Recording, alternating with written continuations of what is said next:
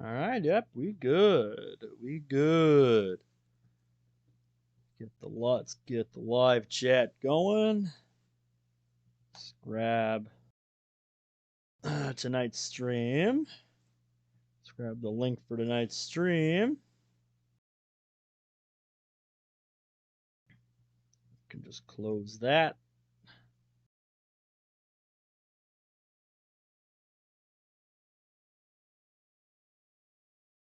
Yep, everything checks out. Everything looks good. Beautiful.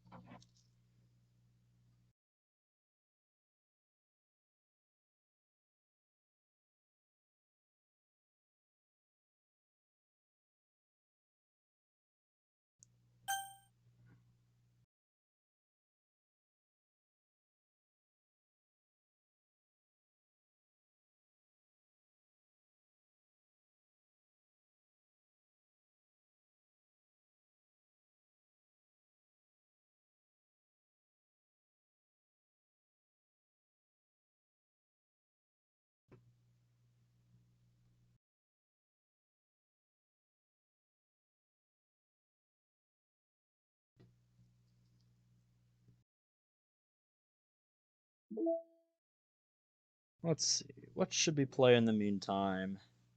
While we wait for some people to show up. I think I need to... no, wait. I think my audio settings should be fine.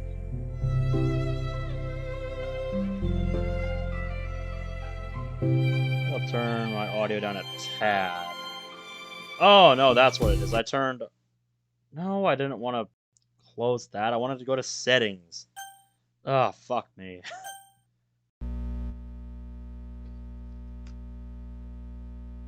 Wonder what it means by press help key to enter setup when you launch DDLC Plus here. Like, I don't have a help key on my keyboard, so I have no idea what that means. So it's a setting that just kind of mystifies me.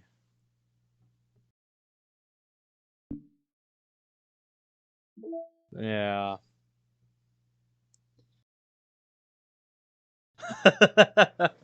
Well, you are the first one, so welcome to tonight's stream, my man.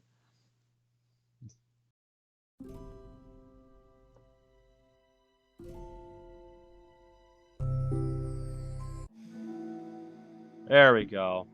I was looking for a relaxing track to play while I send out the rest of my stream links for tonight. So how we doing tonight?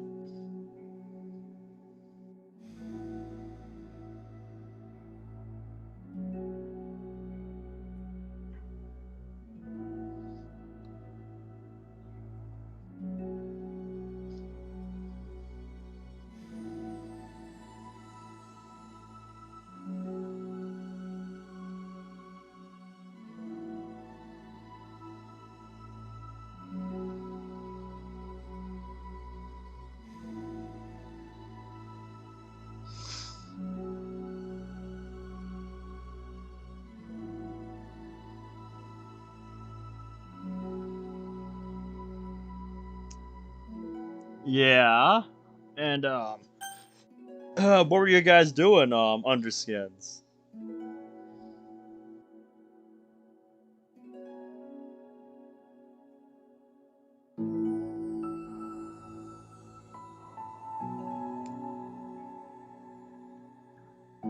Yeah, but also I just looked in one of the servers I'm following, and someone posted Link to a new mod that just released. It's called Dreams of Literature Noir. I don't think I've heard of that one. Oh, dude, I can't remember the last time I went to a KFC. It has been a long time.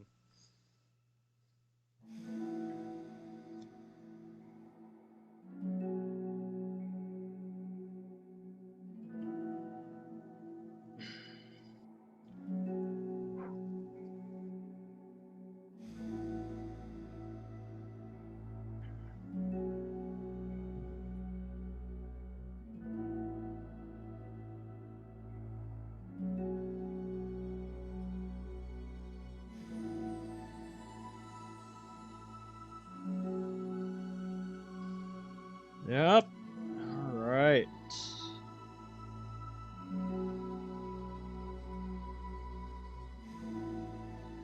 Oh, you don't really follow the modding scene that much. Yeah, well, as someone who plays a lot of mods, it's something I keep up with and check in on fairly regularly. So you know, just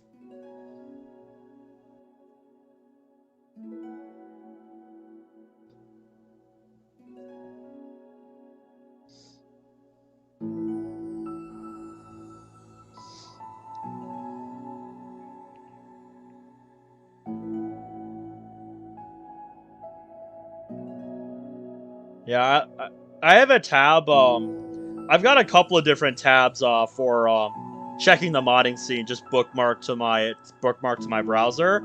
I've got a bookmark for the mod list. I've got I've got links to a few different mods that I was interested in. And then I have a bookmark to the search result demo release on the modding subreddit. So yeah, I've got a few different tabs that I use for keeping up with the modding scene. Also, how we doing tonight, Bradley? Well, it's probably morning where you're at, so good morning. How we doing today?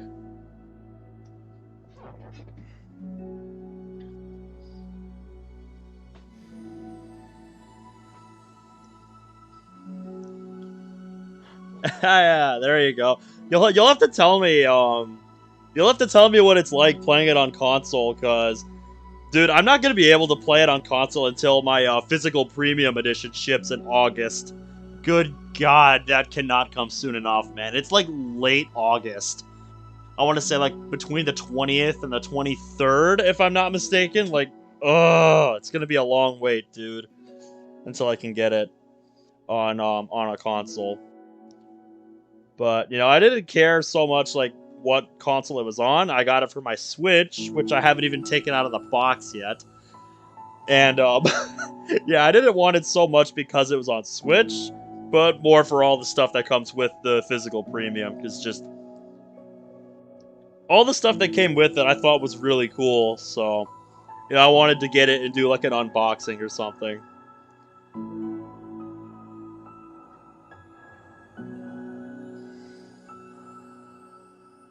That's what I've heard from a few different people who have played it, Bradley, on console. That there's like a cursor that you control via the joystick. But I wonder if you can also use like the D-pad to manually select between different answers. Cause yeah, that's one of the things I wondered how that would work on console is the part in Act 2 where yeah, like the part I really wondered about for a console was the part where Monica tries to control your cursor in Act 2. Like, I really wondered how that was going to work for console. Because it's like, well, they have a controller. They don't have a mouse. So, how does that work? But, yeah.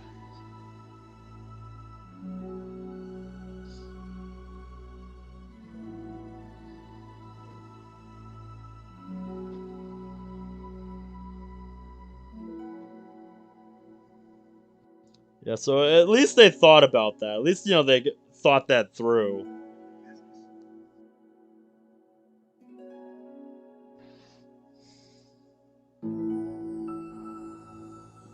Yeah, and what's that? What did you find under skins?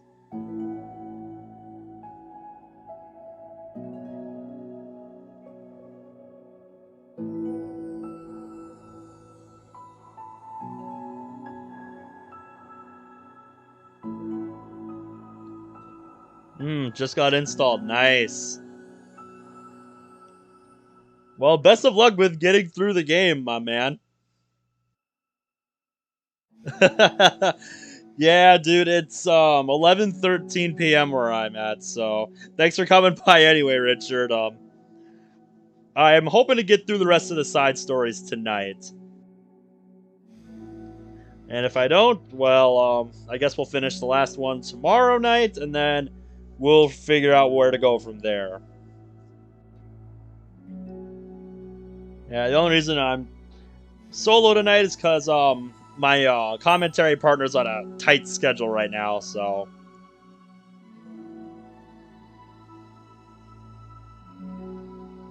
Yeah, dude, I'd love to see a clip of that. I think I've had some people tell me about that. I've had some people tell me about that Underskins, where the chibis manage to escape if you stay AFK long enough on the Pwn minigame. I'd love to see a clip of that on console, because I don't... You know, I did some pretty long idles for some stream breaks when I did my base game playthrough on DDLC Plus, and they stayed put. You know, that didn't happen on PC here, so I wonder if that's a console exclusive thing.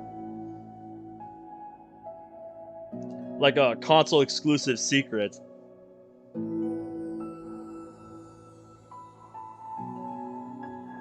Like, I think that would be pretty neat.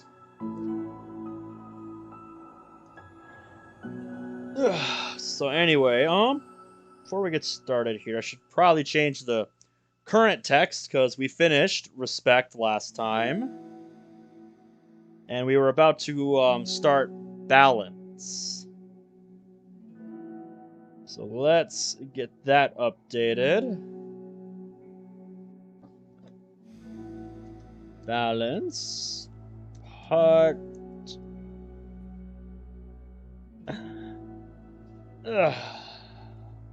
Yes, I don't want a comma, I want a period. So we gotta shrink the text a tiny bit. There we go.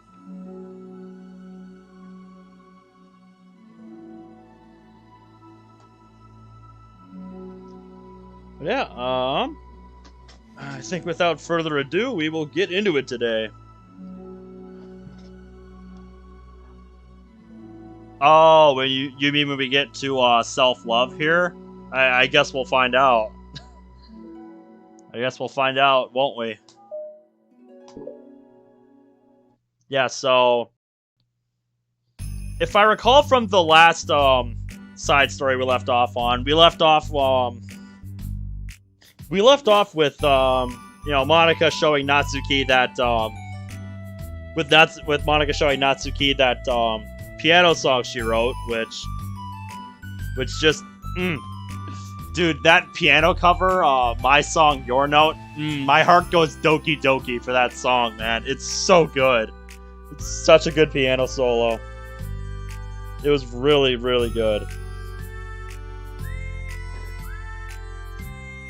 Yeah, that'll happen, I guess, Bradley. Yeah, that's why I've tried to avoid, you know, DDLC Plus stuff on YouTube as much as physically possible. Because just, I don't want it ruined for me, you know? You know, just, I'm here to play it for myself. And then, you know, after that, the next day at the club, Natsuki showed, you know, her own way of thanking Monica for, you know, whatnot. And all it said was, you know, the next day in the club was rather tasty. It was a rather tasty one, so I'm assuming I think we can safely assume Natsuki brought in cupcakes that day. You know, the next day, after Monica played that song for her. So yeah. I'm not really sure what point in time we're at in the side stories now.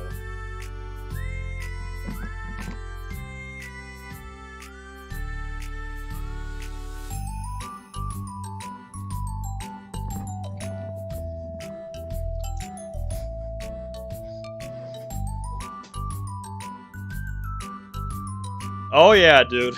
I get ya. Yeah, I get ya, man.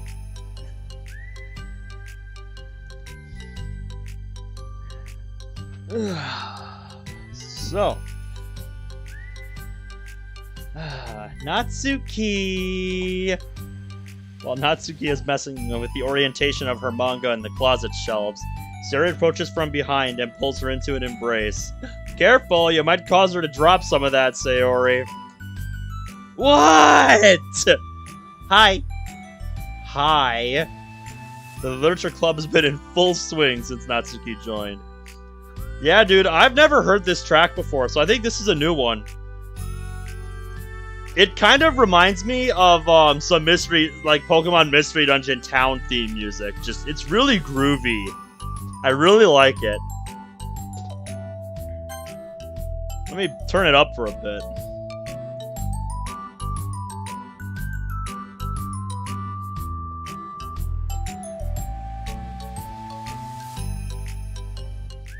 Just, man, that's really catchy. I like that.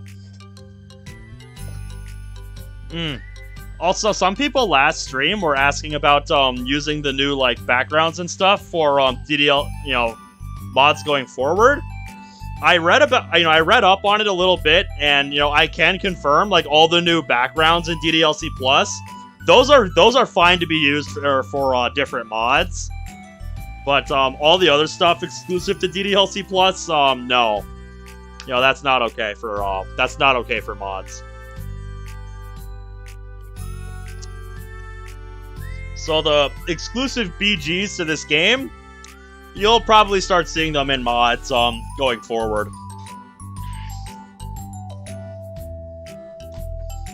Including her, the club is now comprised of 4 members. I know, dude, I'm so pumped for that. Like, I've seen multiple interpretations of the like music room in this, the school that this game takes place in through various mods, and and now we have an official one. It's really awesome. What's kind of funny is that in the achievement section on Xbox, it displays the most recent games. Yeah, dude. You'll probably draw some questions from some people. I know if I got mine on PS4, like, I know some of my friends would be like, wait a minute, you play that? To my understanding, Bradley, no. Like, what I've heard is, like, it's just, like, backgrounds and stuff.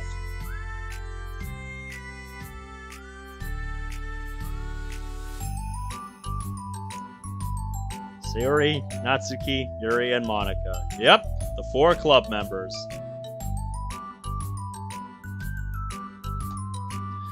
Each club member had received a day in the spotlight to share all of their favorite kinds of literature with each other. Yep, I remember that. Yeah, it very much is, Bradley. Natsuki was first and shared her passion for manga. Then Sayori shared her love for poetry, as well as how she goes about writing it herself. Monica, who has multiple literary interests, decided to focus her day on short stories. And finally, Yuri managed to demonstrate her obsession with fantasy, with a little help and encouragement from Sayori. Huh, interesting.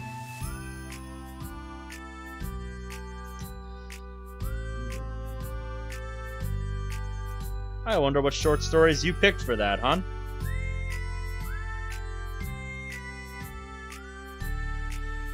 After the week was spent on their presentations, Monica decided to give the club members this next week to freely explore each other's literary interests. Not a bad idea. Sayori, having spent most of her time in the club so far with Yuri's fantasy books, was rather excited to begin her journey into Natsuki's manga collection. Dude, if you do that, I'd love to see it, man. That'd be cool. Oh, Bradley, dude, I believe that. You want to know what I got claimed for on a Diablo 3 stream I did years ago? Like 4 seconds of rain sound effects. I'm not even fucking joking with you. Like, when I checked the claim on that video, it was literally just rain sound effects playing. Like, that was it. I was idle.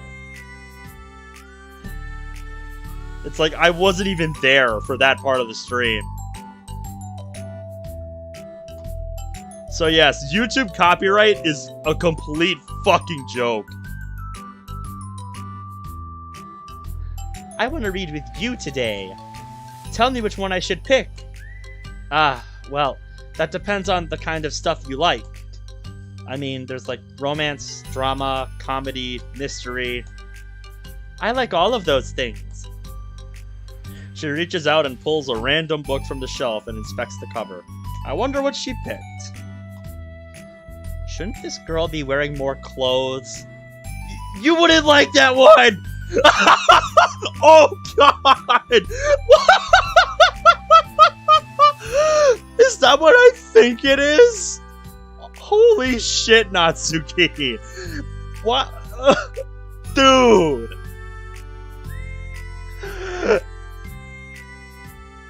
In a panic, Natsuki snatches the book from Sayori's hand and replaces it on the shelf in a less conspicuous location. Jesus Christ. Okay, well, if you really have no preference, then let's just start with something easy to get into. Yes, we're just gonna completely ignore that. Forget what you just saw. Forget what you just saw, Sayori. Oh my god, we're off to a great start already. Right? I'll let you finish that thought in chat, ladies and gentlemen.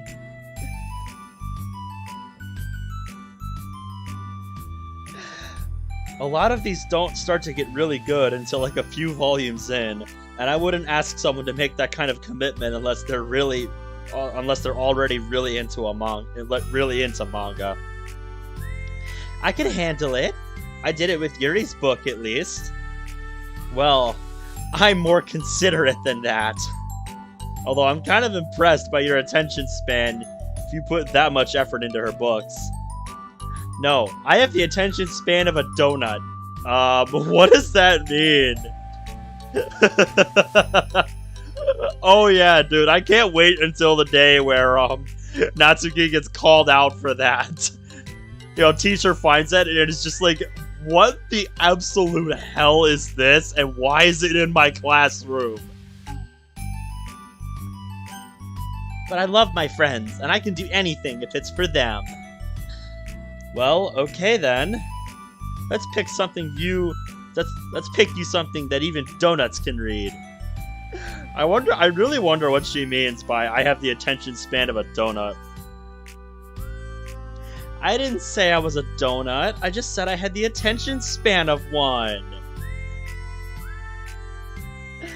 Aw, were you trying to call me sweet? You're so cute. No! How did you get to that conclusion?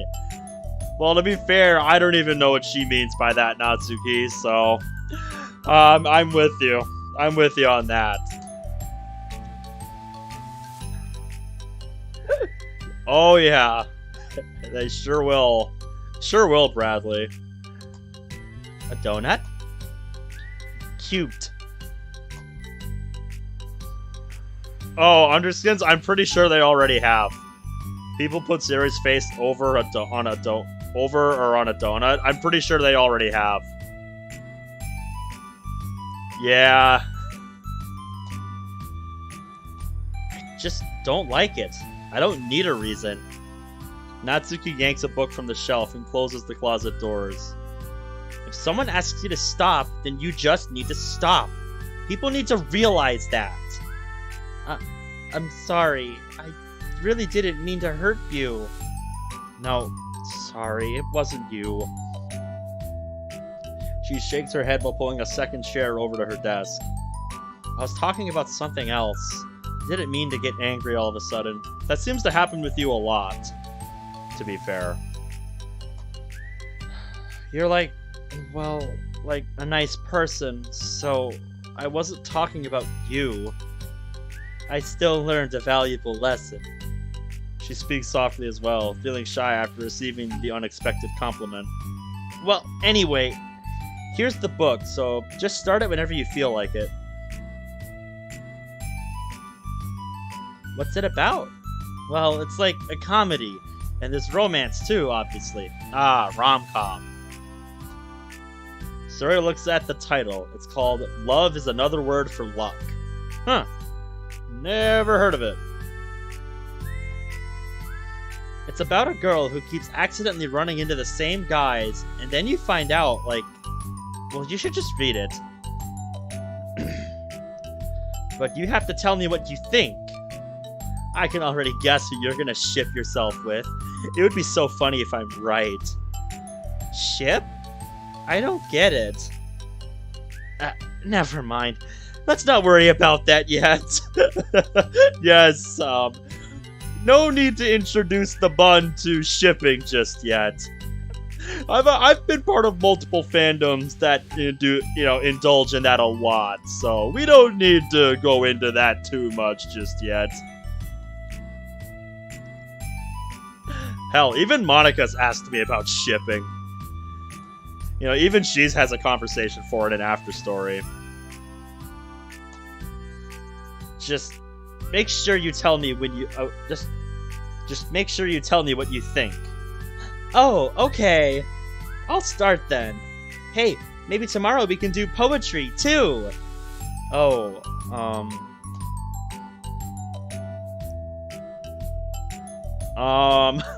somebody desperate enough to not have anywhere else to bring it, is what I'll say, Bradley.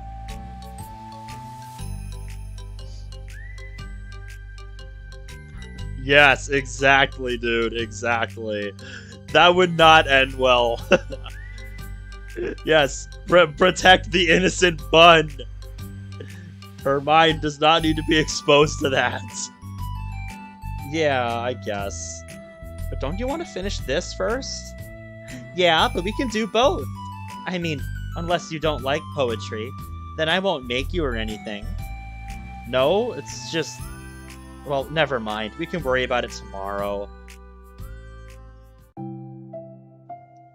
After the club meeting ends and Natsuki and Yuri leave, Monica strikes up a convo with Sayori. I see you got Natsuki to share some of her manga with you. Mm-hmm. I really want to become better friends with her. That's very nice of you, Sayori. Oh god, I can only imagine how that conversation would go, Underskin. I can only imagine how that conversation would go.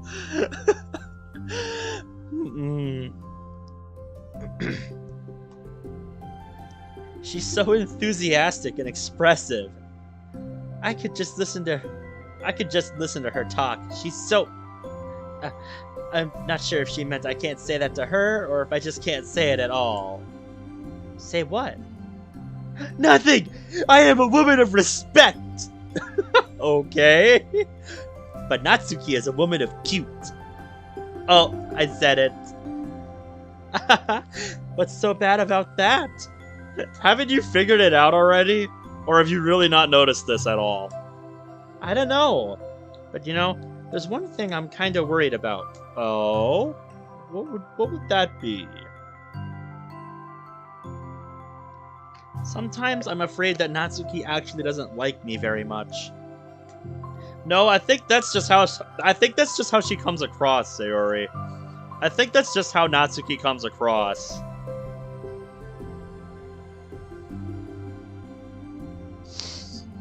Uh-huh. Yeah, dude, that would be so much worse. Like, the way I would imagine that conversation going, Sayori just says that. Monica just gets, like, her eyes just go wide and sink back in her head, like, where did you learn about that? And then Sayori mentions the one manga volume that Natsuki had. Like...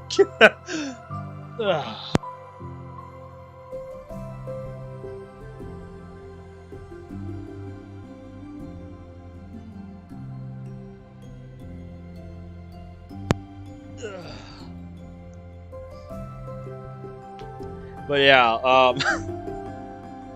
I think, yeah, just...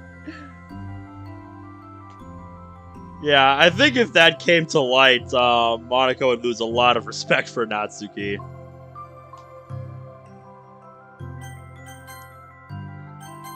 Aw, that's ridiculous. How come you feel that way? Well, I mean, just little signs, like how she only says hi to me after I say hi to her first. And it feels like she only gets excited to talk to me when it's about manga and other stuff she likes. She just seems so dismissive most of the time. She was like that when I brought up poetry. Yeah, but that doesn't mean she doesn't like you. She's probably just shy, you know? Maybe. I think there's more to it than that. My stupid head is just making me worry for no reason. It likes to do that. It's okay. Try not to worry so much. Everything will be great. But you can always talk to me about any concerns that you have. I'm here to help. You're the best. Zero gives Monica a quick hug. Well, I'm gonna keep trying because I love her and I want to get closer to her. You got this.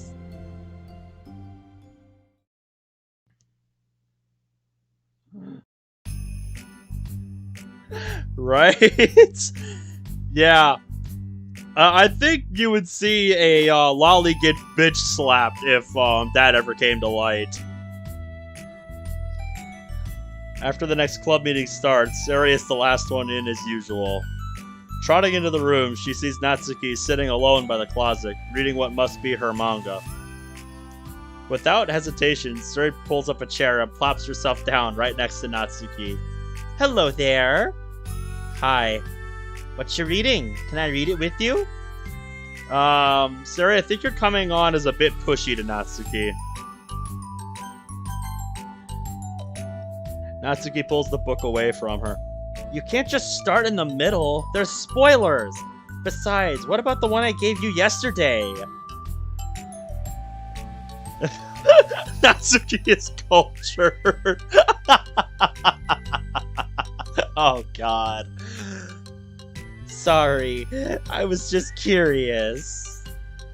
Well, anyway, I've been waiting forever for this volume to come out, and it just came out yesterday, so... Oh, that's exciting! Well, I'll let you read it then. Can I sit next to you, though?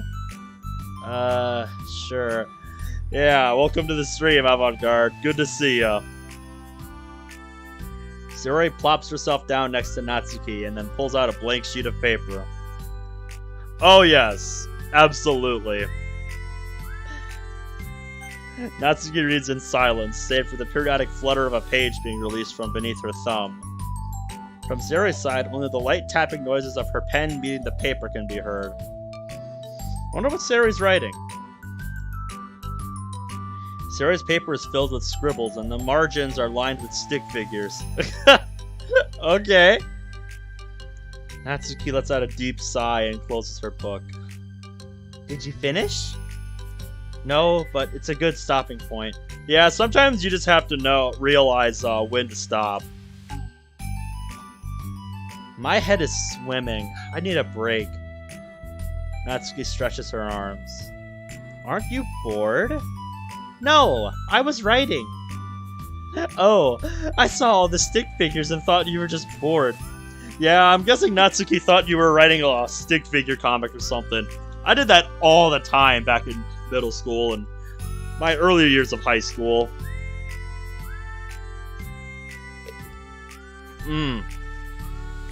Yep, just... that stuff was the best, man. I just draw those when I'm thinking or waiting for inspiration.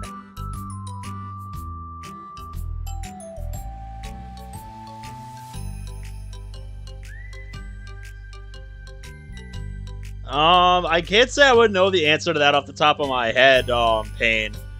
But, welcome to the stream. I'm sure if you search the mod list, you can maybe find something. The closest thing I can think of to, a Family Guy DDLC mod is, There's a Simpsons DDLC mod based on the steamed ham scene. Oh yeah, dude. Yeah, how would MC react to that, particular manga that Natsuki has in the closet back there?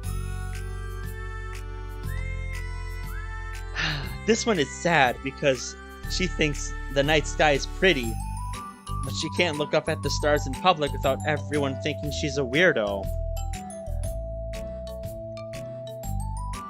Probably. Probably, Bradley, you're not wrong. And this one has problems with his back, but the doctors can't figure out what's wrong with him. What the heck? You're the weirdo. Want to read the poem I'm working on? Yes, please, I'd love to see it. Sure, I guess. She slides the paper over to Natsuki. As Natsuki reads through the poem, she furrows her eyebrows. She slides it back over to Sayori. Don't you ever feel weird just sharing all your thoughts and feelings like that? I mean, your poems are, like, really emotional. Isn't that the point? Is that bad? Well, no. It was just an observation.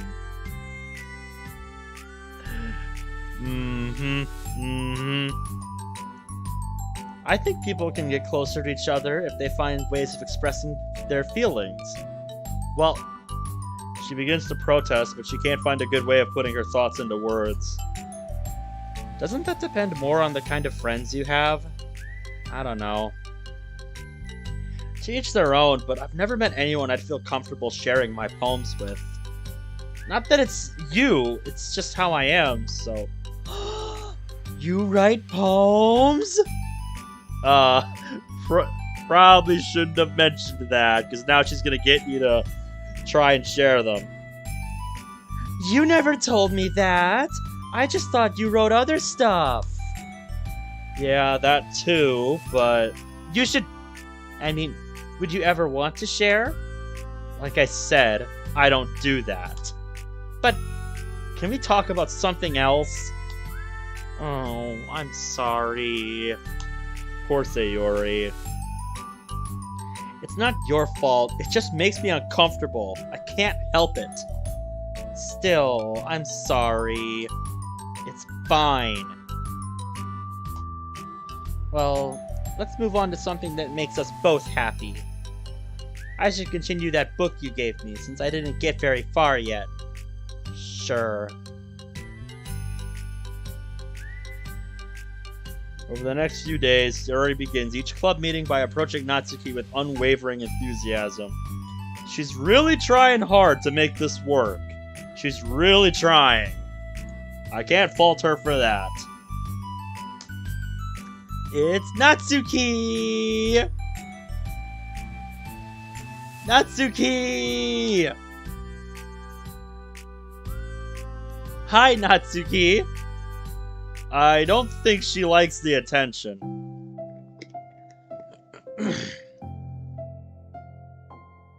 At the end of one club meeting, Monica, who has become rather invested in Sayori's little friendship mission, starts an innocuous conversation with Natsuki while she packs up.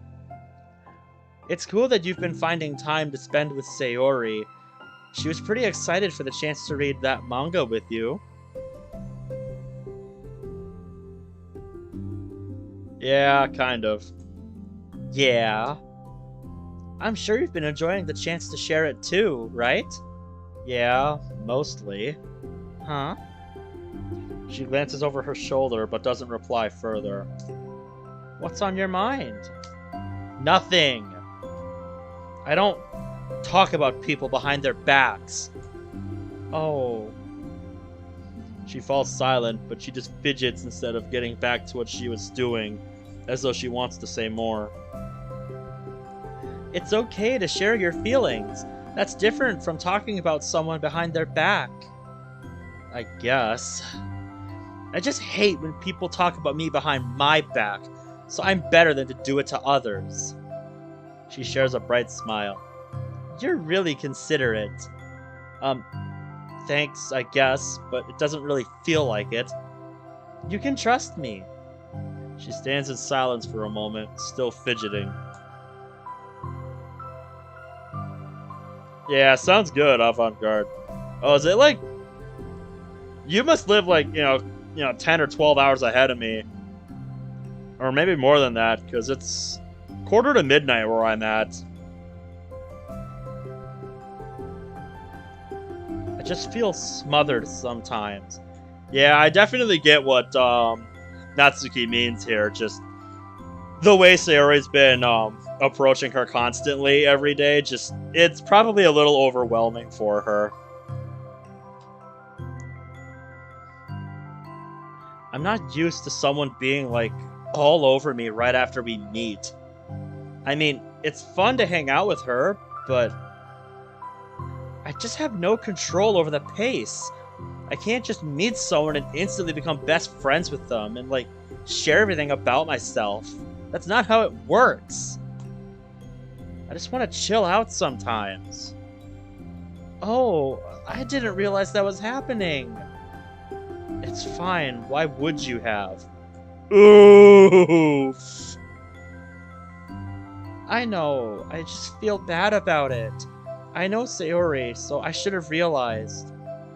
She navigates through her tinge of guilt, which has surfaced mainly due to her being the one who previously encouraged Sayori's behavior. Yeah. Ah, okay, yeah, that's probably why. Yeah, sounds good.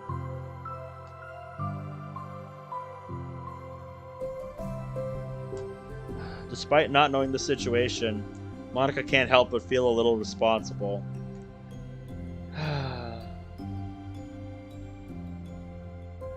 Not really sure what to tell you on that one, Monica. Just in the future, yeah, you kind of have a history of enabling people, whether like this or in a different sort of way, we'll say. Old habits die hard, I guess. Do you want me to talk to her about it? No, I wouldn't like that. But weren't you just saying it annoyed you, Natsuki? What? Well, I don't know. Could, like, divert her into another club activity for you, or something. No way! That would be so underhanded and mean. Sorry, I didn't think that one through. Besides, just because I complained about it doesn't mean I'm asking for someone to solve my problems for me. True. I'm sorry. She just wants to help, Natsuki. I guess I just instinctively want to try to solve problems, even if I haven't been invited to. It's fine. I would talk to Sayori about it, but it would make things really weird between us. Well, then let Monica do something about it. Just not in the way she was first thinking about doing that.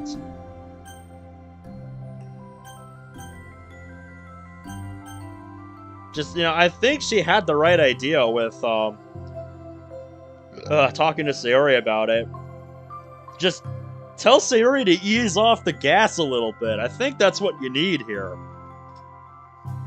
Like, Sayori's just coming on too strong for Natsuki. I think I get is the problem here, so.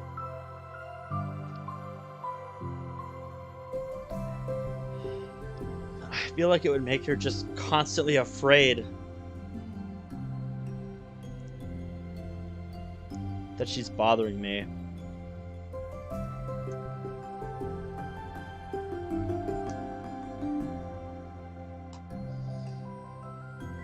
I don't know how to just keep things natural.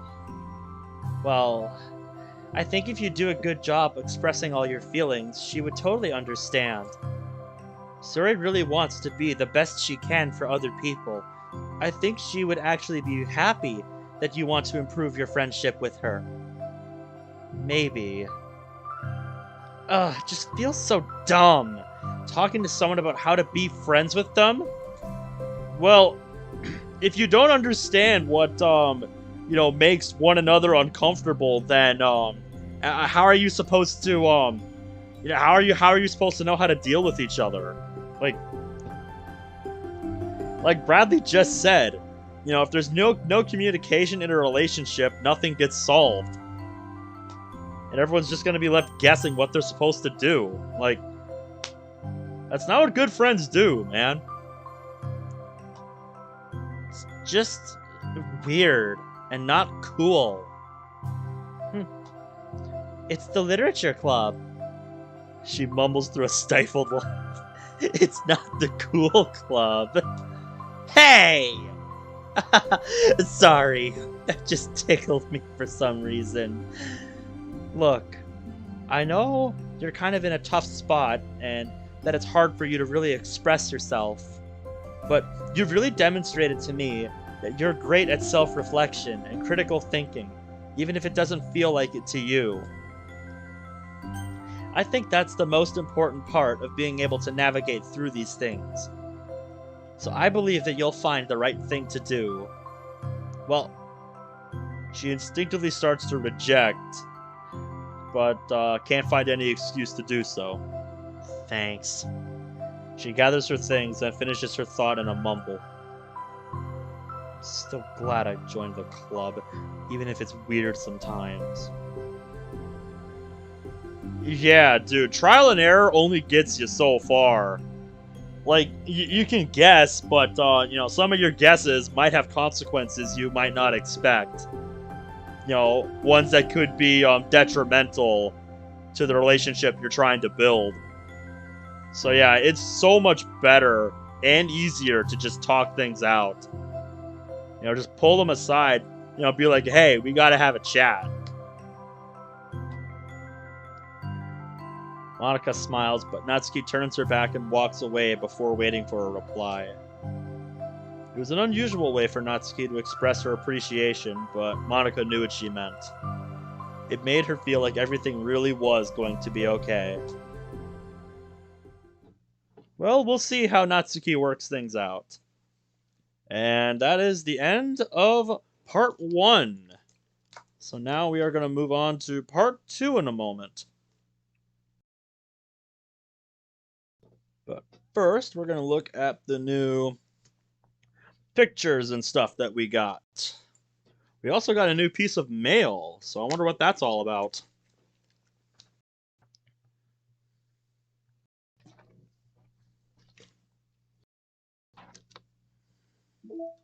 This is the 5th email we've gotten. Staying focused on our goals. As a reminder, to help guide our data collection, and any analysis performed should be focused on answering some of these main questions. How does granting elevated access to the virtual machine affect a person's emotional state? How does granting elevated access to the VM affect a person's values and goals? How does someone effectively navigate and experiment with their ability to change the contents of their virtual machine? How is elevated access being weaponized? What kind of actions and values most contribute to the destruction of the universe? Most importantly, how might your observations apply to your own universe? Bonus, how can we present this to upper management as an operation that benefits the company? Unrelated note, whoever changed the color scheme of the desktop to pink, can you please change it back? It's unprofessional and it runs the risk of drawing eyes. Huh. Yeah, I really can't wait to see what people come up with in regards to these emails and how they relate to certain other things that have come up before in the past with DDLC.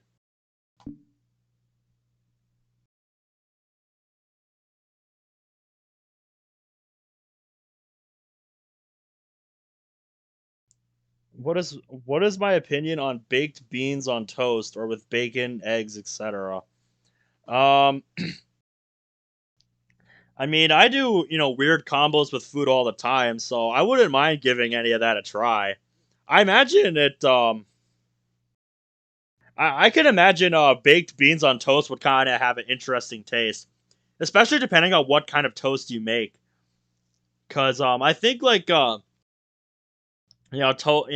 that isn't like super hard and crunchy, but like the kind that's hard enough just to be toast, but still soft enough to just have that nice crispy crunch with baked beans or something soft on top like that. I think that would be a really good blend of flavors. That's something I might have to try someday. And we didn't get any new pictures actually, so we did get a new track.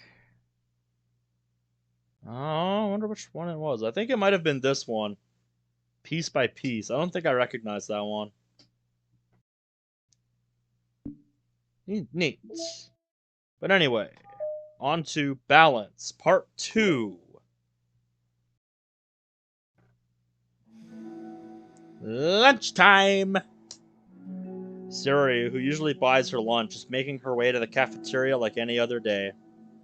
The clamor and bustle of the students is drowned by Siri's impeccable skill of zoning out. Yep, I wonder who she got that from. However, her imagination is momentarily interrupted by the glimpse of a familiar pink-haired girl. Excuse me. Hey, that's Natsuki! I never run into the other club members around the school. Jeez, how big of a school is it then? Natsuki! She stands on her tiptoes and waves. Natsuki, who's busy walking and chatting with her friends, doesn't notice Sari at first. Then she glances in Sari's direction. She waves enthusiastically. Ah! Following her friend, Natsuki quickly ducks around the corner. Oh boy. Oh yeah, dude, yeah, Monica and Natsuki definitely will clash heads a lot, but after that scene in the last side story where they really made up and settled their differences, yeah, they have some really interesting dynamics. It's kind of funny you bring that up because nobody ever really ships Monica and Natsuki, but I think that's one I could actually see myself being into because I really like opposites attract kind of stuff. I could see that one working out. Jesus, dude, that's insane. For the high school I went to a way smaller school than that. And to be fair, it wasn't a public high school, because the public high school that I would have gone to, I just heard so much bad shit about. So when I heard there was another option, I'm just like, can I please see what that other option is? Like, fuck me. I'll take something better over what I'm hearing about the other place I would be going to. Auntie and niece type of pairing for Monica and Natsuki. Yeah, I could kind of see something like that. Hey, she definitely saw me. Aw, poor Sayori. Hey, wow, Monica's actually the first to arrive to the club room for once. Wow, when was the last time that happened? Sayori, having glanced through the window to see Natsuki already inside, is unable to work up enough courage to enter. Natsuki's been so distant with me. I was stupid to think she ever wanted to be friends. Uh-oh. That doesn't sound good.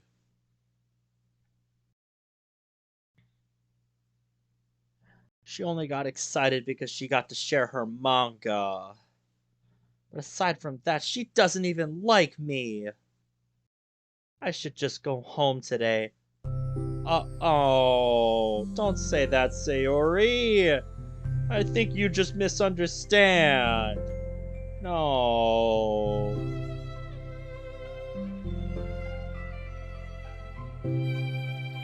Yeah, it sounds like a pretty big school building, Bradley. Sorry, but do Do you plan on going inside? No. Huh. Why? I'm sulking. Oh.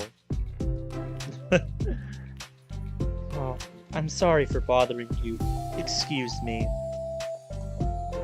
No! Don't leave me! Ah! Oh, I'll stay here then. Sayori wants somebody to vent to for a second. Ah, yeah, that explains a lot about the class sizes then. Yeah, there aren't quite as many people in the town, the town that I live in. So I guess that makes sense that you would have a way bigger class size. It's a pretty big town, I will say. I need to find the name of this track in the music menu, because I totally need to add this to my copy of Moss, dude. This track is just such a good, like, lo-fi chill track. I love this track, dude.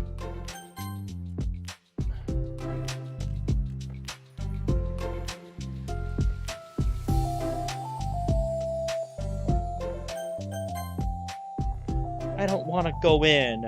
I'm afraid of bothering Natsuki. Sayori would also be a cool ship? Huh. I've never really thought that much about that one. Never really thought much about the dynamic of it. I saw her at lunch today, so I waved and called out to her, but instead of saying hi, she just ran away from me. Really? Not bad. Hey! Sorry! I'm sorry! That was a joke! Well, it didn't come across very well then, Yuri. I think you need to work on your timing a little bit.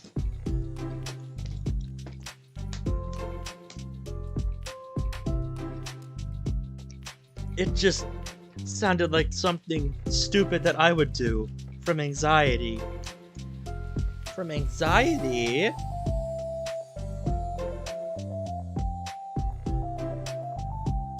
"60 miles from London." Man, yeah. Things sound a lot more crowded over where you're at, man. From anxiety? Well, I just don't like attention being drawn to myself. Oh. Well, that makes sense based on the person you are. But Natsuki isn't shy like that at all. Maybe she just has a different way of expressing it, Sayori. I thought we were friends. But it feels like every day she's just trying to distance herself more, instead of get closer. It makes me feel like she was only spending time with me during the club because I was reading manga, but she doesn't actually want to be friends with me. Well, I feel like I'm missing a lot of context here. Yeah, I would be in the position of Yuri here, where it's just like, I don't really know the context of the situation, so it doesn't feel right for me to comment. Was she in the middle of anything when you approached her? No, she was just walking with her friends. With her friends. Yuri pauses. How do I put this? Sayori, you're very fond of your friends, right? You always want to be spending time with them. Of course! I don't think there's anything more important to me.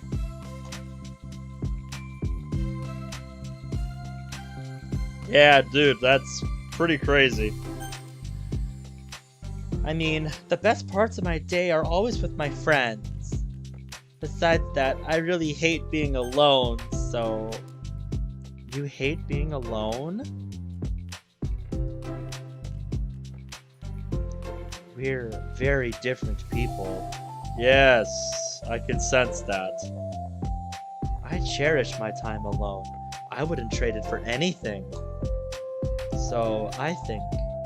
Well, if I was trying to have alone time, and it was being threatened with an interruption, then it just would not make me very happy. Yeah, but that doesn't have to do with Natsuki. Actually, it has more to do with Natsuki than you think, Sayori. She was already with her friends, not trying to be alone or anything. Yeah, she wants to spend time with them.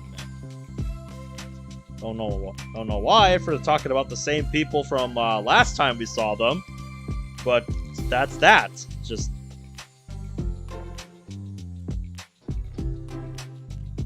Oh yeah, dude, it absolutely is, Bradley. You need variety. There's a reason the old saying goes, variety is a spice of life. It really is. Doing the same thing all the time gets really boring after a while. No, I think it's similar. It's, well, we're all friends in the club. But we have our own lives outside of the club as well. Yeah, exactly. It's like, it's kind of like work when, your manager or whatever tries to, like, intrude on, your outside life, trying to pull you away from one of your off days that you've made plans with or something like that. And you're just like, no, you need to understand. I have a life outside of work. Either that or they try to give you more hours without asking you. Like, just... Like, that's the closest thing, it's the closest thing I can think of to, relate to that. Yeah, dude. Yeah, I would too. Just, if my hours got bumped up, or they asked me to come in on a day where I've made plans. It's just like, dude, no. One, I didn't say, you could do that. And two, I have plans today, so no, that doesn't work. Just, yeah, that really can get on my nerves sometimes. I'm a pretty flexible guy, but, like, if you try to get in my way when I've made plans, like, no, dude. I will raise hell with you.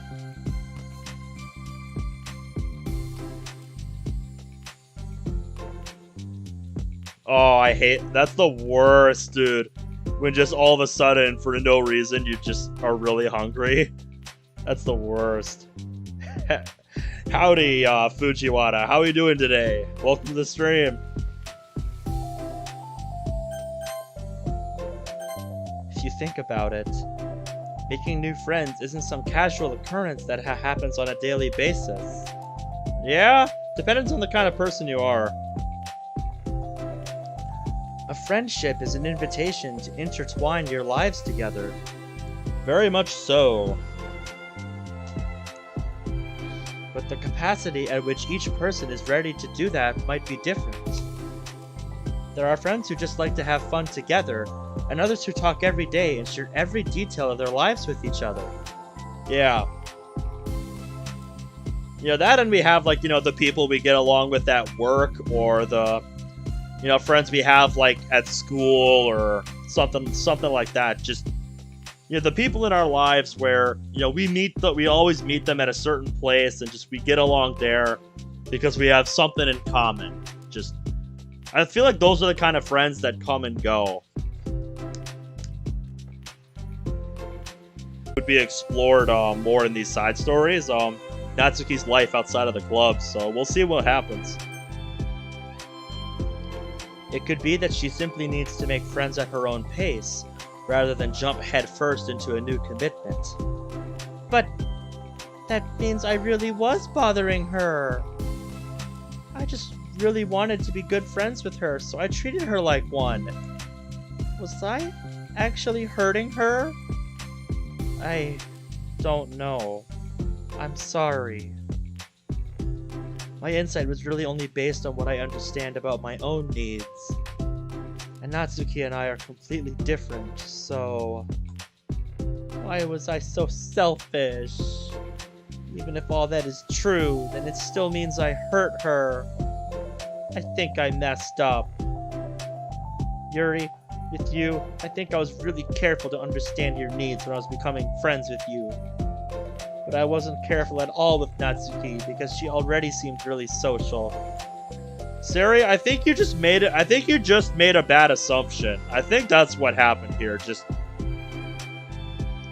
I think this is the assumption you made, and you based your decisions around that, and just, you're realizing now that that was a mistake.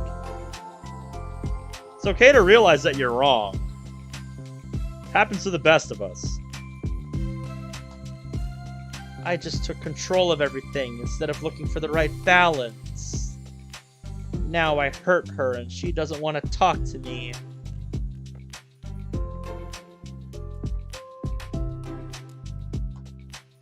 How could I let myself do this? Sayori, I think that, well, there was one time you told me something about the way I saw things in my head being different from reality. It's easy to automatically jump to the worst case scenario, but I think it's more likely that Natsuki doesn't harbor any ill feelings towards you. So I think if you were to realistically consider the situation and how it would cause someone to feel, I'm bad at this. I'm sorry. You're a lot better than me at things like comforting and reassuring people. Suddenly, Sayori gives Yuri a gentle hug. You're the best, Yuri. I'm sorry for burdening you with this. You're trying so hard with me. You're such a sweetheart. It's not a burden. I enjoy listening to others. Yes, she's made that perfectly clear. And my friends deserve happiness. Sayori beams. Well, I think I'm gonna give Natsuki some space. Yeah, so passing the ball into her court, letting her come to you, I guess is what you're gonna be doing. She should do what she wants. And if she does still want to be friends, then I'll learn her needs and I'll match her boundaries. Yeah, I'm sure that's what's best. I wish I didn't feel so awful and guilty. Makes me feel desperate, like I need to make it up to her by trying to make her happy. But that's not what she needs. I just have to tell myself that. It hurts, but I guess that means I still need to grow. I really want to grow as a person. If it's to be better for my friends, I want that. That's very mature of you, Sayori. I'm mature. Sayori and mature are two words I do not often hear in the same sentence. So, that's really saying something, Yuri. That is really saying something. She hops up and down on her toes. So, does that mean you'll be going home after all? Sayori shakes her head. Well, good. I need to be here to show that I can respect her space. I'll just spend the club by myself today. Maybe work on a poem or something. She nods in understanding. You can go in first. Okay. Wait. You're blocking the door. Oh! By the way, you said that you and Natsuki are completely different, but I don't really think that's true. Oh? In what way? I think you're actually really similar in a lot of ways. Yuri smiles and shakes her head. Sayori, that's absurd. You're very silly sometimes. When is Sayori not silly? Like, let's be real here. When is Sayori not silly? She turns and enters the room. After a moment, Sayori follows.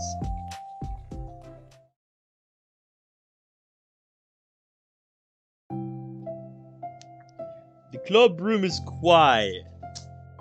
When Sayori walked in, Natsuki glanced in her direction. Sayori smiled and gave Natsuki a quick wave before sitting down across the room. Yuri's face was already buried in a book. Sayori decided it's best to continue the manga she was reading, so she pulls it out. Not a bad idea.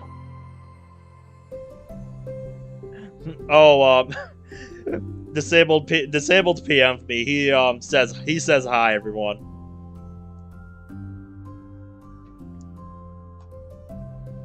However, it looks like Natsuki isn't reading today. She has a sheet of paper in front of her and is tapping a pen against her desk, staring at it. Oof! Wow, what are the odds? Ooh, are we writing today? She speaks in a quiet voice, unwilling to disturb the peace of the club room. She kneels down at Natsuki's desk. Hey! She pulls the sheet closer to her and covers it.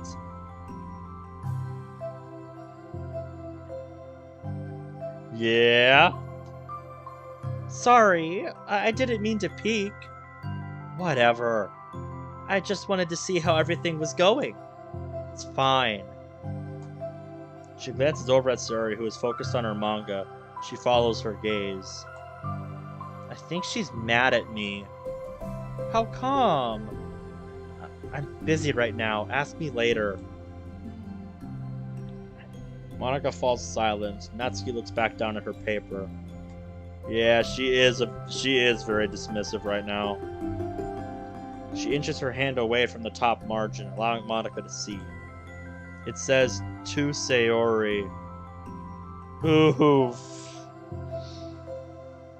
So that's what you're writing. Oh, man.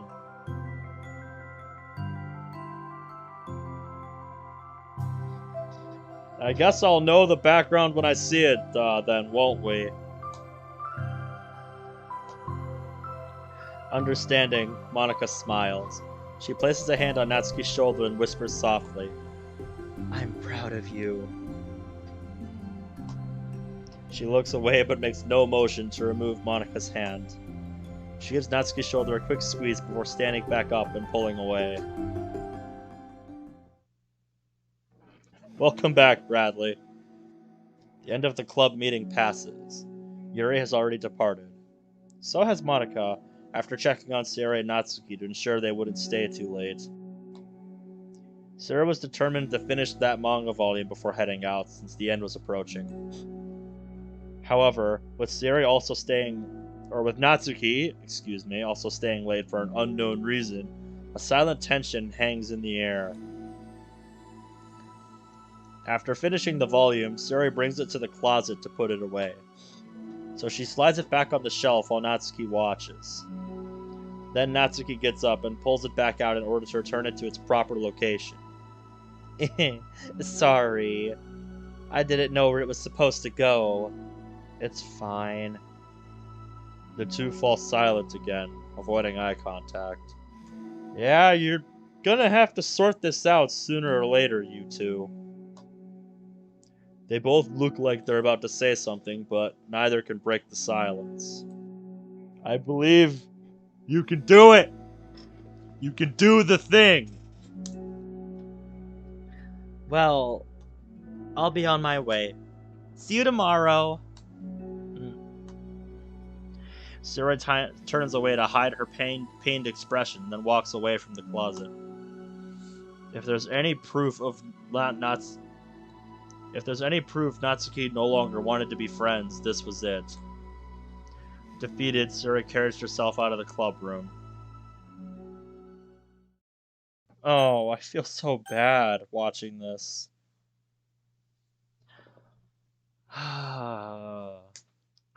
If only you knew what Natsuki was up to. Once in the hallway, Sayori takes a deep breath and hits her palms against her cheeks to clear her head a little. Suddenly, Natsuki's stammering voice calls from behind. Natsuki? Startled, Sayori turns back around to face Natsuki. Ooh, here we go! Natsuki fidgets and anxiously continues with a shaking voice. Stuff always was hard for you, so take your time. By the way, I love that expression. Sarah's just like, what's this about? I really like that. I have a lot of things to say. Me too! But you go first. Yes! Yes, Bradley, yes. I read that in my head with the Angry Joe voice. Natsuki bites her lip and can't stay still. Well, first of all... She cuts herself short, struggling to continue. It's gotta come out just right. I know the feeling, Natsuki. Trying to force the words out, she stamps her foot and hops up and down a little. I'm sorry for the thing I did at lunch. I'm sorry for just being kind of mean lately. It's really hard for me to I mean, I'm not good with things that make me uncomfortable. Yeah, dude. I pulled the same I pulled a that looked good clip off of YouTube for you know, to use for a funny feedback moment for a mod that I'm following, Drift Club.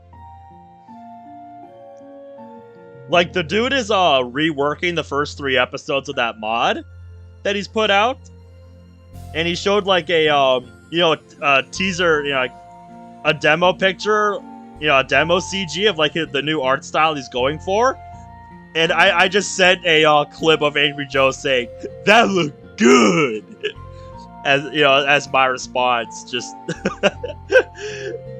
so yeah, I watch a lot of Angry Joe. Angry Joe's got some. Angry Joe's just a really fun guy to watch.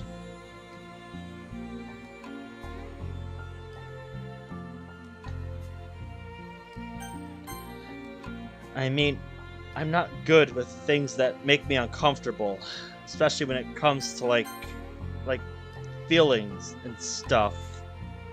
So, face burning, she clams up again. Instead of continuing, she simply holds up a sheet of paper for Sayori to take. Hey! Alright. The best place in the world. I love my bedroom. It's full of bright colors and soft things. The sunlight shines in and makes everything sparkle. It's the best place in the world. It has all my treasures, all my books, my collections, my memories. All of my dreams were born in this room. It's the best place in the world. It has all my secrets, all my failures, my fears, my feelings. Sometimes it feels so fragile that the door will break at the slightest touch, but it's still the best place in the world. But when someone knocks, I get scared. I brace my arms against the loose hinges. Please don't break. Don't come in. I'm not ready. It's my best place in the world. The knocking won't stop. I block the door with furniture. An eye peeks through the keyhole and I panic. I'm trapped in the best place in the world. I'm not ready to share my favorite place. I need to clean my secrets and make my bed to hide my nightmares. I need to touch them to put them away, to see them again. I have so much to do and I'm scared. I'm not ready. But it's still my favorite place. I still want to share it. However long it takes, if you wait patiently, I'll eventually open the door, and I'll show you the best place in the world.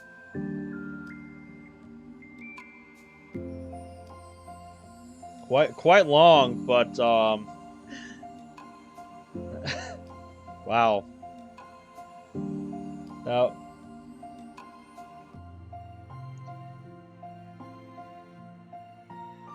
that's very genuine. This comes across as very genuine to me. It's just, I think she's really trying to say with this, just, I know I've been frustrating to deal with, but just please be patient with me. You know, I want to show you, you know, I want to show you the things that I love, but I'm just not ready yet, or something like that.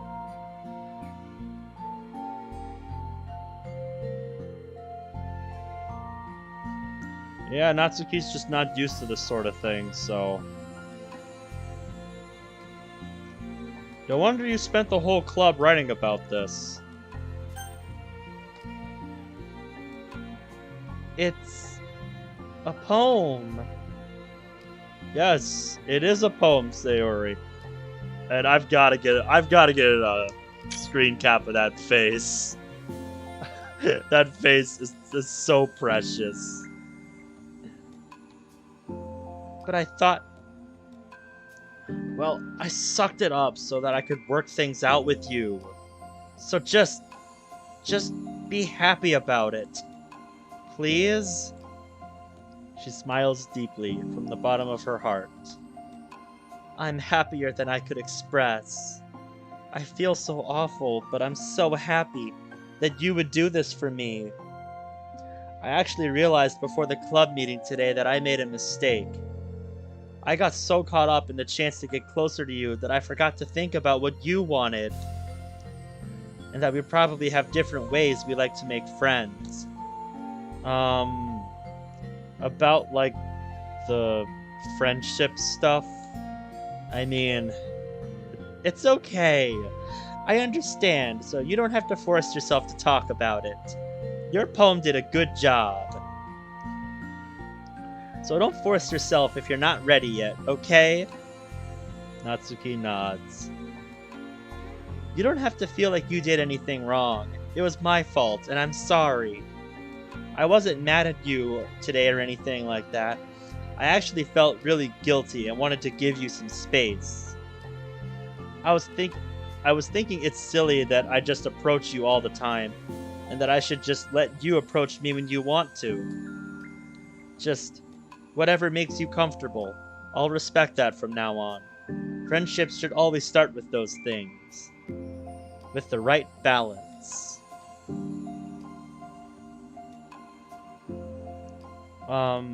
One thing about that. Well, I don't want to have to approach you all the time either. I just want it to be balanced, like you said. Yup. I understand. We'll make sure of that together then.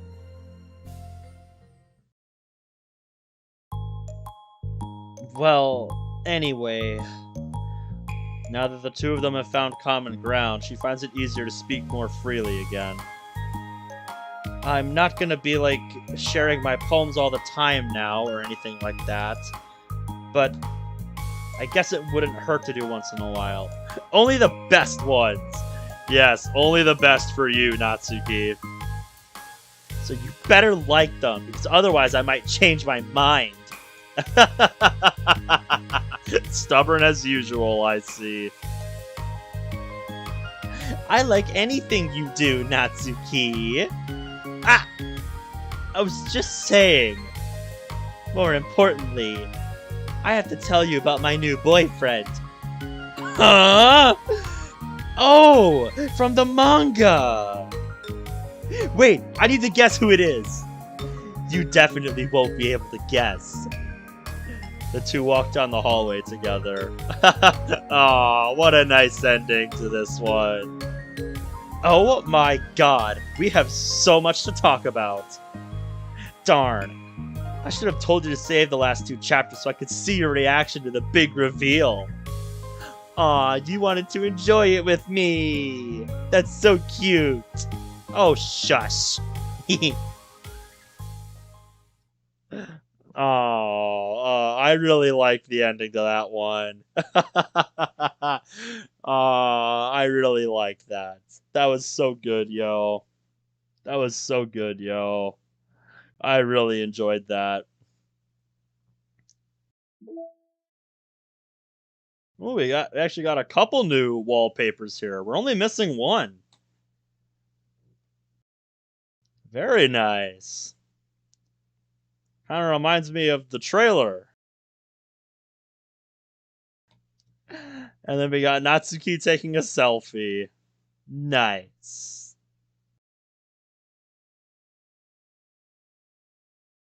Oh, anything else? Ah, yes. We got this one. Oh yeah, dude, for sure. That Sayori, boyfriend line. I was like, wait, what?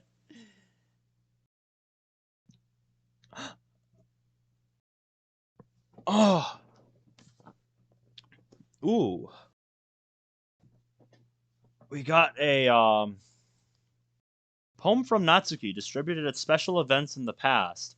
So now we have Natsuki, all of Natsuki's other poems. So now we got this one. I have not seen this yet. I named my pen the expression express. My feelings are bored. With a ticket to you, no room for stammers, no lies, no extra stops, no compromise. Stations screaming by, attendants saying hi. One ticket to you, please and thank you. Take a headphone and doze. No bumps in the rails, just thumps in my heart, and loops in my letters, and clouds in the sky, and dreams in your eyes. Hey, wake up. The train has arrived. Expression Express? Expression Express. Destination you. Choo choo. Yeah, that is. It really is. That ending is adorable. I feel like there's somebody she wrote this for, but hard to say who. Okay, so we're only missing 3 poems now. We got this, obviously.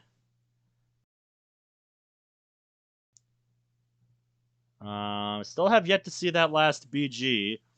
I'll probably recognize it as soon as I see it. And I get the feeling for all of these promo ones, there's like specific actions you're supposed to do that you'd probably find out about by reading online or maybe a poem for MC? Huh, that's actually a good thought. Maybe. Like if you went down the Natsuki route, like I could definitely see that, being a poem for him, like if you did Natsuki route. Like for sure.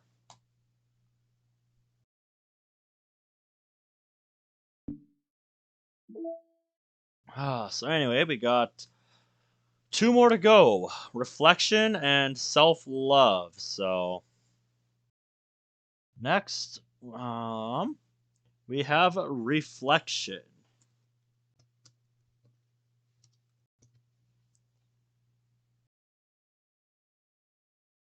There we go.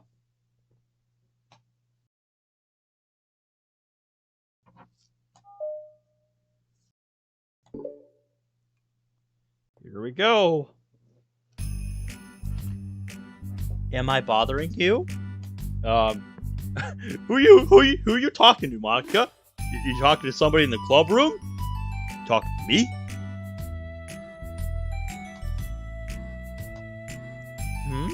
No.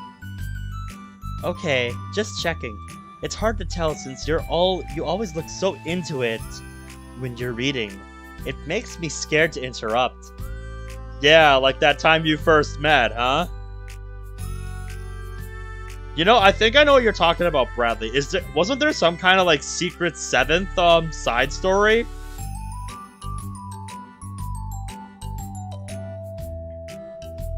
Because I could have sworn like I saw one that was like, like all 7 side stories. I'm like, wait a minute, 7? I thought there was only 6.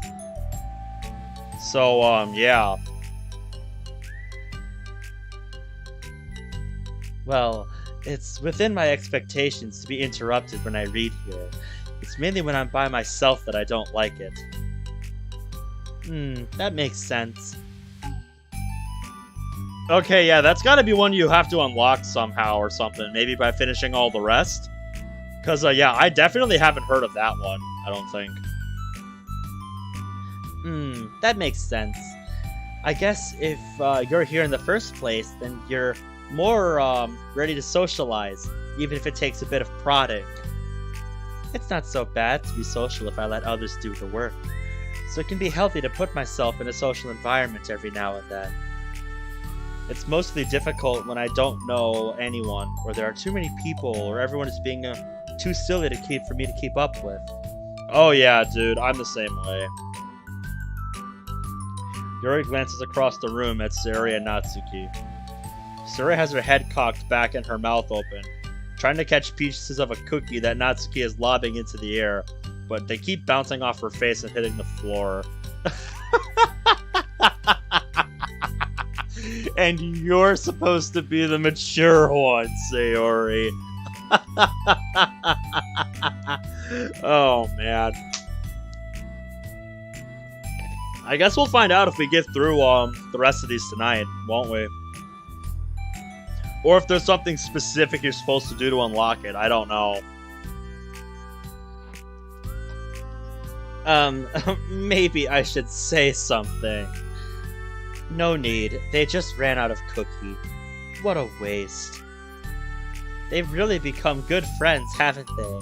I'm happy. Suri seems particularly good at making that happen. But the two of them are both on the energetic side, so I suppose it works out well. Yeah, come to think of it, you and I haven't had many chances to talk one-on-one, have we? Yeah, if there was something else specific I'd have to do, I wouldn't even have the slightest clue what to do. Though, that may be partially my fault, since I'm supposed to be the one engaging club members. Not at all. I've probably formed a habit of drawing minimal attention to myself. Yep. The responsibility is equally on me, at least to display some openness to engage. Well, what about during times like lunch? Do you meet up with friends? I just read. Oh. But I like it that way. It feels nice to be carried off again after a morning of classes. Do you always read fantasy? Oh, not always. I suppose it's all I've read recently, but only because I'm in the middle of this series. Yeah, I guess we'll find out soon enough, Bradley. I haven't seen any of these, so... There are still 2 more books after this one. I guess those long books suit you well, since you spend so much time reading. Well, fantasy may be my favorite, but after that, I am more or less indiscriminate to genres. I'll read anything with depth and maturity. Oh yeah? Even like romance? Well, there are a lot of books that have elements of romance in them. Oh, come on, Yuri. You know what I mean. Monaco lowers her voice.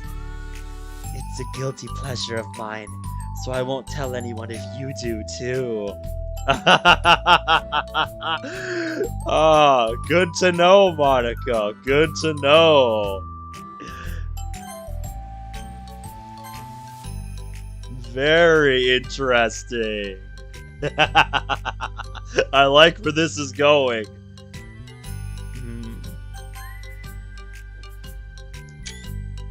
I'ma get myself a screenshot of that.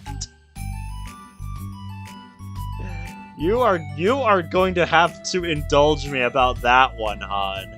I am gonna love hearing about that one.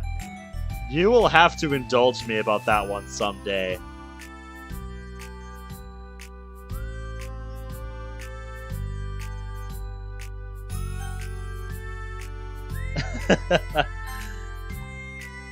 Maybe more when I was in middle school.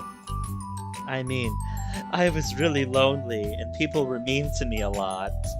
So it kind of felt like, please don't make me think about the past. Sorry, I just got super curious. You know, we should totally pick out a romance novel to read. That would be so much fun. Absolutely not. Really? Even if it was just between us? Try asking someone who has no shame, like Natsuki. Oh! Shots fired! Shots have been fired! Here we go. Ouch! Uh, Sorry, I swear I didn't mean that. Well, I guess it was my fault for pressing you. I'm like that for things in my past. I'm like that for things in my past, too, you know. Things I feel too embarrassed to re-experience. There's nothing wrong with growing out of things. It happens to everyone. For instance, Natsuki's interest in manga reminds me quite a bit of how intense I used to be about my own interests. It makes me think that she'll likely grow out of it too.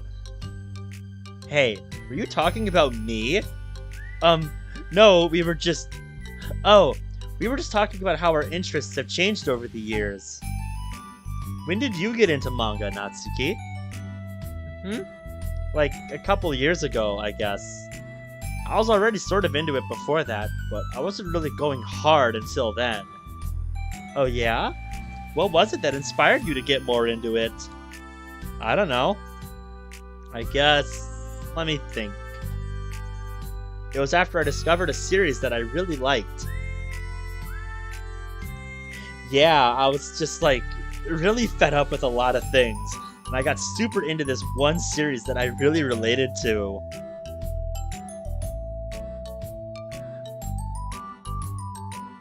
You know, now that you bring that up, there is one that I picked up that a friend wanted me to play years ago that I still haven't played. I'm like that with some games. I guess I had an edgy phase where I just hated everyone around me and wanted to be by myself. I think a lot of people have phases like that, Natsuki. Hey, kind of like Yuri! Oh! Monica! Sorry. That's completely wrong, so... It's so cool that you both really found your thing.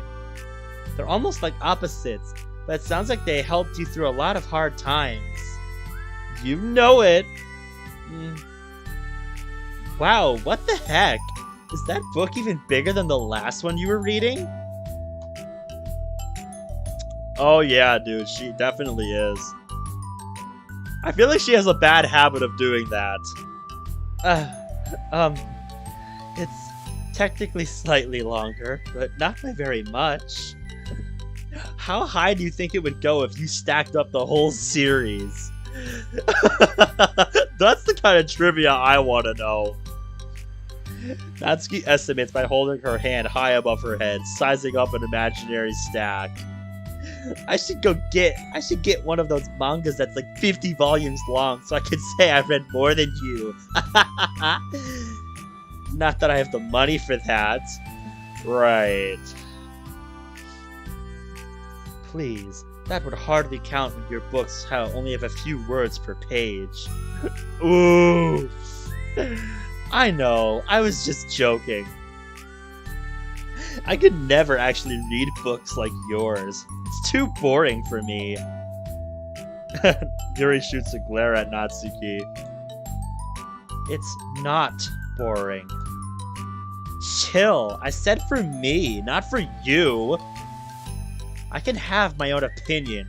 I just think it's too convoluted. Sayori, are those from the floor? I was about to say, wait a minute. When did Sayori come into this? Oh god, Sayori. Why? Gross. Also, wash your hands before touching any of my books. But my hands aren't dirty. You ate cookie off the floor. That's just common sense to do that, Sayori. Jesus Christ. And to think Yuri said, how mature of you. Oh god. Just do it. The oils are there even if you can't see them. Fine. Sayori trots out the door and Natsuki follows. And that just leaves you two again. Yuri, you look a little upset. What kind of nerve does she have to call my hobby boring? Well, she did correct herself. Hardly. She was so condescending. I don't mind if she thinks it's not for her. I already understand it's not for everyone. But she knows well how much these mean to me. So how about just leaving me alone instead of needlessly telling me the things you hate about it? Yeah. That reminds me of that stream a few days ago where we had that dude who just came in here and it's just like, this is so boring. I don't know why you guys enjoy this. It was just like needlessly hating on it, and it's like, you know, just I took issue with that for multiple reasons. You know, one for the fact that just it's not, you know, good for, it's not good for, his YouTube recommended, because just, spending more time here and interacting with the video just means it's going to get recommended more, and he's going to get more of that popping up in his YouTube recommended. It's like, if you have no interest in watching it, then don't watch it. Like, it's really that simple. But yeah, just, I don't get people who hate watch something. The people that watch something because they hate it. It's like, what pleasure do you get out of that? Like, I don't know about you, but if I watch something and I don't like it, I turn it off, like, within a minute. Like, if that. So I really don't get when people do that. It really baffles me why people do that. I know I shouldn't be surprised because this is the internet, but still, just... Like, it just makes me think, if people used a little more of their brain power, like...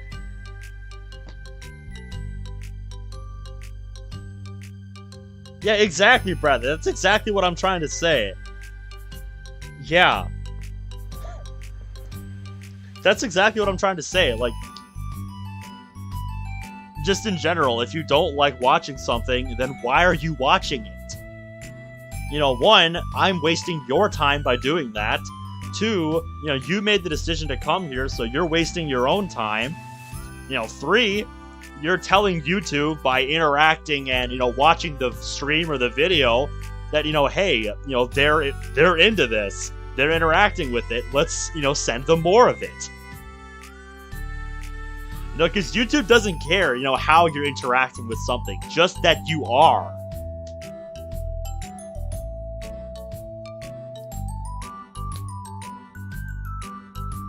Exactly. Like, you have no reason to be there, so why are you there? Just, I don't get people who do that. It really makes no sense.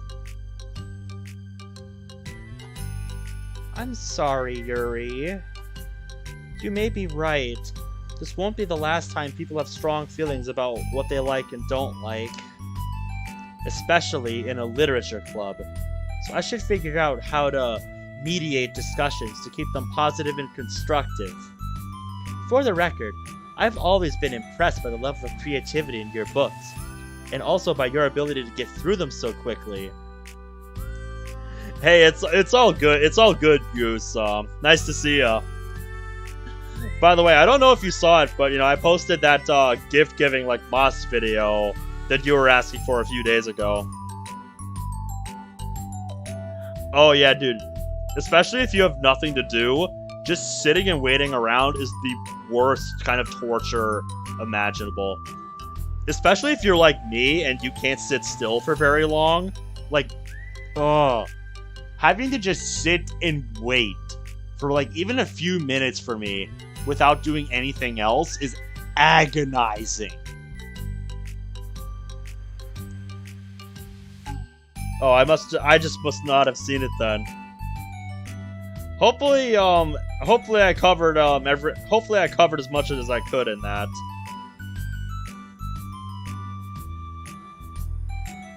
Just it's hard to cover everything about it in one video, but hopefully it makes more sense now. Thank you. Okay, well, this is something that I'll have to think about and revisit.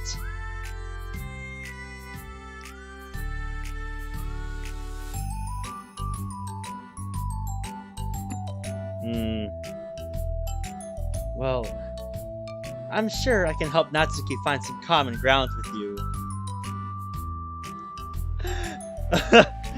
Yes, I would like to know that too, Bradley. Who did design the gift-giving procedure for Monica After Story?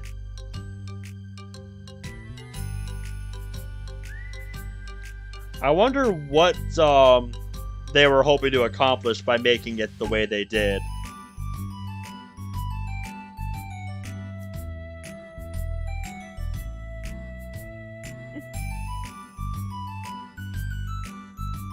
Common ground isn't necessary. I just wish to be respected. That then. Either way, I'll do my best. I'm skeptical when it comes to Natsuki. I trust you, Monica, but I'm skeptical. It's okay. Yep, and I've shown my affection log on stream once, so you already know how much I have. It's just absolutely absurd.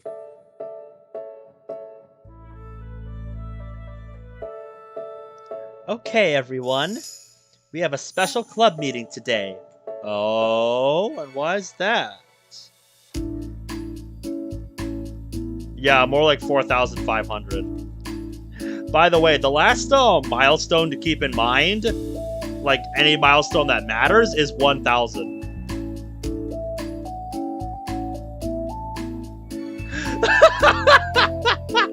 Basically, you summed it up pretty good there, Bradley.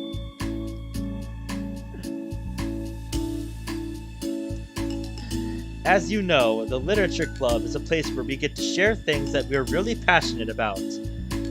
But that also means we should be mindful of how we respond to each other's feelings. I think that we have a chance to turn our differences into positive energy for each other. Aren't you being a little dramatic about this? This is important to me! Well, sorry, I just feel like I'm being accused or something. No, I'm not accusing anyone of anything. I'm sorry if I came off that way. Yeah. This kind of sounds like how a manager at work will call a team meeting and obviously call out an action somebody did in a roundabout way and then say exactly this. I'm not accusing anyone of anything. So yeah,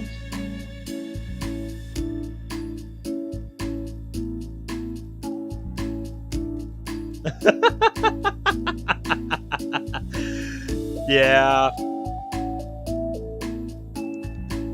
It's one of those things where it's simple once you know how to do it, but until then, it's like a complete fucking mystery. But yeah, that's how I see this exchange going right here. But our conversation yesterday made me reflect on the power of language, and I thought it would be a good topic for the Literature Club, don't you think? I'm sure we're going to have differences in opinion a lot. Yeah, dude, I would love to know who the first person who figured out how to gift something to Monica, went through. Well, I imagine it was some kind of data miner. The type of person who's used to exploring files and finding things. But yeah, like once the Sprite packs came out, like I wonder who was the first person to figure out all like the specifics of how it works and whatnot. Because there's so much more to it than you think there is.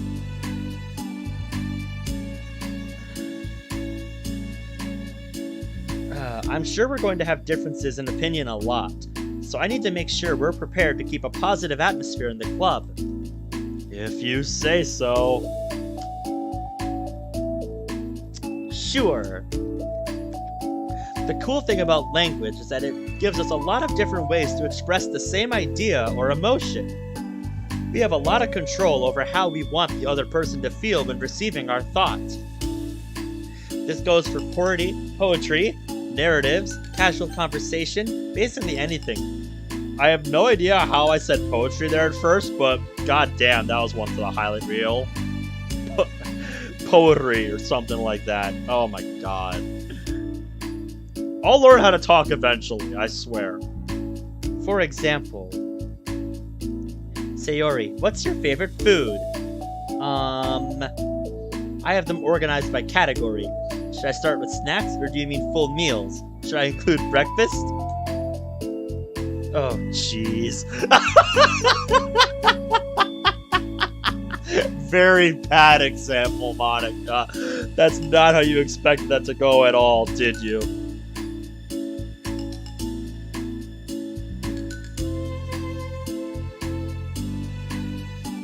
Oh yeah, indeed, Bradley. They could make the process more intuitive, but it's been that way for years, so unless there's like a collective outcry from dedicated players, then I don't think that's gonna change anytime soon. Okay, how about your favorite fruit? That's easy, cherries! Really? I always thought cherries tasted nasty. What? Cherries are delicious! Yes, I know she's joking here. Whoa, that's a pretty strong reaction. Yep, I know Monica's joking here, because she loves to go on about how cherries are delicious and good for athletes in Monica After Story. Although she never seems to want to share why, because she doubts anyone would be interested in knowing why. And I could just Google search why, but I want her to tell me.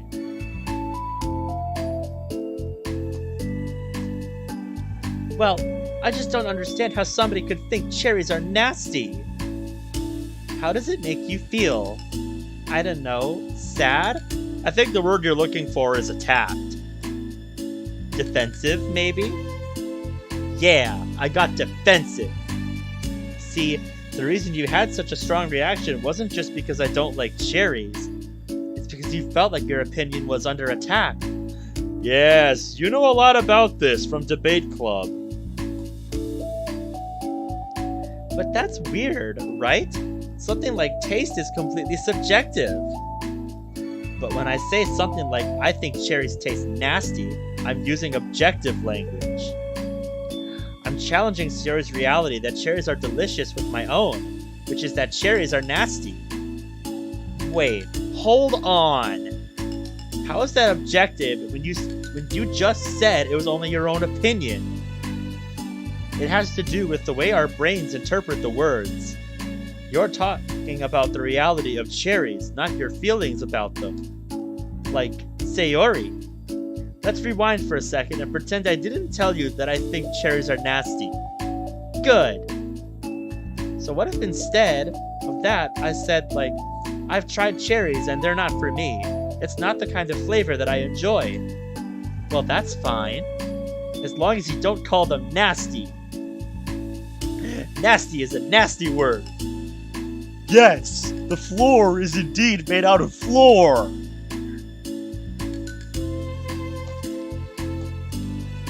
Okay, so cherries was a kind of weird example, but I think it gets the point across.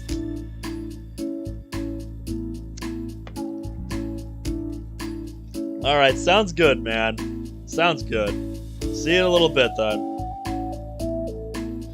This time around, instead of talking about the cherries, I just talked about my feelings and Sayori didn't get defensive. So instead of clashing with each other, it's like we received an invitation to talk about our differences. Yeah, Monica's gone over how this kind of stuff works a lot in After Story. You know, tricks she picked up on at Debate Club. Yuri, you don't need to take notes. I'm not gonna quiz you or something. I do that.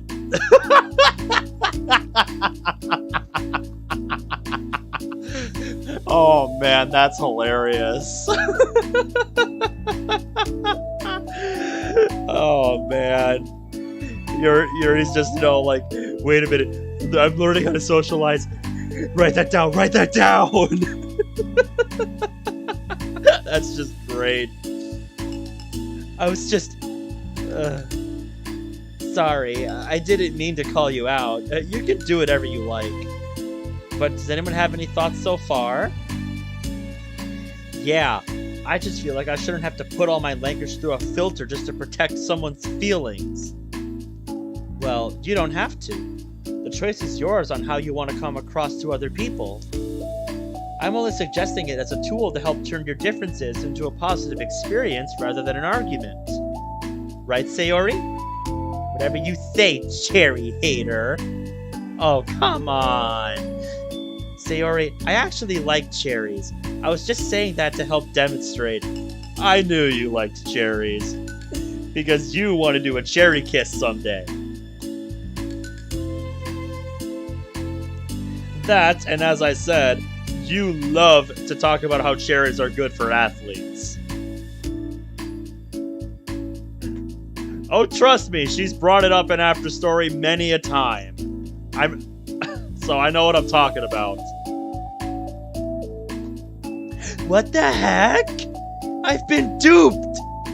I'm sorry, Sayori. I'll make it up to you later. How about a cherry sundae?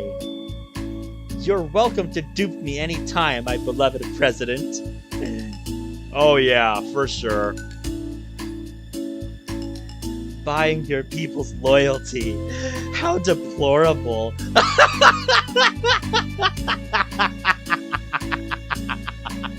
That was a good one, Yuri. That was a good one. That was great. Oh, like you would turn down a free sundae, Yuri. You were certainly a fan of those cupcakes I brought in the other week. Fucking called it. That was... I mean... I was reading and not keeping track of them. Sure you weren't. Oh, that's enough. We're getting off topic. Oh yeah, dude, totally. So, now that we have the gist of it, how about we try it with something more relevant to the club? Like manga, right? Let's try to have a productive discussion about our differences in opinion. Yuri, do you want to start? Well, I'd rather not, no. Aw, how come? Well, because I don't see how anything productive can come from that. It's just going to start a fight. No, it'll be fine. That's why I'm here to moderate. I feel like I'm in a session of debate club now, Monica.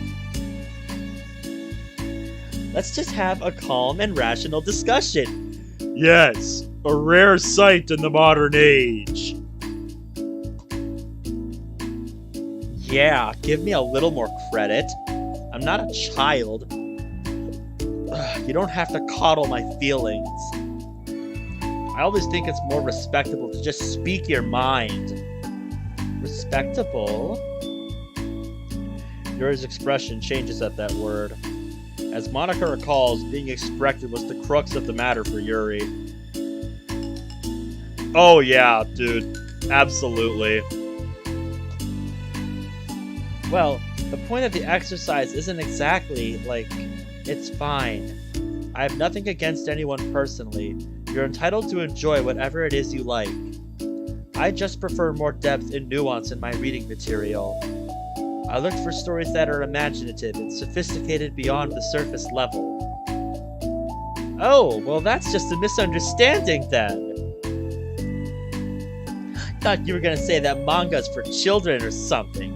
Like I don't hear enough of that. But there's plenty of deep manga. I'm not clueless about manga. I've read my own fair share when I was younger. What? Are you serious? How come you never told me? Because she probably doesn't like to bring it up. It's something she moved past and wants to forget. Because I'm past that point in my life, and I prefer not to revisit it. I prefer more mature things now. Excuse me? Okay, hold on. Can I jump in here? Let's try to keep things subjective. Because if you imply that manga is immature, then aren't you implying that someone is immature for being into it? Precisely. It's all about how you word things. As you say an after story. What is it?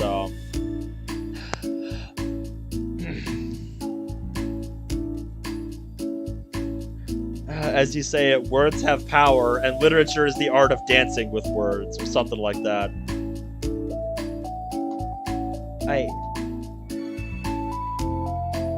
Silence. Deafening silence.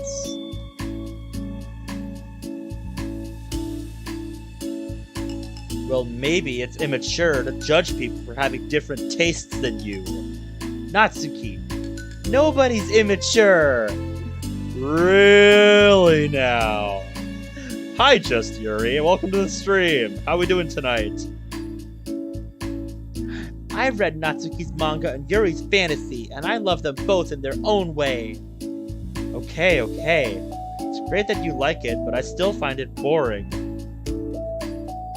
Right? Like, she was going good for a little while, and then this happened.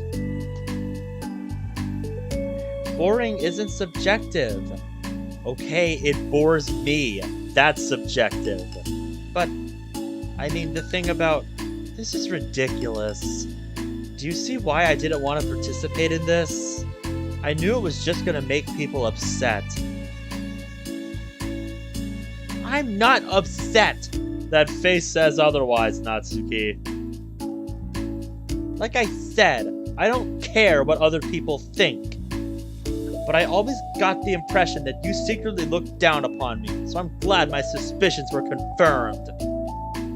That's not true at all. You're making assumptions. You can't blame me for getting defensive, and nobody ever has the least bit of respect for the things that I'm into. The only thing I look down upon is when people make fun of me for just being myself and trying to mind my own business. Yes, Bradley. Yes. What?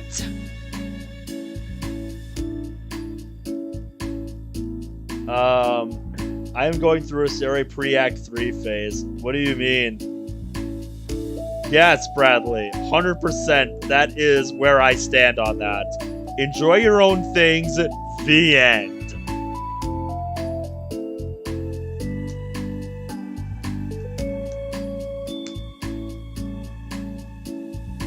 What? Have you looked in a mirror? Tell me again about respect after calling all of my interests immature. You can't. Please, stop. Please? You don't mean the things you're saying right now. Let's just be friends. I didn't mean for this to happen. Once again, you needed to step up and say something before this got out of hand. Well, it did. So please don't invite yourself to try and solve other people's problems next time, okay?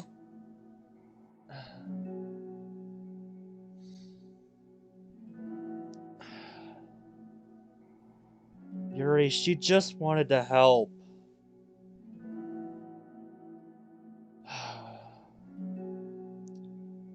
But that's, once again, Monika's perfectionist mind taking over, just thinking it would turn out one way and then not knowing what to do when it turns out another way. Just...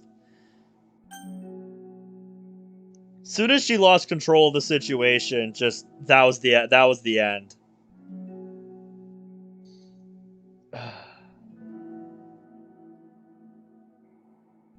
I feel bad.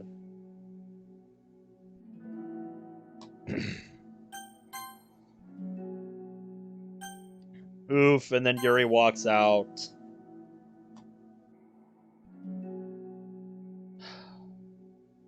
That's the kind of power language has, Natsuki.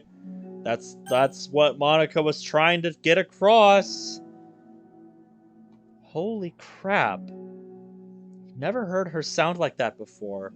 She must be pissed. Gee, I wonder why. Well, you weren't very nice either, so... I was just saying. Well, sometimes you need to know when just saying is something you should keep to yourself. How did this happen? It's my fault. Yuri wasn't wrong. I shouldn't have tried to moderate a conflict when I know how bad I am at dealing with conflict. Yeah, as you've said yourself in past side stories, you're very, conflict avoidant. It was a really stupid thing for me to do. You did it with good intentions, Monica. You lost control of the situation and just didn't have it in you to interject and try to take back control.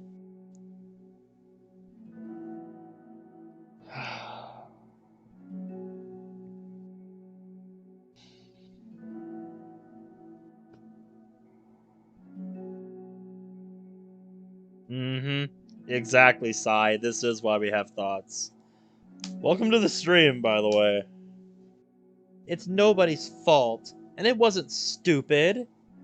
Everyone in this club is a nice person. Nobody would have expected this. But I guess we're sensitive about the things we really love. Oh yeah. That's why we get so defensive about it.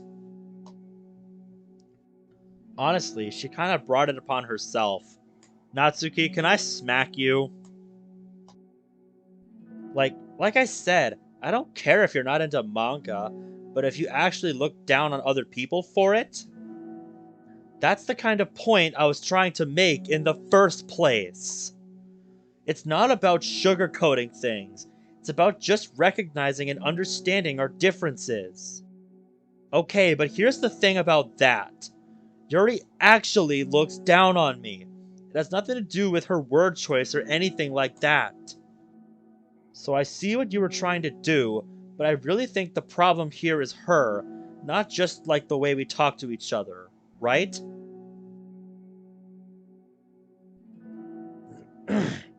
Yep, exactly, dude. You know, I don't have to be into everything my friends are into. Just, like my one buddy that's really into Godzilla. I haven't seen a whole ton of those movies, and I don't know a whole lot about it, but I'm happy for him that he likes it. Just, it's something I want to try and watch one of these days, but just, it really isn't hard to just, respect other people's interests.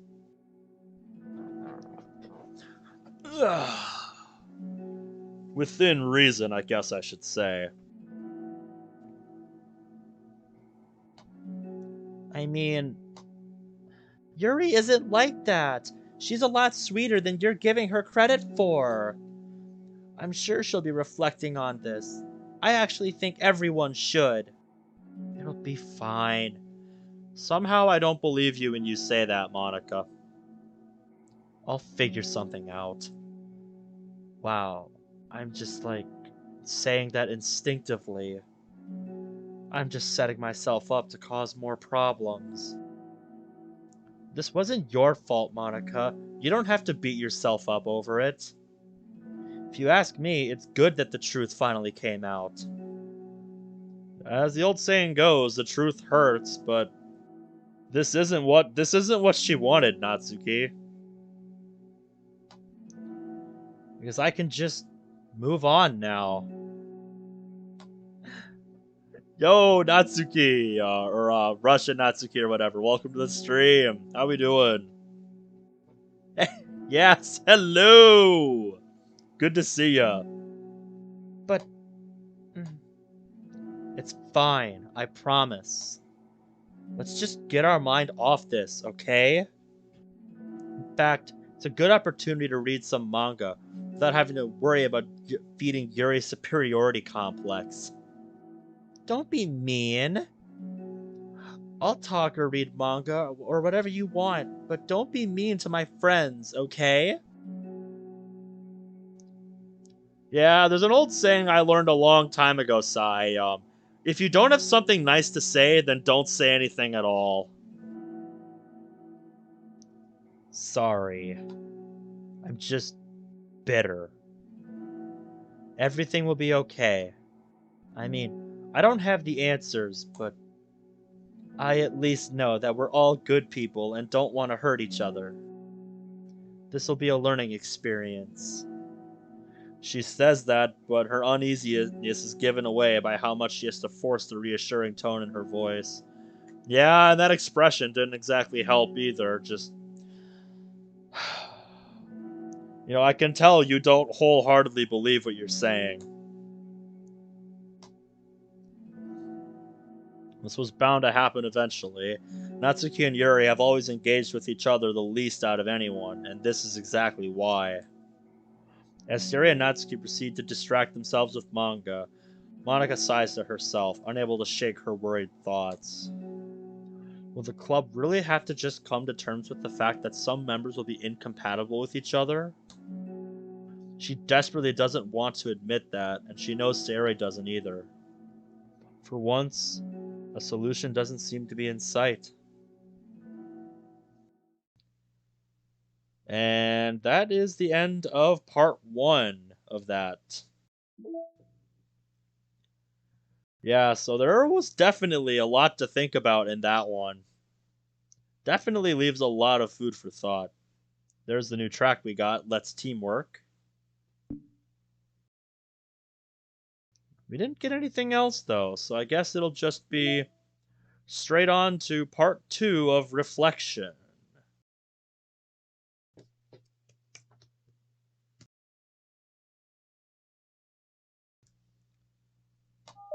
I think we'll be able to get through all 3 of these tonight. It's only a quarter after 1 in the morning where I'm at. And that's, the night, that for me is like, rookie hours. I'm usually never tired by that time. Very rarely. So, I'm confident we can get this done tonight. Yeah, dude. It doesn't feel like these are all like, their own, separate stories. It feels like it's all like one big interconnected story that's broken up into bite-sized chunks that you don't have to play all at once.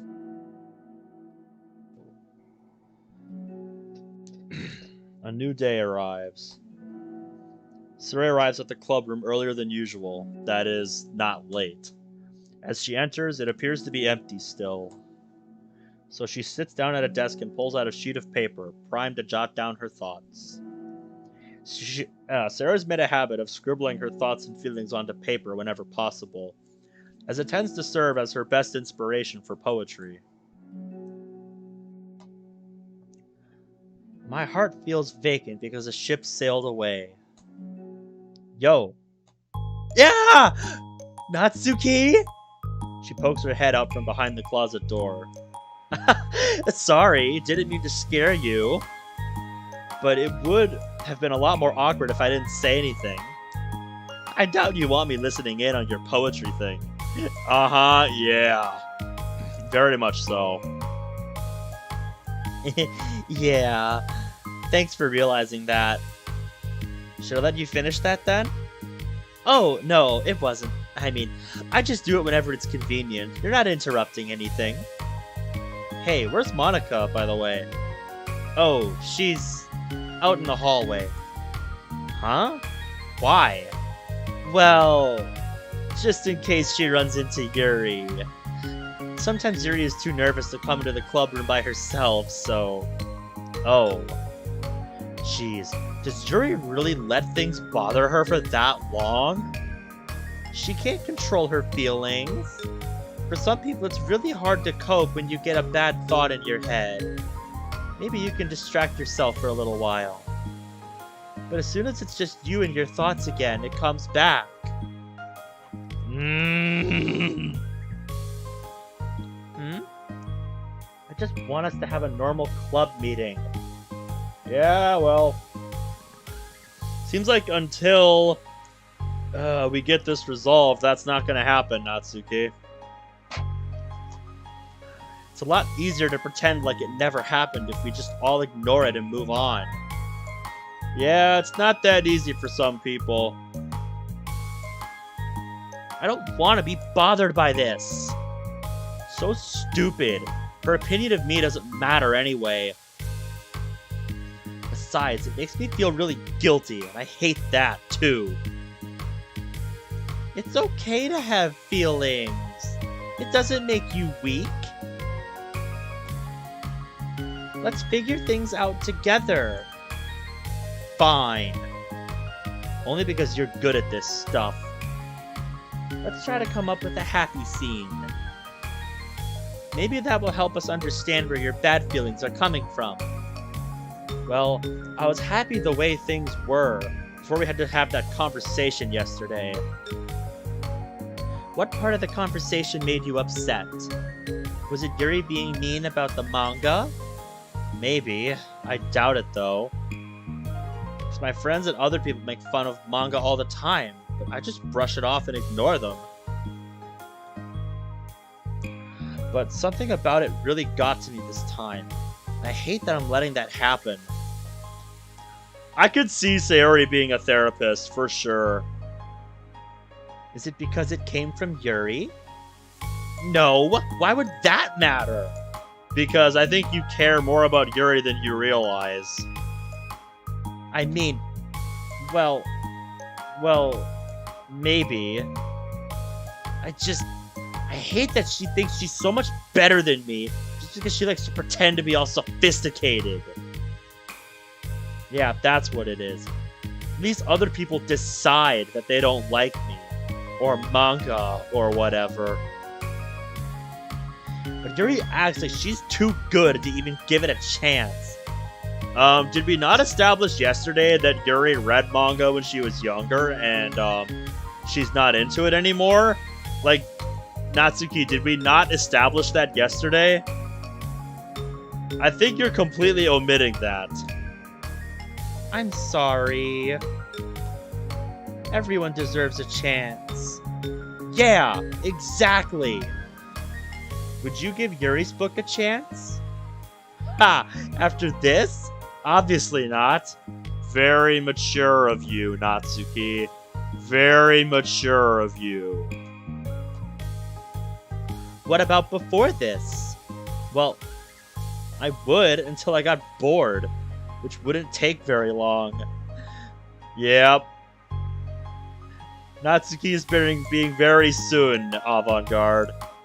She's being very soon right now.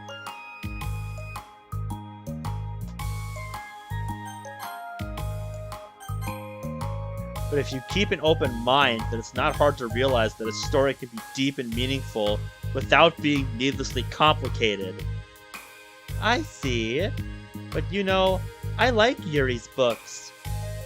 Yeah, but you like manga more, right? She shakes her head. I like them both. I like them in different ways, but I like them both. Yeah, Natsuki, you don't have to like something more or less. You know? Like, I like playing this as much as I like playing pretty much any other game that I play on a regular basis. That doesn't mean I think more or less of any of the games I play on a regular basis. It just means I have, you know, I'm allowed to have different tastes. Oh yeah, dude, I saw the release trailer, and yeah, that is pretty funny. How in her trailer, the trope is literally just tsundere. Very upfront. I mean, the manga, it's really honest and fun and easy to just let go with. And the fantasy has a lot to interpret and uncover, and it's really rewarding to have some good quiet time together with it. But the most important thing is that both the manga and the fantasy are true to themselves. So, I love them both. And I think there's room for both of them to be in the same club together. And I just feel like maybe they have more in common than you would think.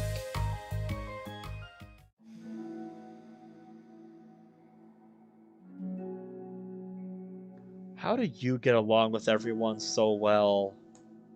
I always get into fights with people. Yeah, that's because of the way you approach conversation. Like, first it was with Monica when I was new to the club. Then it was with you. And now it's Yuri. I would have to look at the trailer again, because I didn't see everything from the quick glance I got at it. I've only watched that once, and I didn't pause it at any point, so I would have to take another look at it. I'm always like, oh, that person is such a jerk. Just realize that, then we could at least get along. Yeah, Natsuki, that's because you're trying to force people to think the way you do. And I had to set one of my friends straight about that. Because, I had a couple of their people in that friend group.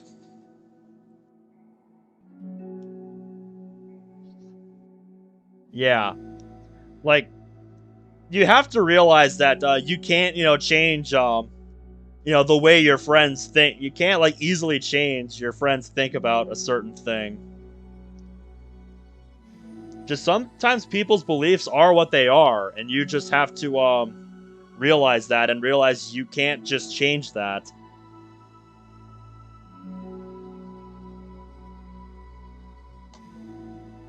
But nobody else has this problem. I just keep running away from the reality that everybody's just a jerk to me because nobody likes me. And I don't know why, and I don't know what to do about it.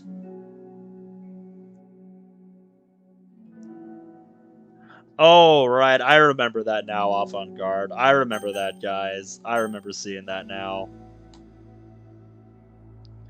I don't know what's wrong with me.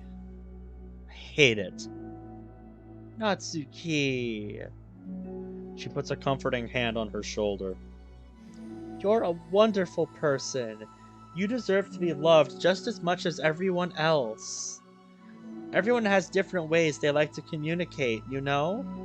And sometimes that makes it harder for us to understand each other. I think that sometimes we get lucky and we make friends who are really good at the same kinds of communication, and it feels like you magically connect with them.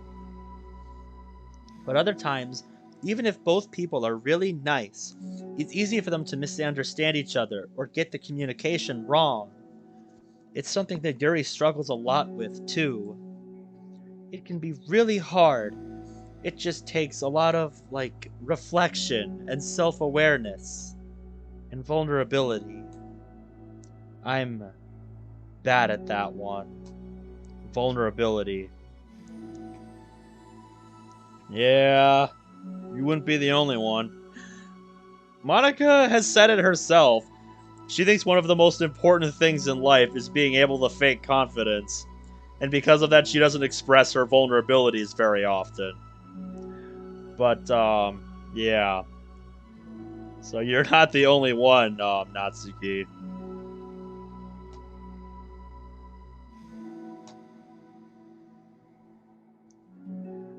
But she also says because of that, she finds it hard to find people that she can really open up to.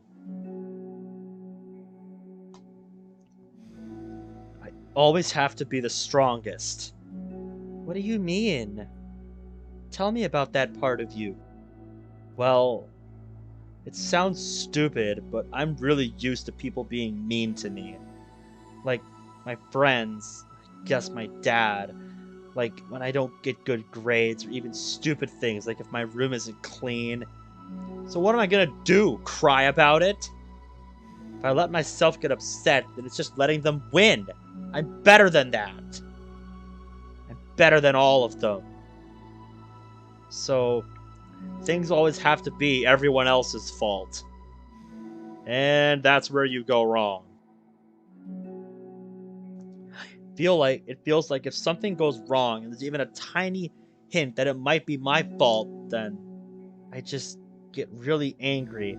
Find ways to blame everything else instead. Gee, why does this sound familiar?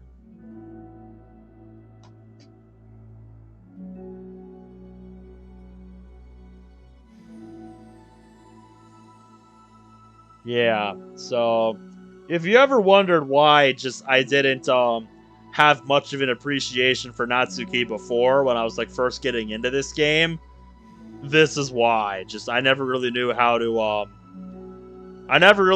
put that into words. Until Natsuki literally just said it herself here. I just can't stand people like that. The people who will blame everyone but themselves for their problems. Do you see yourself as better than Yuri? If I said that, then I would just sound really full of myself. No!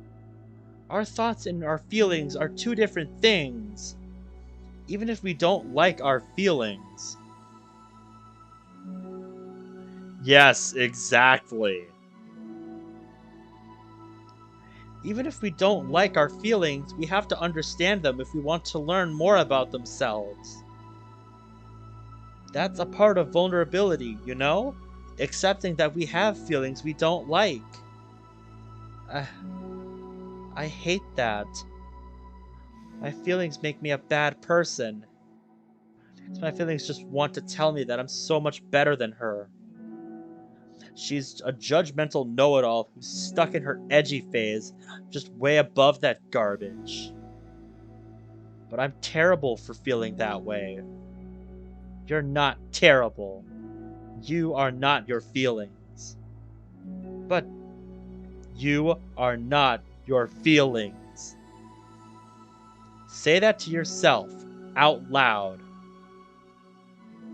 God damn, guys, Sayori really would make a good therapist here. My god.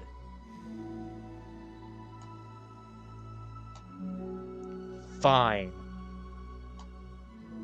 I am not my feelings. The way that I like to picture it is that those feelings are like your roommate. You live in the same house and you gotta see each other every day. And even if you can ignore each other most of the time, you're gonna run into each other every now and then, and it's gonna make you feel like poop. Exactly. Yeah, exactly, Bradley. It's not, it's not about this. It's about the way you act on them.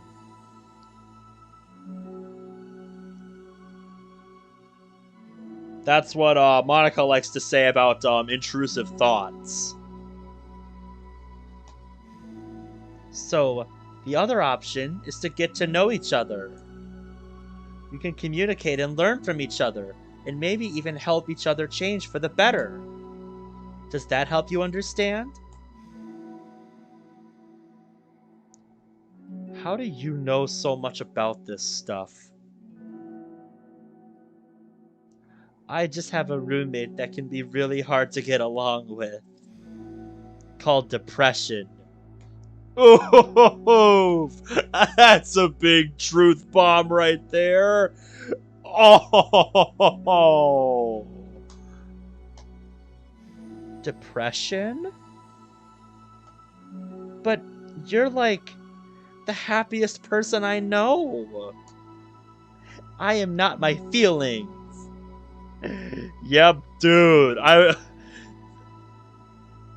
My god. That's the one line from this story that I saw in one of the Discord servers that I'm following. Like, I saw that line out of context, and I'm just like, oh, God. Yeah, Jesus. She's really putting that on full display for Natsuki here in a rather unnerving way. Just... It's like, how do you even respond to that? I want to be a good person, like you. Aw, you little sweetheart. We're all good people. You, Yuri, and Monica.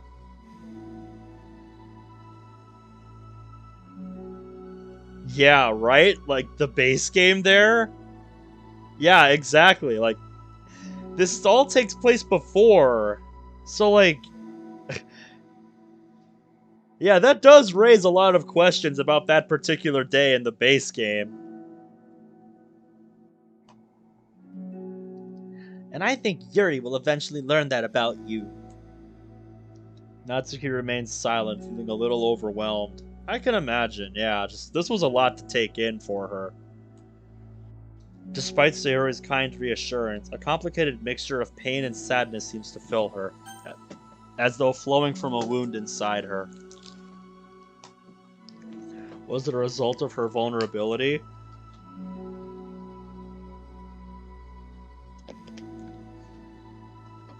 No, I think it's just because she's really starting to see how other people, you know, see her. I think she's just starting to see for the first time how other people, you know, see her. And she doesn't like what she sees. No.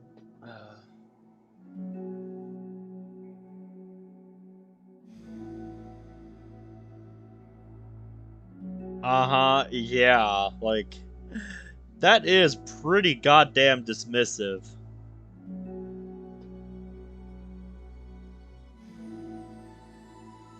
Did you have anything to do with that? Hmm?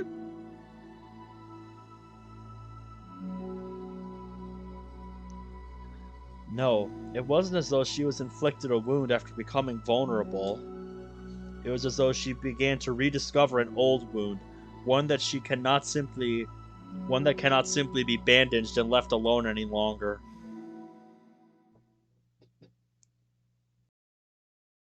Man. Meanwhile, with Yuri and Monica, looks like they're doing some construction in the back there. Wonder what they're doing. Or some painting or something. I don't know. But I like how that's the first thing I immediately am drawn to. Like, hey, what's going on back there?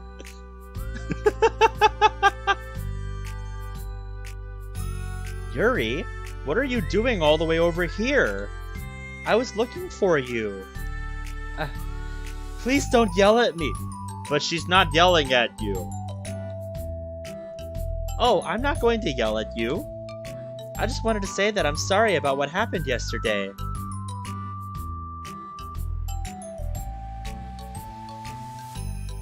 Oh yeah, dude.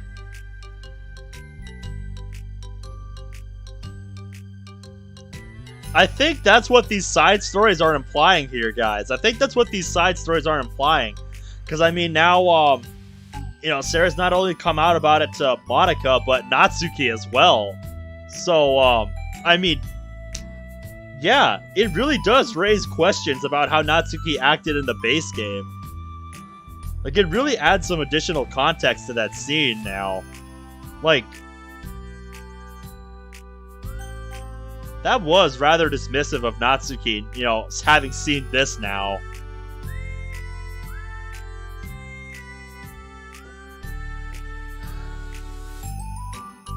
It was unfair for me to put everyone on the spot like that. Next time, I won't just try to jump in and solve everyone's problems. I guess it's a bad habit of mine. Yeah, Yuri is the one Sarah has not come out to about that yet, so... Yeah, Yuri doesn't know. You're not mad at me? I thought you were the one mad at me. I was so awful yesterday. Yuri curls up, recalling the details of the argument. I can't even have a normal conversation without saying something wrong and making everyone upset.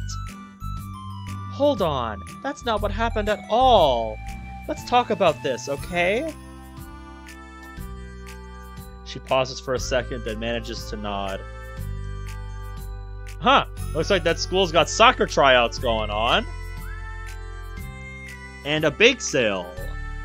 And something about a music club concert. I'm gonna get a screenshot of this. Just random things that I'm noticing. Monica takes a seat next to her on the staircase. Ah, so that's where they are. I'm having a lot of negative thought patterns, and I can't get away from them. What kind of negative thought patterns? Like, everyone hates me. Especially Natsuki. Aw, that's terrible. I don't think Natsuki hates you. How do you know? Well, because... She thinks back to that time she found herself in an altercation with Natsuki.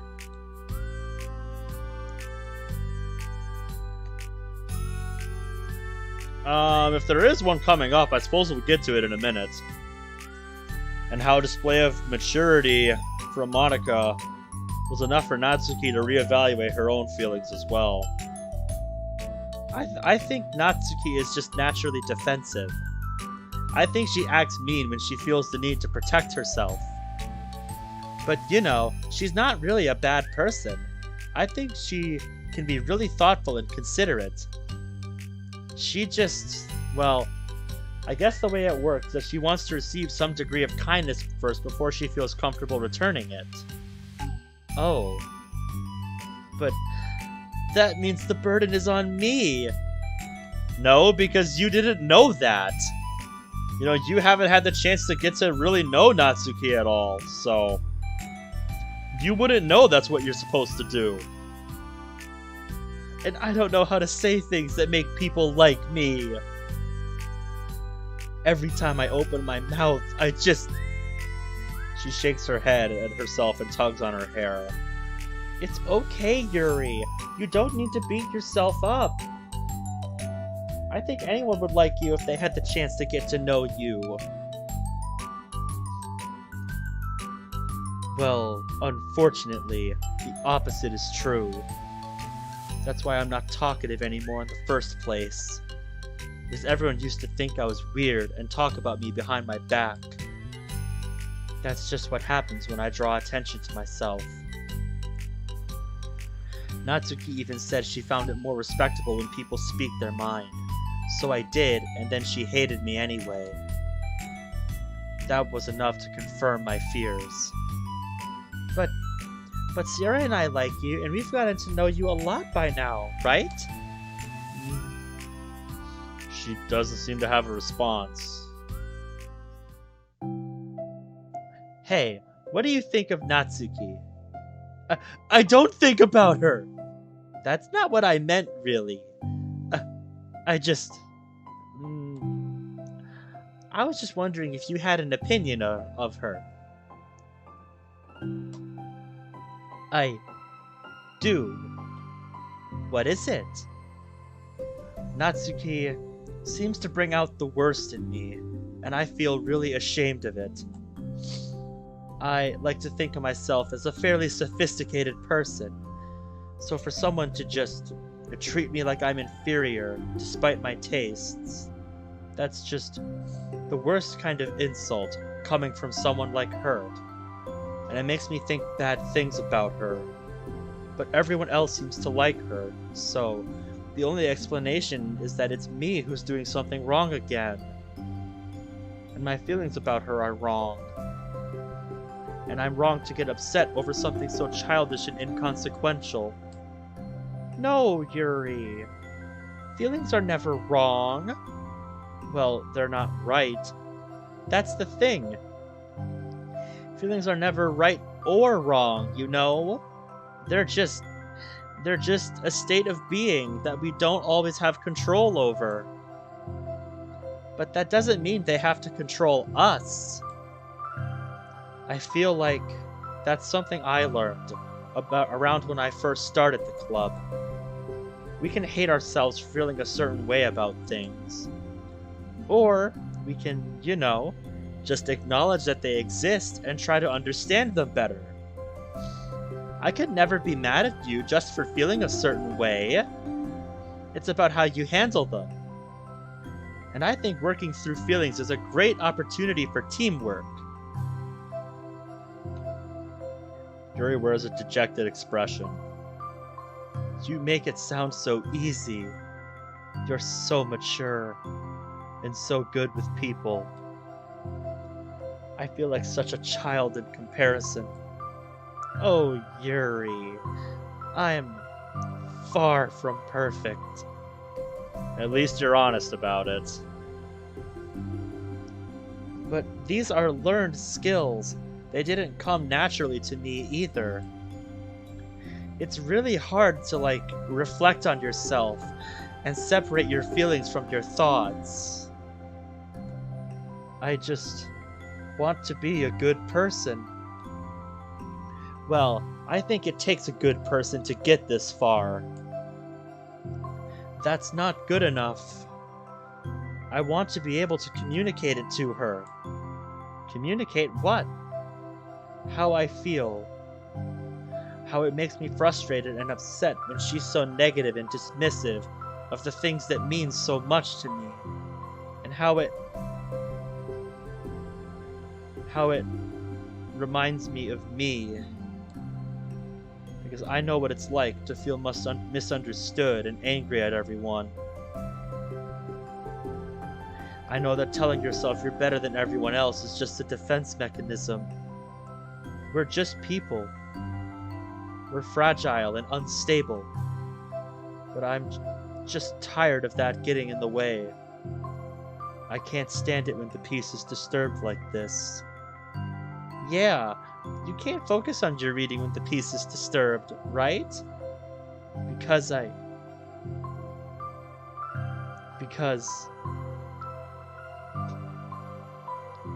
the literature club should be happy for everyone.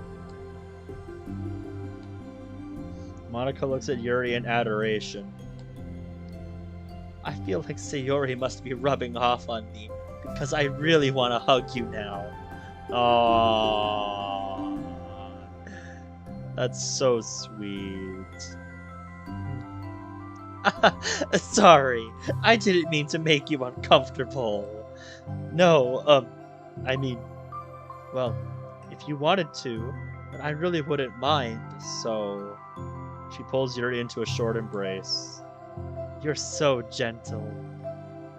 And I love when you communicate your feelings.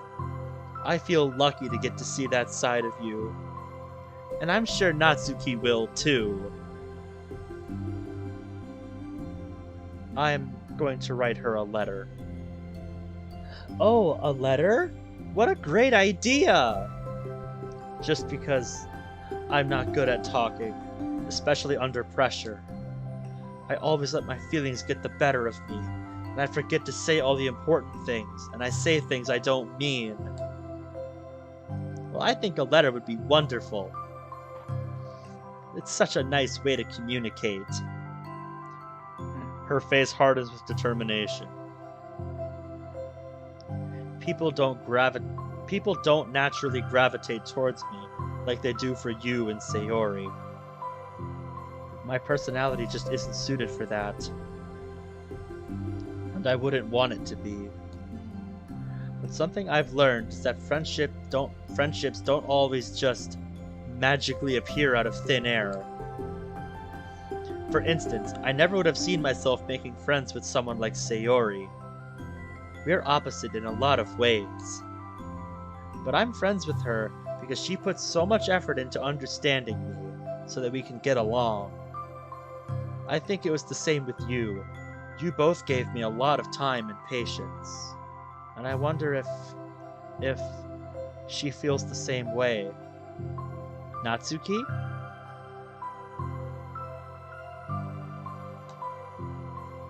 I always thought that if I wanted to make more friends, I had to be somebody that I'm not. There's a type of person, or a magic formula that I have to follow in order to make someone like me. And that's just like me to think that, always so occupied with myself that I fail to understand others. Friendship happens when you think about the other person. When you offer time and effort to understand them, and respect them, and trust that they also want to be a good person. Truer words were never spoken. Yuri speaks the truth here, ladies and gentlemen.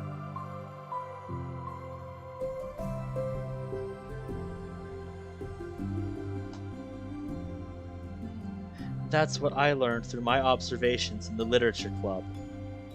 Observations? Yeah, she's surprised.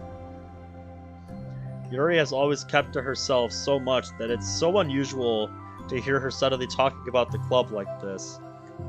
Yeah, she's the kind of person where she sits back and listens. She's just kind of the observer, just always so occupied with her own thing, but she's always listening to the people around her. And just when somebody indulges her like this, she has so much to say.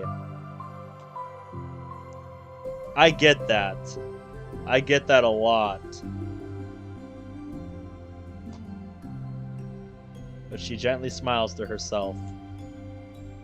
You always let me listen to your thoughts about people. Sayori, too. And it makes me happy, because I learn a lot of things. That's so sweet. I had no idea that it meant so much to you. Monika never thought much of it, but in the past weeks, Yuri always seemed to be especially attentive when it came to the problems and concerns of others. Always wanting to listen and learn more about her friends in the club. It's true, Sayori and Monika are naturally more comfortable with other people and can more easily work through situations of conflict. But that doesn't make them better people, not by a long shot. Everybody has their own strengths and weaknesses, and the capacity to improve. And the first step toward improving oneself is reflection and self-awareness. Oh yeah, dude, they did. Completely irrelevant,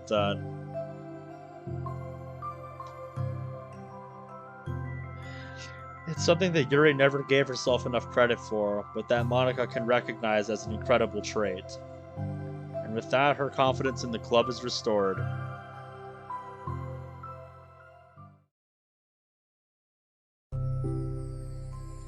A very shy girl with long pretty hair is wandering around the bustling lunchtime hallways, her fists pressed into her collarbone. When she finds the Literature Club president's classroom, she stands at the door, glancing all around her before peering inside. Monika is sitting and chatting with a group of unknown friends. Yeah, as expected. This was a bad idea after all. You look excited to seeing how this goes. You were beaming just a second ago.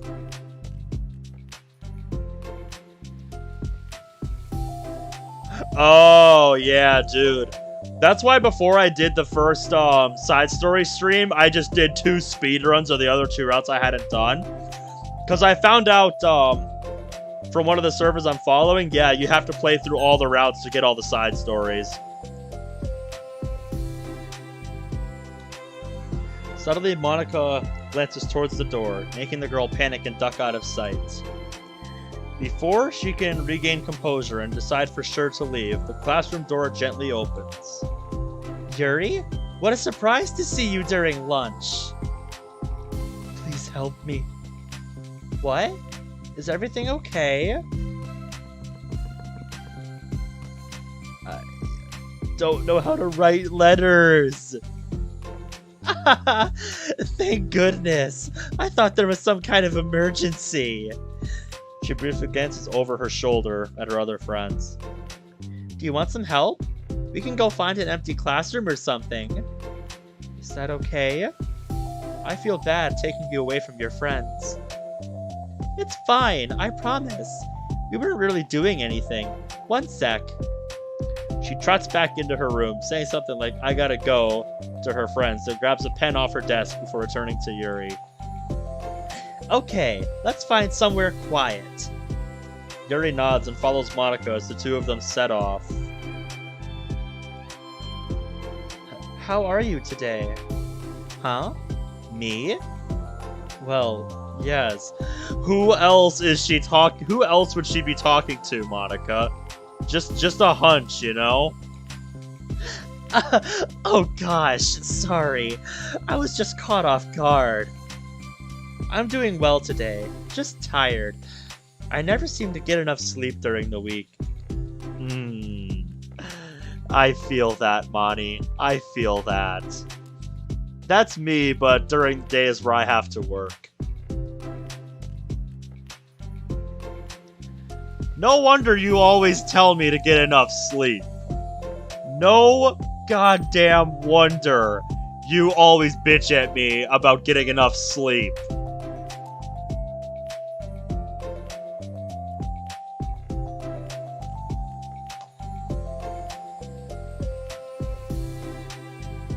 Right?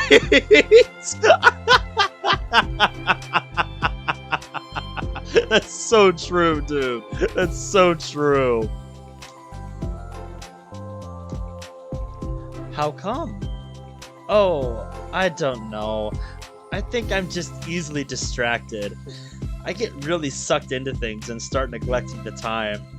Believe me, I know that feeling, Monica. Me too. I do that too. Hey, this classroom is empty. Let's go in here. After peering inside, she opens a classroom door and the two of them enter.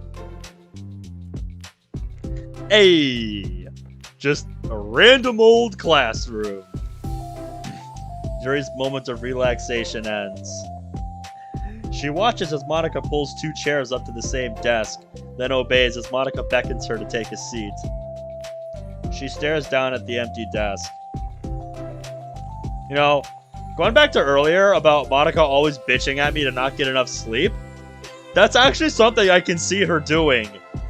You know, oftentimes I'll use the phrase, do as I say, not as I do, because I don't want people to make the same mistakes I do. And that's something I can actually see her doing. Just thought I would get that out there. Because, you know, that thought just hit me, and I'm like, that actually makes so much sense. Well, let me know what you guys think. Let me know what you think.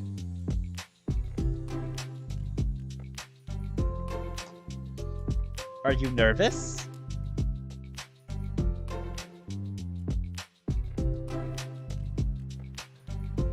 Yeah, I guess we'll have to wait and see. Since you mentioned, you know, whatever is theorized, that just reminds me that, game theorists, you know, GT Live, finally put out a video on this game. They're a couple days late to the party, but hey, they finally put out a video about this game. I don't want to do this. And just to be clear, it's not like a theory video or anything. I think it's just their first Let's Play video on this. We don't have to. We can come up with something else. No, it's my chance to do something good. I need to take initiative. Gosh. You must be really determined. Yeah, probably. I have not watched any of their film theory or food theory videos, because just, they don't interest me at all. Just not the kind of thing, you know, I originally watched MatPat for. I know how hard it is to step out of your comfort zone.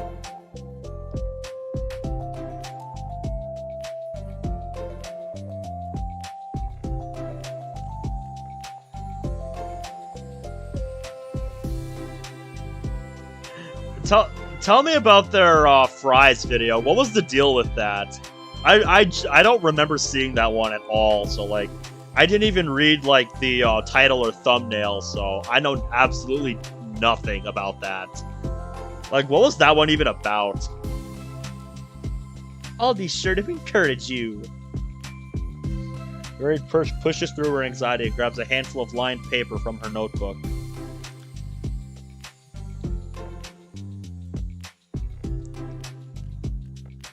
Yeah, Avant-Garde's talking about how there's a theory that's sprung in the Reddit about the side stories, about them being an alternate reality and not a prequel.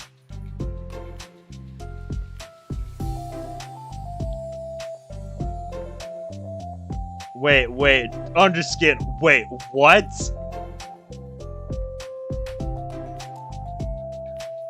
Oh. Yeah, Bradley, that's the kind of video I have zero interest in.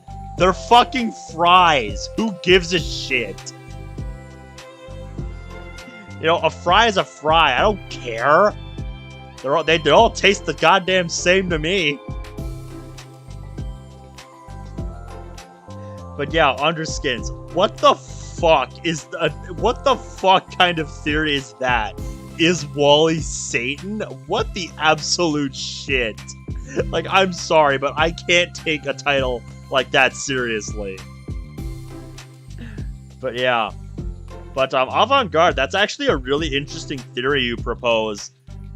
Cause like if that's what they're talking about on Reddit about the side stories. Like with all the talk about different universes and stuff in the emails, like that doesn't sound that far-fetched. You know, that doesn't actually sound that far-fetched when you bring it up like that.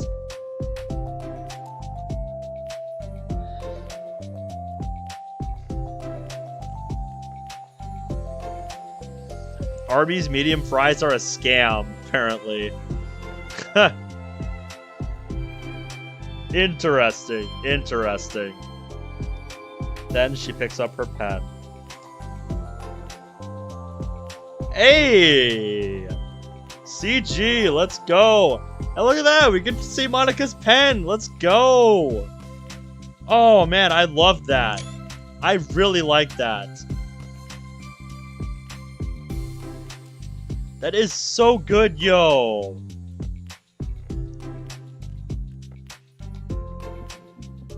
Hey, you're left-handed. That's neat.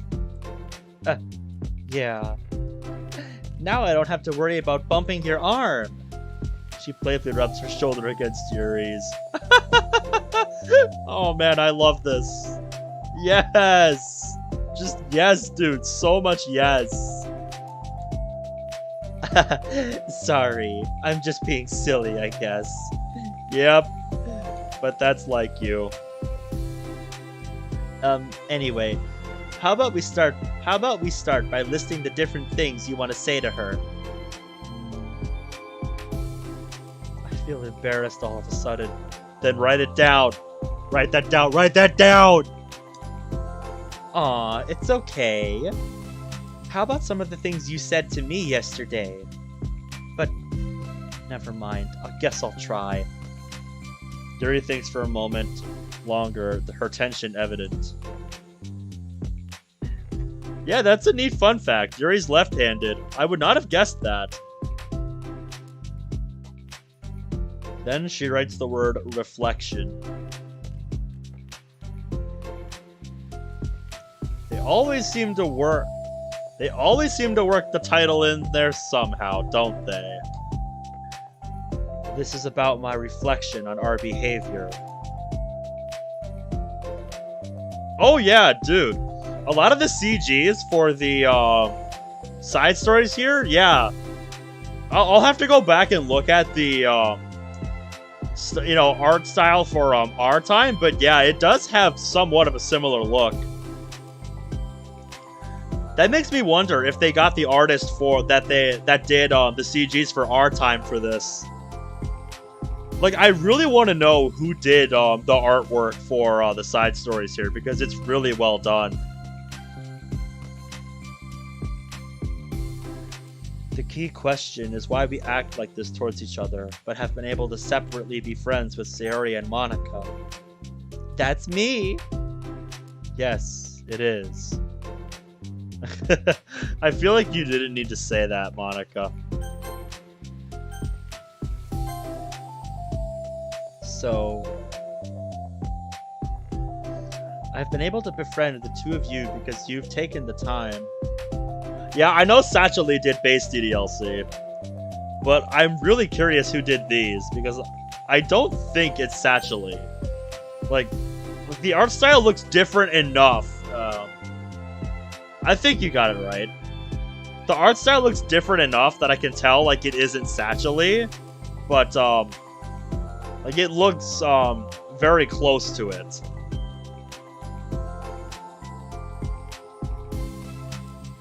Man, Man, don't take this the wrong way, but I love the way they did Yuri's hair here. I just love looking at it.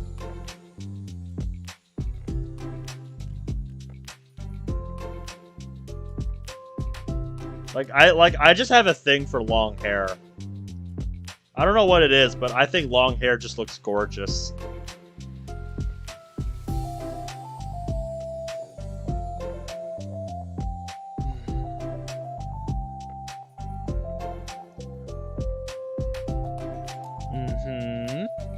The same goes for Natsuki, too. We started off as pretty hostile to each other because I was so worried about getting what I wanted, but she just wanted to be respected more than anything else. Yep. Once I stopped making it all about me, she was able to do the same. I want to do that too. So what kind of things do you want to do for her? I want to do the same things for her that I like to receive. I like when people respond positively to the things I talk about and not just brush me off. I like it when my feelings are taken seriously. And I like when you and Sayori trust that I want to be a good person, even when I'm not doing a good job at it. Let's write those things down. Okay. Oh, you can actually see her writing things down. It's a nice detail.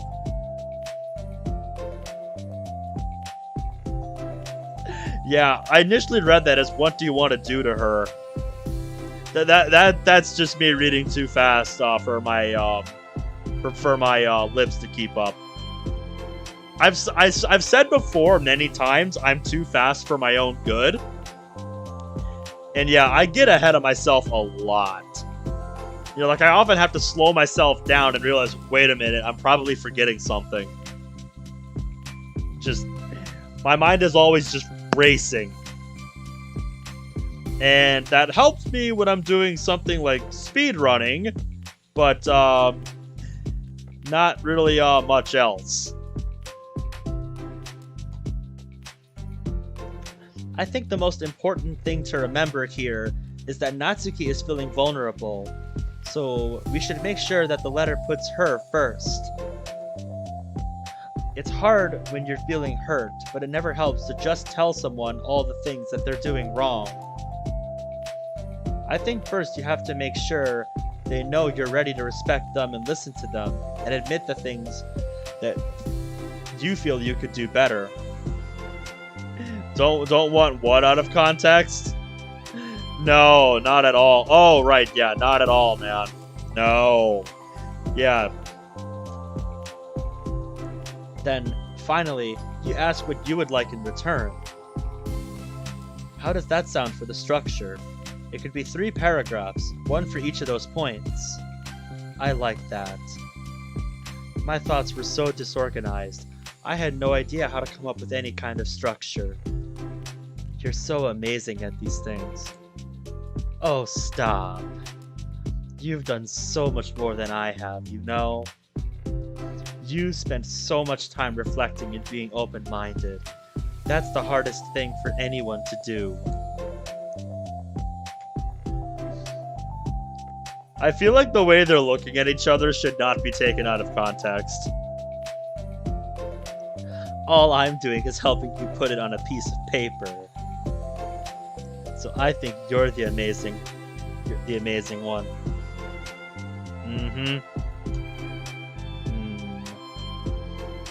Monika gives Yuri's hand a quick squeeze. But as she lets go, she's caught by surprise when Yuri curls her fingers to hook Monika's hand in place. Oh my.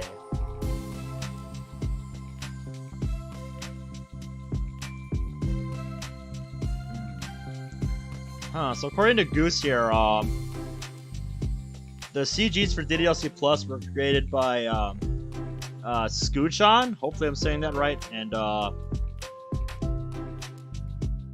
yes, I know, I am terrible. I ruined that whole scene by saying that. This is my job, folks.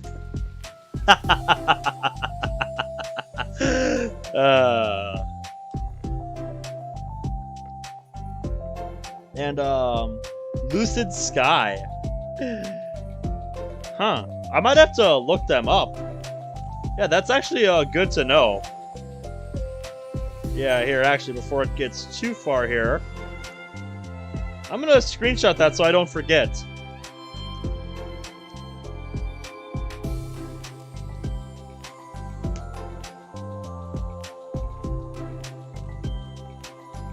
For a while, they sit in silence, save for the occasional scratching of Yuri's pen against the paper. Whoop, the music changed.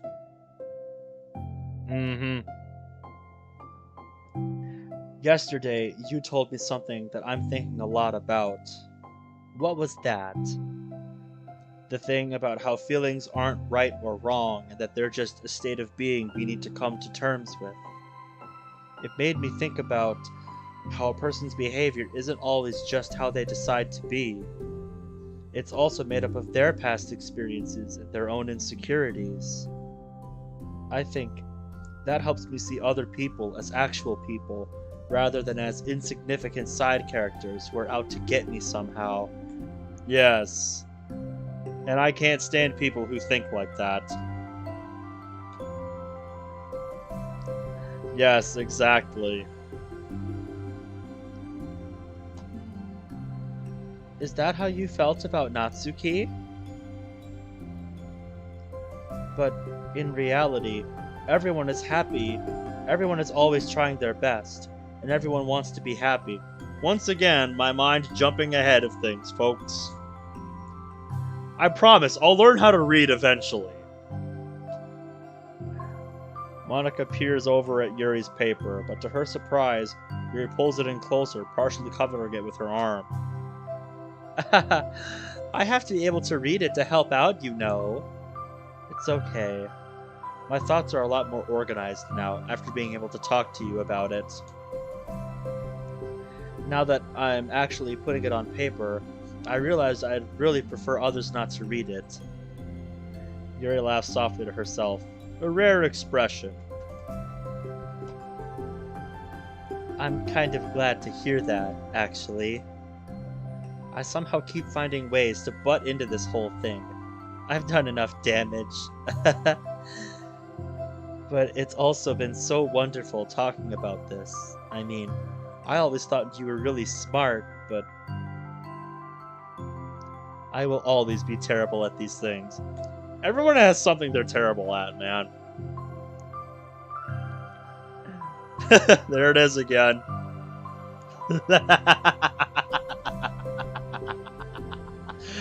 I feel so evil just letting this show.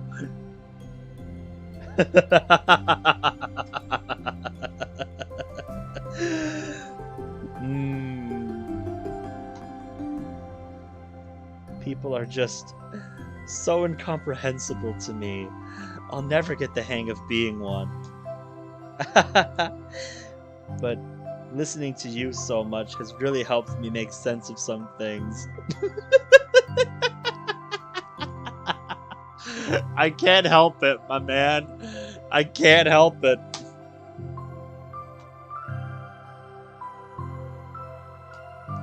So, just don't call it damage, please. She gives Yuri a gentle smile.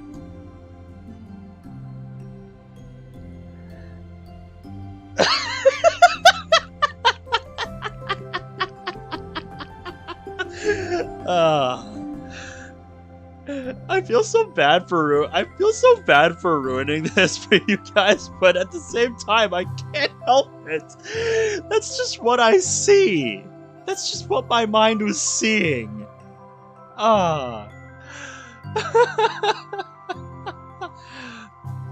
can't believe I came to this club looking for fantasy geeks, and all I got was real friends who value me. Is that a joke? Of course it is. I still can't tell with you.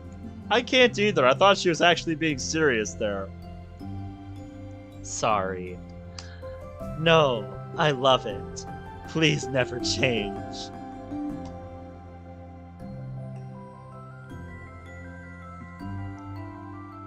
Yeah, well, you have to keep in mind, avant-garde, when you actually delete Monika in Act 3, Monika goes on about how, you know, she exaggerated the fact where,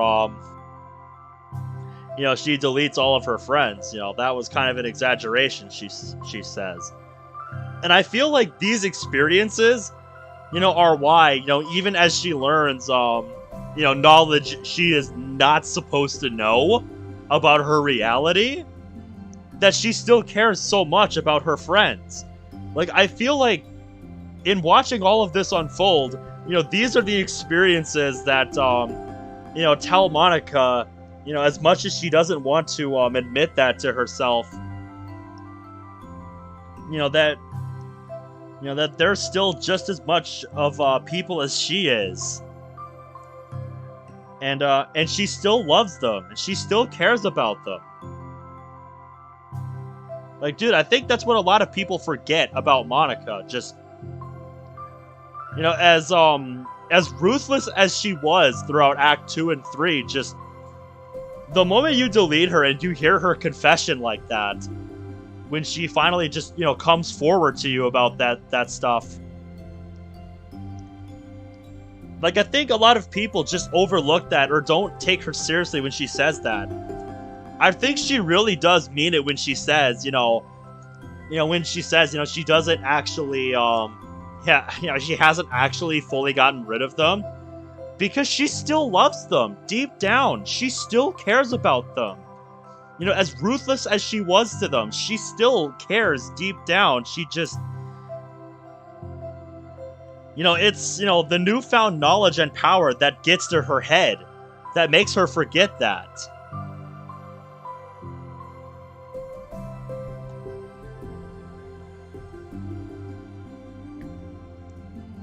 Like, I'm sorry, just... I can't help it. That's the way I see this.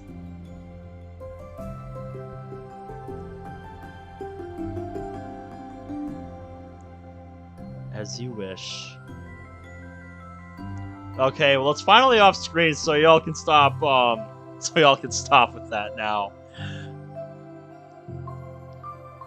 But yeah, I feel like I just always, I always try my best to point that stuff out about Monica, because I feel like that's, a really common detail people overlook when they say just, they don't like Monica, which I understand, if people don't like her for that.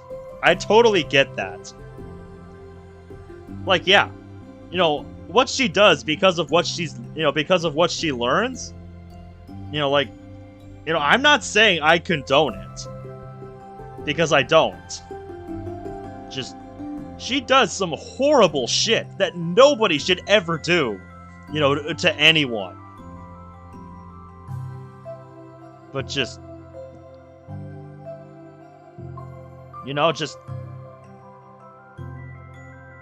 Like, I acknowledge her mistakes, but I still love her for who she is.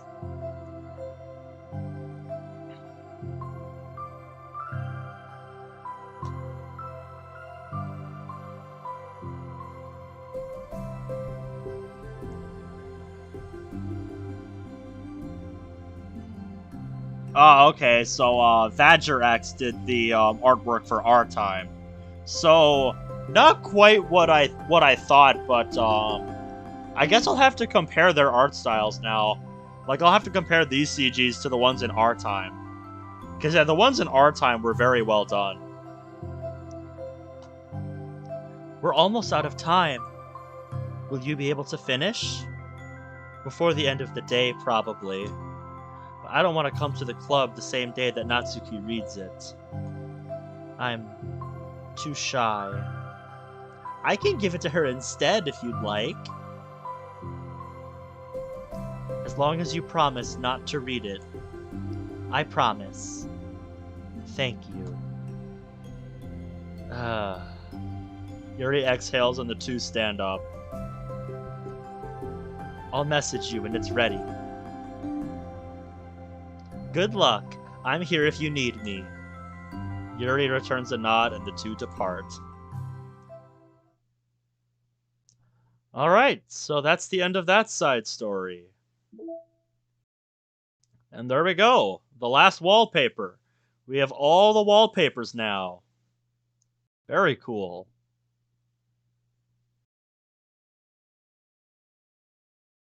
I'm glad to hear that, Avant-Garde.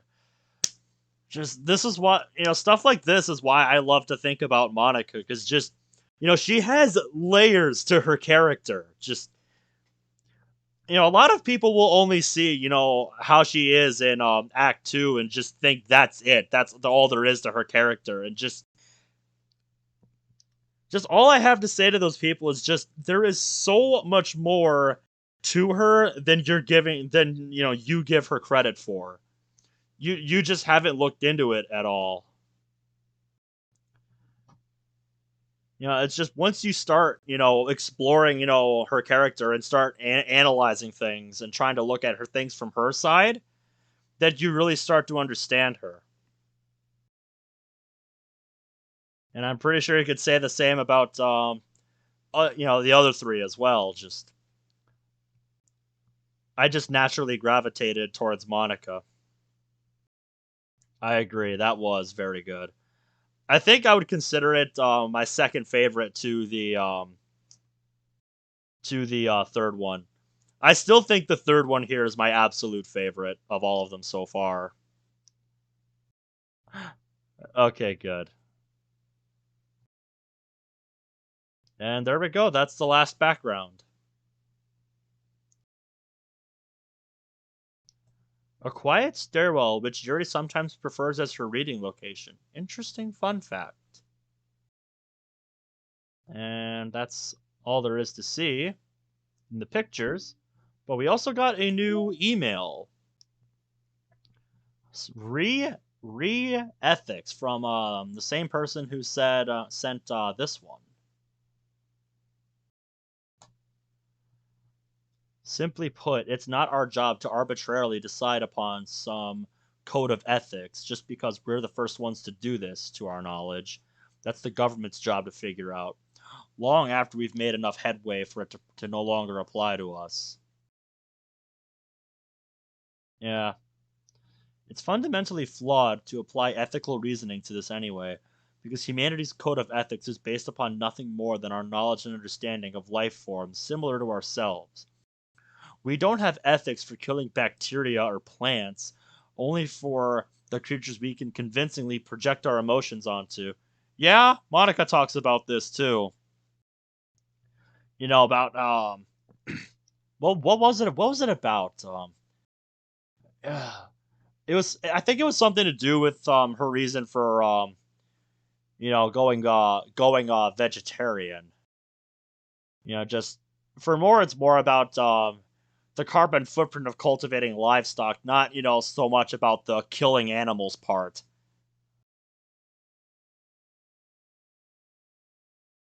Yeah, that is one way to think about Monica's situation, because yeah, I've pointed that out too. Like Monica didn't ask to be to become aware of the fact that her reality is in fact fictitious. Like she didn't ask to learn that information. That is not information she ever wanted to know, I would think. Like it was just forced upon her, and because of it, she could never, look at the way she sees her world the same way ever again. Just it fucked her up, dude, in so many ways.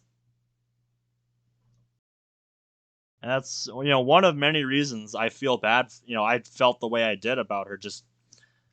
You know, just just I looked at it from that way, and I'm just like, man, you didn't ask for this. You don't deserve this.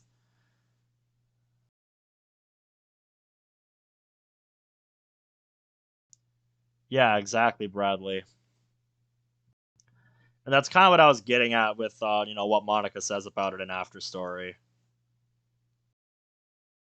The humans in our virtual machines operate completely differently from us on a fundamental level, therefore should not be taken any more seriously than a machine that's programmed to print "I feel sad." We're engineers, not philosophers. Man, this raises so many questions about what this actually is.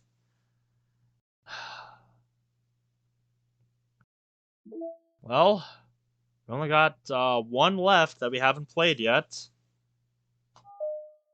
Self love. I feel like we're gonna get through this one and then I'm gonna call it a night. At least I'll have a little more time to sleep tonight because I don't have to be at work as early tomorrow, so I have a little bit of wiggle room.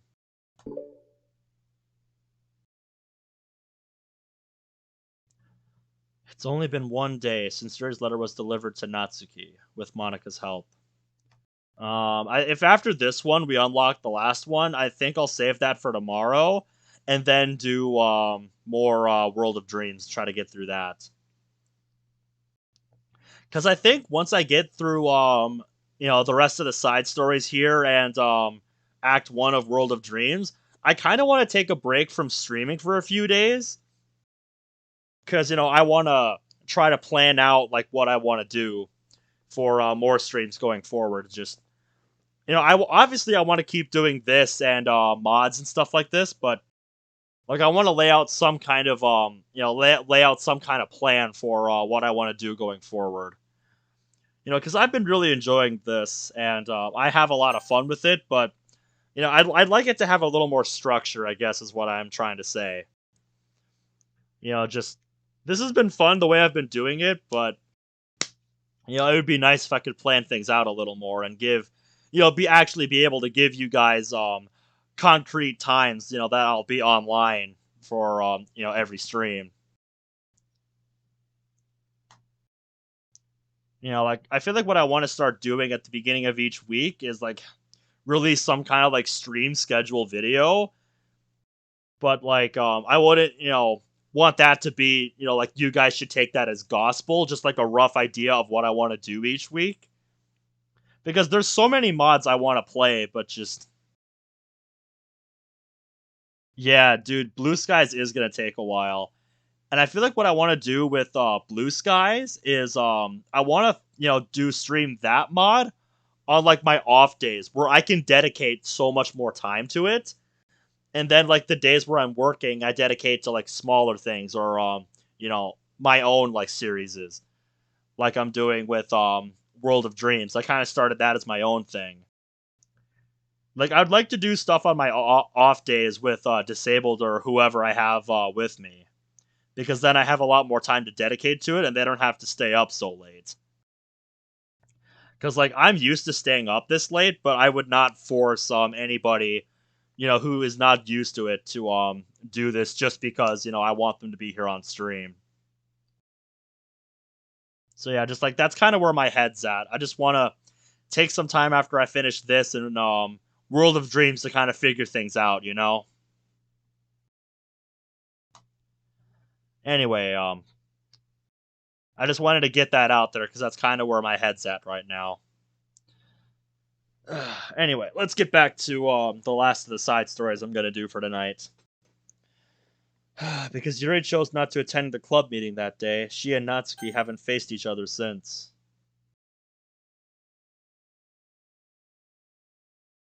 Oh yeah, dude. Like I know, like I was saying to Disabled earlier today, I was starting to feel like, I was starting to like feel the burnout coming on a little bit because I've been playing so much of this and mods and stuff that just it's starting to wear me down. And just like, this is the kind of burnout I'm familiar with other franchises that I've spent a lot of time with. Just I feel like I've been engaging with it more than I probably should, I guess, is what I'm trying to say. Although it is only lunchtime, Yuri finds herself anxiously counting the hours until she will need to face the outcome of her efforts, whether good or bad. Hold on. What was this side story called? I totally forgot to update the banner here. I think it was self love, if I'm not mistaken.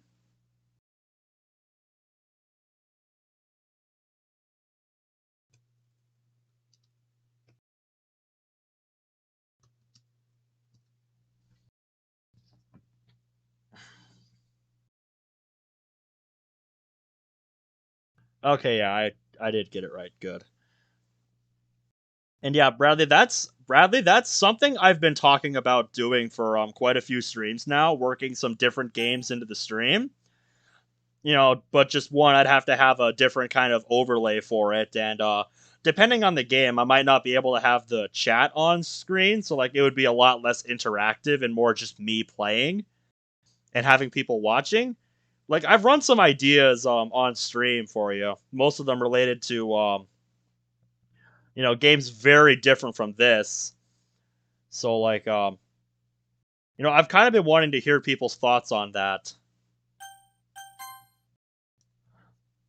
I'll probably make a video where I talk about this kind of stuff a lot more to just kind of get where people are at with it, and if they would watch, if I was playing something else. It's like because this is the kind of thing I want to gauge with my audience.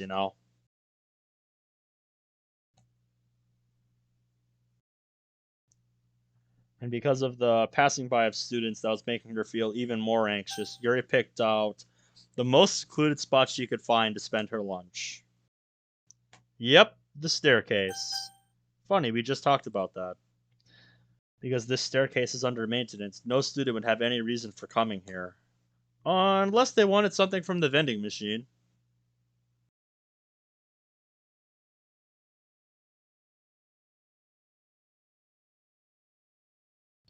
Yeah, I mean, I have a TV in my room here that I could use, but yeah, could get, I could get like a cheap monitor or something. I don't know. I've never worked a dual monitor setup before, so that would be a whole thing that I would have to learn how to work with. So, that would be a whole other thing I'd have to look into. Because I'm used to just working one monitor, not two or three, like some people do. I kind of envy people who do that sort of thing. Ah, it. What are you doing here?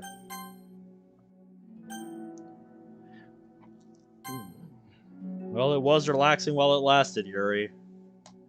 Um, I just... Yeah, I think people who use 3 monitors do it for like the triple widescreen setup. Cause I've seen people who do that with like ultra widescreen. They'll spread it out to like 3 monitors like surrounded around them. So it's kind of like, your whole vision is being surrounded by the monitors or something like that. I think that's how that works. But yeah, like everything I've talked about on stream, like other games I've wanted to do, let me know what you guys think. If that's anything you guys would be interested in watching at all. Because, like, I really would like to know what else you guys would want to see me play other than just this. Because, I love playing this, but I don't want to do only this on stream,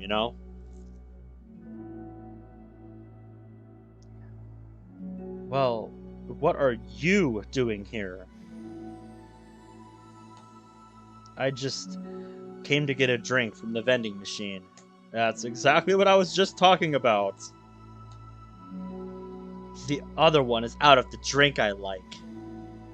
Yuri notices Natsuki fidgeting with a few coins between her fingers. She nods, avoiding eye contact. Natsuki, also looking away, shuffles over to the vending machine. Yeah, like, I've run some other, like a lot of the ones I think I've run past are, like, IL or speedrun attempts on, various Sonic games that I can play on my laptop here. Either that or, there is something I just thought of, a while back now, like, I think October of last year, I bought, both the Sonic Adventure and Adventure 2 on sale for, like, $1, and I still have yet to play those. And I wanted to do, like, a blind, like, let's play of those at some point. Would anybody care to see that? Because, like, that's something I've wanted to do for a while now, but just, my old laptop did not have the setup to make that work.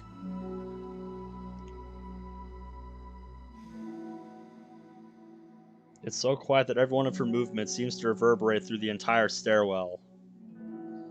After far too long, she finally receives her beverage, which she then fidgets in place of the coins. Some kind of iced tea. Oh yeah, dude. Yeah, a lot of people who grew up with the adventure games, you know, say that they were like the best games the franchise has ever had. And people still play them competitively to this day, like religiously. But you know, I thought it would be a really interesting thing to watch for people who really enjoy the game or people who've never played it. You know, to watch somebody who has never played it for the first time and like actually recording it and broadcasting it. Like, I just think it would be an interesting perspective to see for some people. You know, these games that everybody in the fandom praises for being so amazing.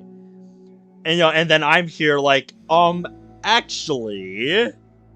And, like, I'm giving my first impressions, like, as I'm playing through it.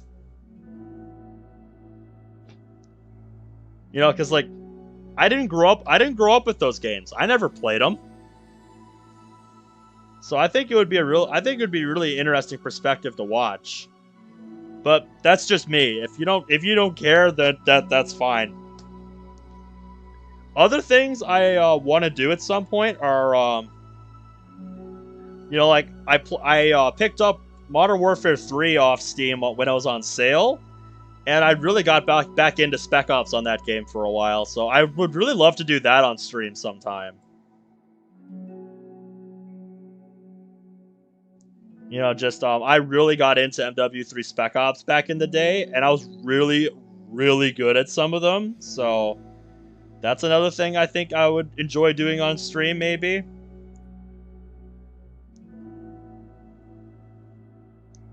That and the other big one is, you know, a lot of what my channel used to be based around a lot, which is the Call of Duty Zombies mode.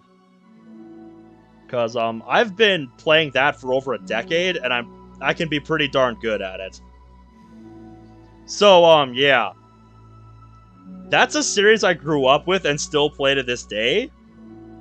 Like, I know people have their opinions about it, but like, with the exception of the most recent Modern Warfare, I have found something I enjoyed about pretty much every game in the series. Like, I only mildly enjoyed the campaign to the new Modern Warfare, but after that, like, there was just nothing I enjoyed about the new Modern Warfare. It's like way too quiet back here. It's creepy. Probably why Yuri likes it so much. I mean, that's not what I meant, really. It's totally cool that it's your thing or whatever. Like, I can see how it suits you, so...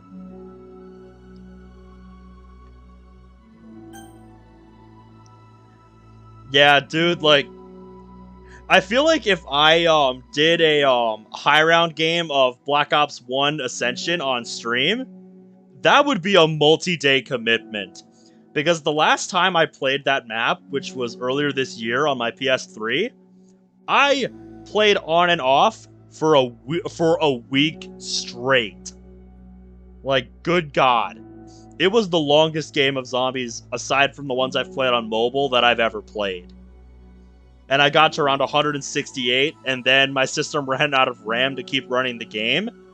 So it booted me back to the loading screen, and back to round 1. Like, that's how long I can go at the maps that I'm best at. So if you wanted to see some high rounds, I could do that. I could also play some custom zombies on stream. Because I really enjoy World at War custom zombies. Oh yeah, dude. My highest on Revelations is 179. And that's only because I got a disconnect on that map. I was like 3 days into that game, and then my internet DC'd, and then just I wanted to cry. Because it's like, really, dude? I'm 21 rounds from 200. Let me have another 200!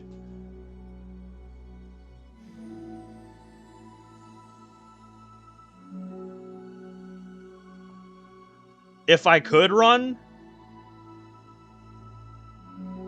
Yeah, dude, I get that. In order to really have the patience to do high rounds, you have to be willing to commit for multiple days. Yeah, just... I acknowledge that high rounds do get monotonous and boring, because you're just doing the same exact thing over and over and over again. You just get yourself into a rhythm and you don't even think about it. But, you know, you're doing the same mindless thing over and over and over again, hundreds if not thousands of times over the course of a run. High rounds become more about patience the longer you go. You know, patience and, you know, being able to control the situation. On that 168 game I did on Ascension, I think my first down was on round 155. And that is my longest streak of rounds without taking a single down. Wow, dude, we're getting really fucking sidetracked here. It really makes me want to play one of those games now. Like, oh god. See, this is what happens when you guys get me going on stuff like this. This is what happens when I get going on stuff like this. We've barely made any progress on this, and it's been like, I want to say, what, 20, 25 minutes already? God, I really need to just save this for that video. God, otherwise we're never going to get through this. Yes, you planned it to make the stream longer. How dare you!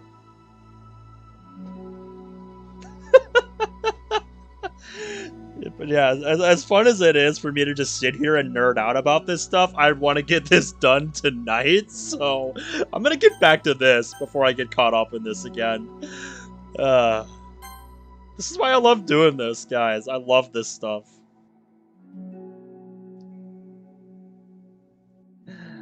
Fair. That's fair enough for me, Bradley. That's fair.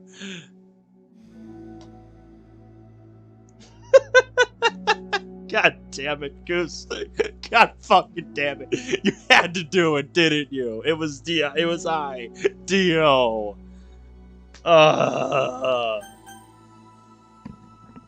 You know, I'm just gonna stop talking. That seems like a good idea. You know what? For once I agree with you, Natsuki. For once I agree, yes. That does seem like a good idea for me right now. It's okay. Everything is okay. Yuri finds herself attempting some words of comfort after hearing Natsuki stammer herself into dejection.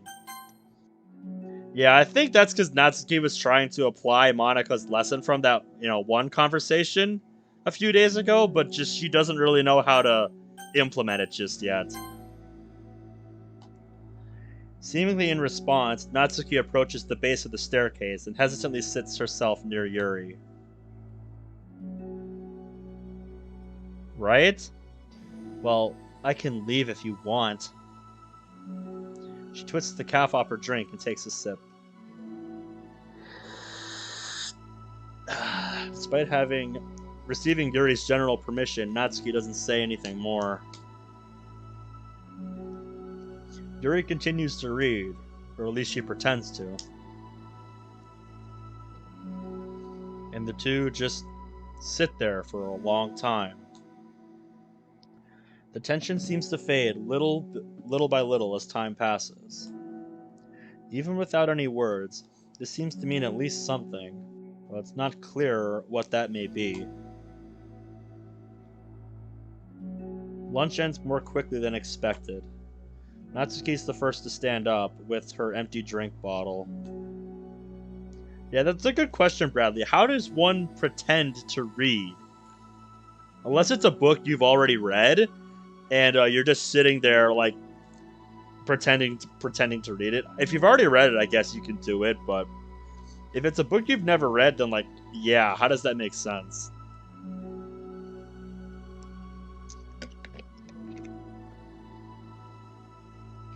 Are you coming today? To the club? I'm sorry for being so awkward. I'm really bad at talking about this stuff. I just can't for some reason. I don't know why. But I want to. Eventually. There's no rush. I promise. Thanks. Well, I'm glad you two could come to an understanding. It's the next day. Natsuki appears from around the corner and steps up to the vending machine, glancing at Yuri as she does so. Today, she seems to be holding some kind of book as well. Really? Wonder what that is. Oh, you're here again. Well, I just came here to read this, because there aren't any people around here. Oh? I thought you didn't like how quiet it was. Well, I don't, but there's no people here.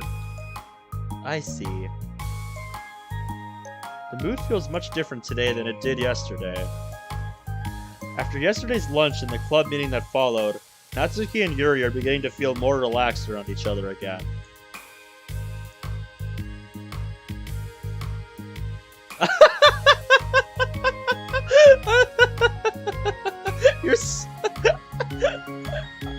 I want to see someone do that now, Bradley. Just grab a post-it note and write "leave me alone" and just stamp it to their forehead. I want to see that now.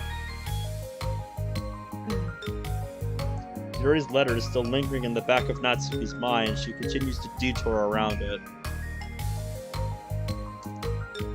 But it's okay that I'm here?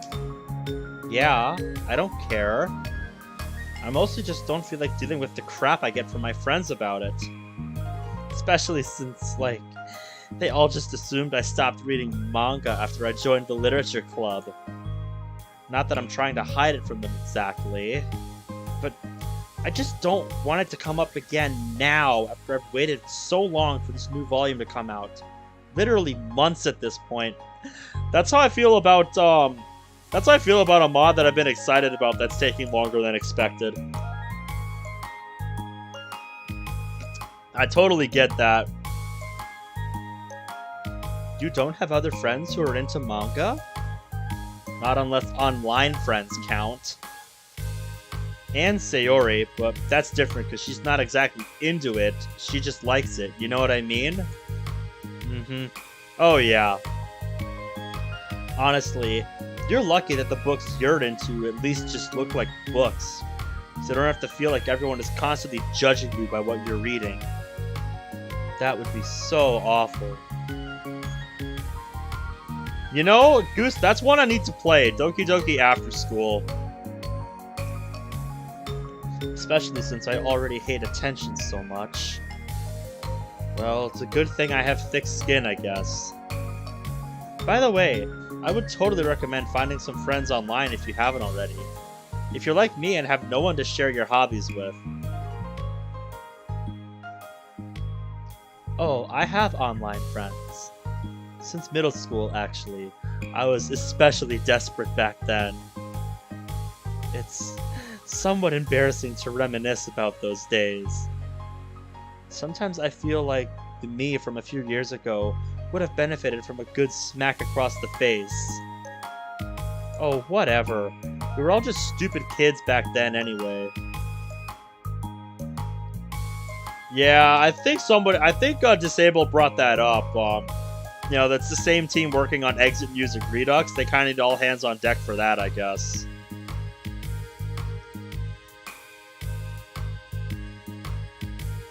I was about to say, wait, Goose, what fanfics are you talking about? But I just read the line. Natsuki's fanfics. Oh my god.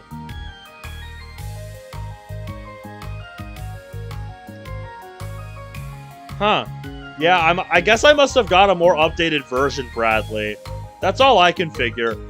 Because I think I remember from one of the past streams of World of Dreams where the developer was there. Like, he says, like, he's always, like, on the lookout for things.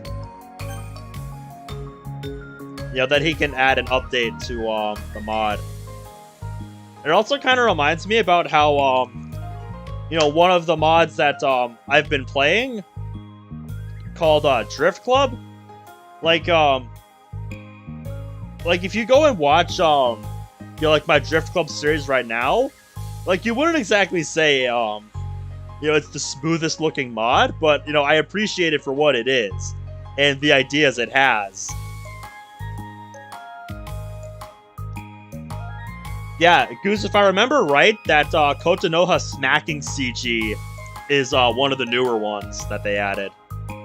But yeah, like, anyway, going back to what I was saying about Drift Club, the dude who initially is, you know, the dude working on that mod, he's completely remaking the first 3 episodes, you know, just like based on, you know, my playthrough of it.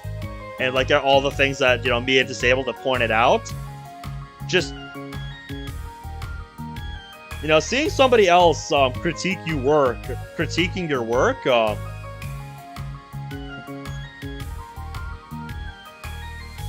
you know, like seeing somebody else like interacting with your work just helps point out the flaws of it, I feel. And that's kind of what I like about playing mods. Just, you know, I love giving the mods exposure and, you know, pointing things out about them. But I liked it at the time. I got a lot of fulfillment out of it. And plus, I can look back and say with confidence that I've become a better person since then. So I don't think I would change anything. I wonder if a few years from now we'll think the same things about our current selves. Probably. That doesn't make you uncomfortable? No, of course not. I don't care what other people think of me, especially someone who doesn't even exist yet. Alright, here. She raises her hand to her face and forcefully slaps her own cheek. That's me from the future coming to terms with me right now. Okay, I like that. Also, ow, I didn't mean to do it that hard. You probably should have thought that through a little more, Natsuki. Yuri doesn't seem to react. But to Natsuki's surprise, Yuri shyly looks the other way before lifting her arm and doing the same thing to herself, loudly smacking her cheek. She turns red and stares into her lap, but is unable to hide a smile, as though it was a really funny joke. Oh, that's what I'm talking about. I didn't know you had it in you. I don't even know why I did that. Maybe I thought it would be funny. Sorry, I keep distracting you. You said you were looking forward to reading, but I keep going on about all this nonsense. I'll let you get to your reading. Oh, right. Right? Yeah, I guess I'll do that then. The conversation quickly ends, and Natsuki opens her book. The two read silently for the remainder of the lunch hour. But the whole time, Yuri feels distracted by a twist of regret over having so abruptly forced the end of their conversation.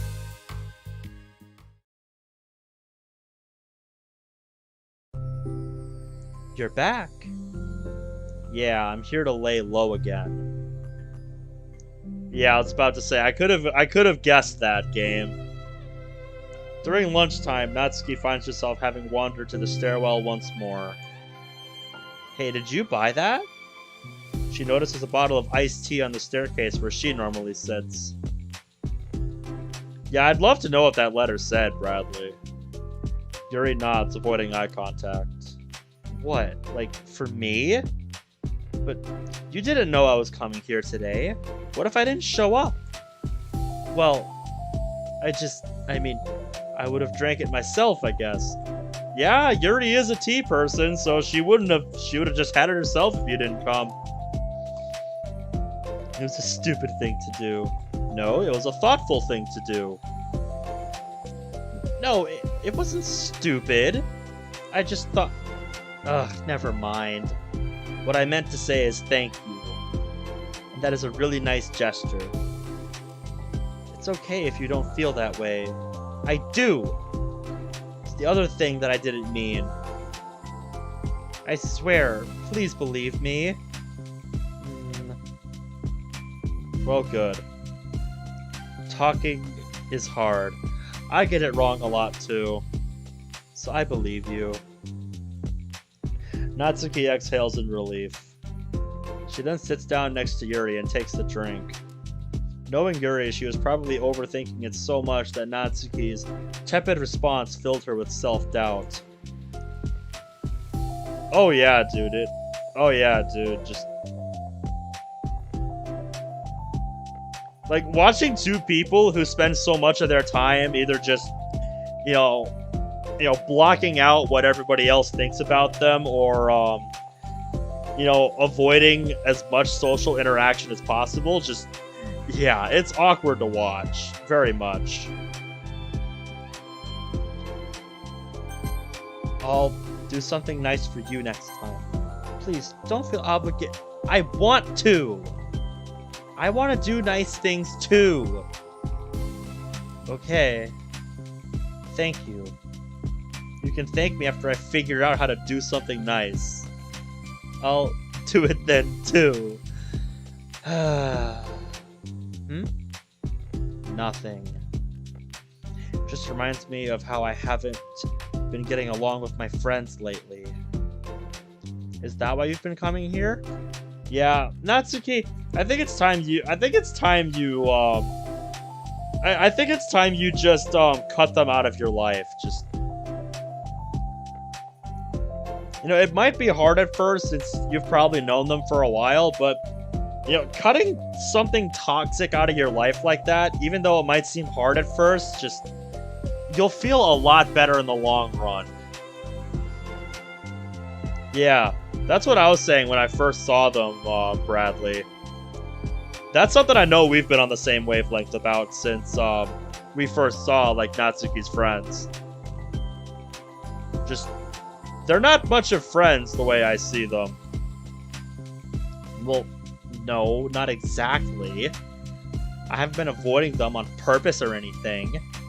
There are just other things I'd rather be doing during lunch lately. I like being around them when we're all just having fun. But they also just can't take anything seriously. So when I'm, I don't know, feeling serious, then their attitudes just really get on my nerves. It's only gotten worse ever since I joined the literature club. How come? I don't know. I feel like I used to be really good for just putting up with it, because it would be so stupid to cause drama over a joke I didn't like or something. But I just have a hard time doing that lately. It probably feels more personal now, having met people that are willing to accept you for who you are, as opposed to them, where you feel like you have to constantly hide yourself from them. I feel like that's what's going on here with Natsuki. But it's my fault for being overly sensitive. If I have a problem, I'm not going to demand for everyone around me to change. But, yeah, I know. A lot of consider I really don't agree with that kind of thing. But they're not in my position, so it's easy for them to say that you should just communicate your feelings or whatever. It's not like my friend group does that kind of thing. I would just be making an embarrassment of myself. Sorry, none of this has anything to do with you. I don't know why I'm talking about it. It's okay. I like listening. What? Listening to other people's problems? Yes. I'm glad you finally met Yuri, Natsuki. Yes. That's weird. Sorry. I just like learning about people. Yeah, that's pretty much what I do at work whenever somebody new starts, if they're in my department. Like, I'll just kind of watch how they interact with everyone else and kind of learn about them, like, I'll say hi and introduce myself to them, but, like, I won't talk to them too much, like, right off the bat, unless I feel like we're on similar wavelengths, if you know what I mean. Do you think it's weird? Like, for me, it's more about just learning how to approach them and stuff, I feel like. Yes, exactly, Bradley. 100% agree. No, that's not weird. I probably just misunderstood, so I don't know. Does that mean I should keep going? If you'd like. Okay. Well, I don't know what to talk about now. What are some things that you like about your friends? A lot of things. I mean, they're really fun to hang out with, like after school and on the weekends. And they really like my baking. And it's fun to complain about school together. They make me laugh a lot, and we have a lot of good memories and in-jokes. Oh. I'm bad at a lot of those things. So? Are those all things that are important to you? Well, kind of, but they're not things I need to get out of everybody. Everyone in the club is really different from that, but I'm still friends with them, too. Well, Sayori really likes your baking, and she makes you laugh, and she complains a lot. That doesn't mean she's anything like my other friends. Yeah, I get the feeling if Sayori were to hang out with Natsuki's other friends, then they would not get along very well. Yeah, dude. That does kind of seem to imply that. Well, unlike them, she's a nice person who cares about your feelings. Excuse me? How about you don't talk that way about my friends that you don't know anything about? No, wait! I'm sorry, I didn't mean it. I didn't want to say something bad. Please don't leave. She sighs and shakes her head. It's fine. As long as you understand that you can't just judge people like that. I'm sorry. You can't just compare friends like that and measure who's better than who. Everyone's different. I'm sorry. I just don't like people who want to hurt you. A moment of silence stretches between them. They don't want to hurt me. We just like to tease each other about stupid things. It's fun. I don't like that. Well, that's why I'm friends with them and you're not. Yeah, the way I see it, there's two different kinds of that sort of thing. There's the kind of teasing where just you know. Yeah, I agree with that. I think it's important to know, there's the kind of teasing where it's both parties know you're just, you both know you're just having fun with it. And there's the kind where they're actively trying to hurt you.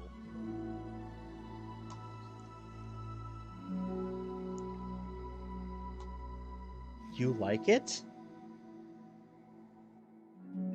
Just don't worry so much about me. It's not worth it. I'm sorry. I wish I knew how to help with social conflict. Like how Monica can. She's good at these things. Not really. Also, I don't always want help. Sometimes it's just stuff I have to deal with myself. That's what Monica and Sayori never seem to understand. Sometimes all you do is look at them the wrong way and they're all like, "Aw, what's wrong? Is everything okay?"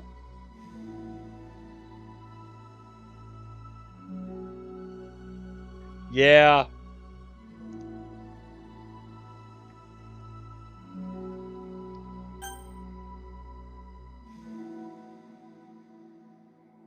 Yeah, I've kind of done that with a friend group that I've been with for a while that we're getting really toxic with each other.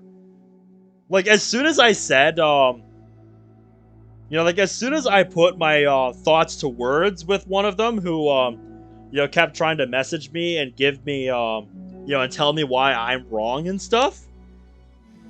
As soon as I sent him my explanation of why I was the way I was with him.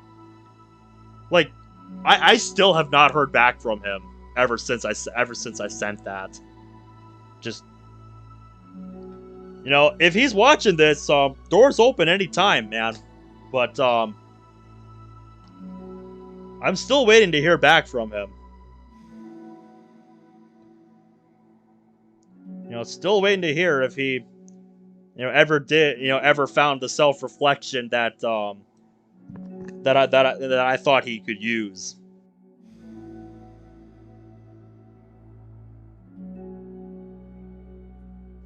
Oh yeah, very much so, Bradley. Sarah just comes on strong with these kinds of things.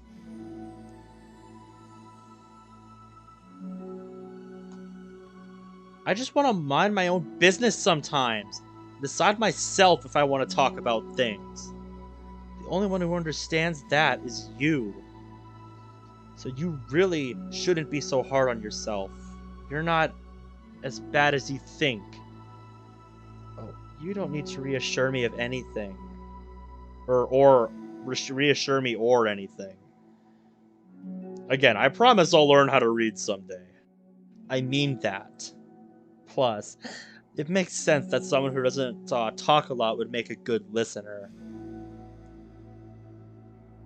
Thank you. You're also nice. She's nice in her own way. It's really hard for me. It doesn't come naturally at all. It's so weird because I always thought of myself as someone who can just say whatever's on my mind. But I feel like that only works when I'm annoyed or upset, or I want to say something mean. Why am I like that? You don't have to answer that, I'm just talking to myself.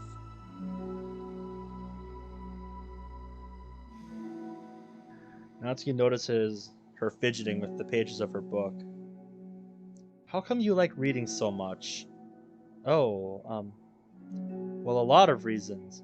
I would like to think one of them is escapism. But I just get sucked into it so easily. It's so immersive, like I want to be a part of it. I think there are a lot of things about people in real life that make me feel uncomfortable and frustrated. Especially when it comes to following social conventions and group interactions. I just don't really understand it, and I have no real desire to participate. Yep, I can be the same way. If it's people I don't know. But it's different with books. I feel like I always want to be around the characters. I feel such a strong emotional connection with them in ways I've never felt with real people. Why do I feel like I'm being called out here?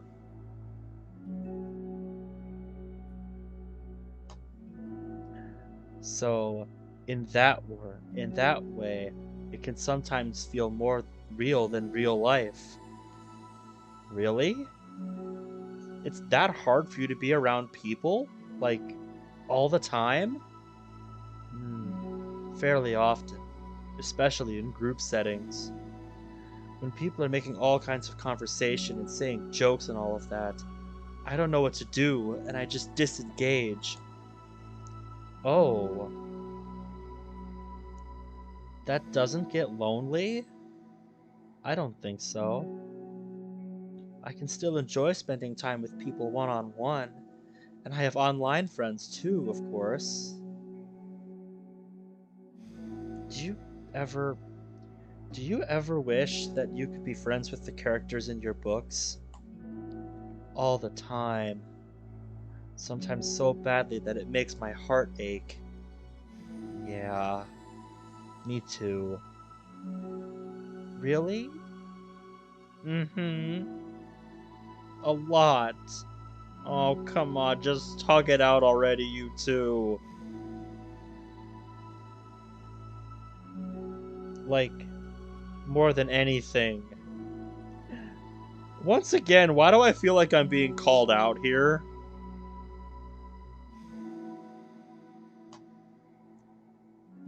Also, see you when you get back, Bradley. After Natsuki mutters that, silence fills the stairwell once more. But it's a mutual silence. One full of understanding. Mm-hmm. And that's the end of part 1 of that side story. So that just leaves part 2. And I'm just gonna jump right into it. Man, we really got caught up with other random things in that last one, so I really just want to get through this one. Hey. Oh, hello. I almost thought you weren't coming today. Yeah, well. Yeah, that's what I think Bradley was saying that earlier, Goose. Cuz online I saw like somebody posting a video of like all 7 side stories, and I'm like, wait a minute. I thought there was only 6. What is this about a 7th one now?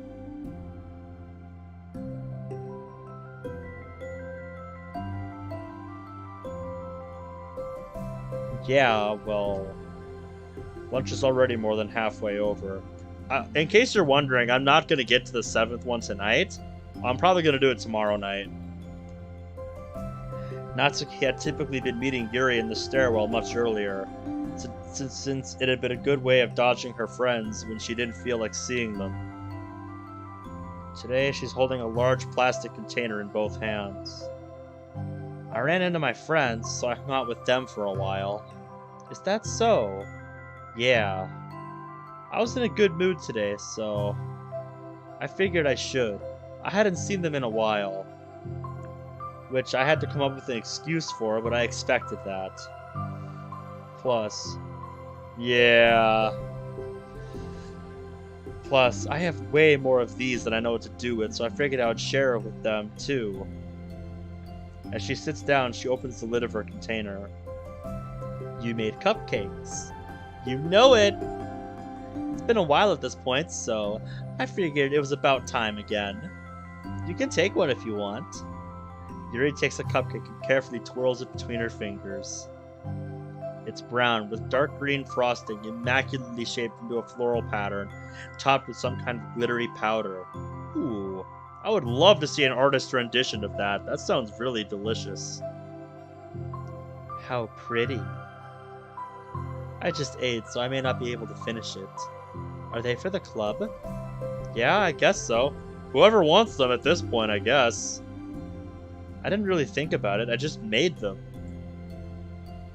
Ah, I just thought that because green is Monica's favorite color, right?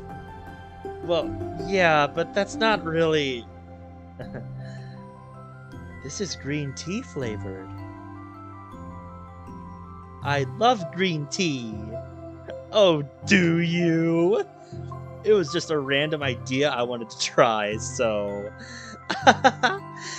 Don't laugh at me. No, Natsuki, she's laughing with you, not at you. I'm not. I just felt happy. Oh, sorry. Usually when... Never mind. What I mean is that I'm glad. Sorry for saying dumb things again. I just wanted to do something nice. And this is something I happen to be good at. And I do know that you like them from past experience. Right. That one where she probably had more than she should have. That one day. Yuri turns red, recalling the time she treated herself rather generously to Natsuki's cupcakes. Hey, I was just talking about that. Ironically, her mouth is too full of cupcake for her to stammer an excuse, so she just settles for a disapproving look. How did you get into baking? Oh, well, I don't know. It kind of just always appealed to me. Well, a few years ago, I read this one manga with a lot of baking, so I got, like, super into it for a while. I was probably making stuff almost every day. But it's something that I always knew I liked anyway. It's like, baking is like art. When you get good at it, it gets more delicious, too. I'm struggling to imagine myself putting my heart into something so artistic, knowing that it would just be eaten afterwards. Yeah, maybe you're too practical for it. I think I'd prefer to be on the receiving end. I would be too. Like, if I made something, it's like, oh, this is so beautiful. I can't just eat this. That's my other favorite part about it. Something I can do that makes a lot of people happy, like unconditionally. Everyone is always so thankful, and that moment, you get to be like the bringer of joy. I don't know, it just makes me feel valued? Yeah, I guess that. So, were you able to make up with your friends today? There wasn't really anything to make up with them about. We weren't fighting or anything. You weren't? Maybe I misunderstood. It only turns into a fight if I lose my cool, and that's just unnecessary drama. It only makes things worse. Alright, that's fair. That's fair, Bradley. So, they're not going to stop? I mean, it only happens sometimes anyway. It's just the way they are. I'm the only one who ever has a problem with it. It's not worth it. Especially since I have somewhere to go now where I don't feel like hanging out with them. Oh. I see. The cupcake's empty foil wrapper audibly crinkles as Yuri clenches a fist. I'm glad that the situation is resolved. And that you don't have to avoid them anymore. Yeah. Me too. And I don't have to bother you during your alone time anymore. I'm sure you have a lot of reading to catch up on. Yeah. I know that the cupcakes are basically nothing compared to all the stuff you've done for me. But it's the best I can do. So you can have the rest of them. She grabs the box and slides it over to Yuri's feet. Yuri just stares at it. Then she shakes her head and slides them back. You should save them for your other friends. But I made them for you. Natsuki's voice whines as she protests. Well, damn. Hello.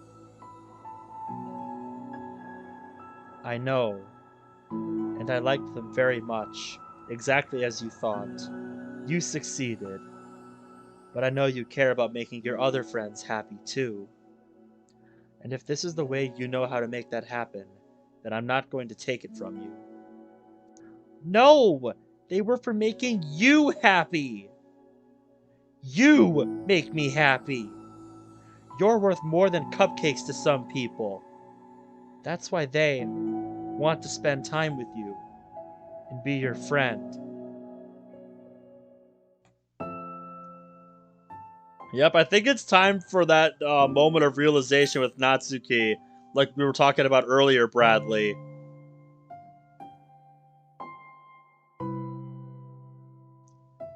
Well, Goose, you have to take into account what Monica learns after this. That changes her whole viewpoint. But yeah, Bradley, I feel like Natsuki's about to have that realization that we were talking about earlier, that she's being used because of her cupcakes and whatnot. Without warning, tears pour from Natsuki's eyes.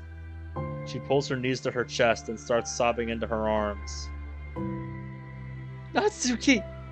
I'm such a bad person! She stammers, feeling panicked. I didn't mean to say something bad. She shakes her head and wipes her eyes. Or Natsuki does. You didn't. I just... She tries to choke back her sobbing, but struggles to speak through them. I just really hate myself sometimes. It feels so wrong when you say those nice things to me. Like I don't deserve it. I'm sorry. No, I am. I'm so difficult. I can't think of even a single thing about myself that somebody would like. And I hated myself for bothering you during lunch. I just thought it was My chance to be a good person, like to be nice and do the things you wrote about in the letter. I knew if I tried in the club, Sarah and Monica would be super annoying and make a big deal out of it. You know, I think a lot of those negative things too, about myself. I never felt like a good person. I always scrutinize everything I say, and later I feel like I said all the wrong things. And I just spend so much time thinking about myself, hating myself, and feeling like everyone else must hate me too. So I understand some of that through my own experience. And that's why I wanted to write the letter and express my feelings. It pained me to see those things in someone else that I saw in myself.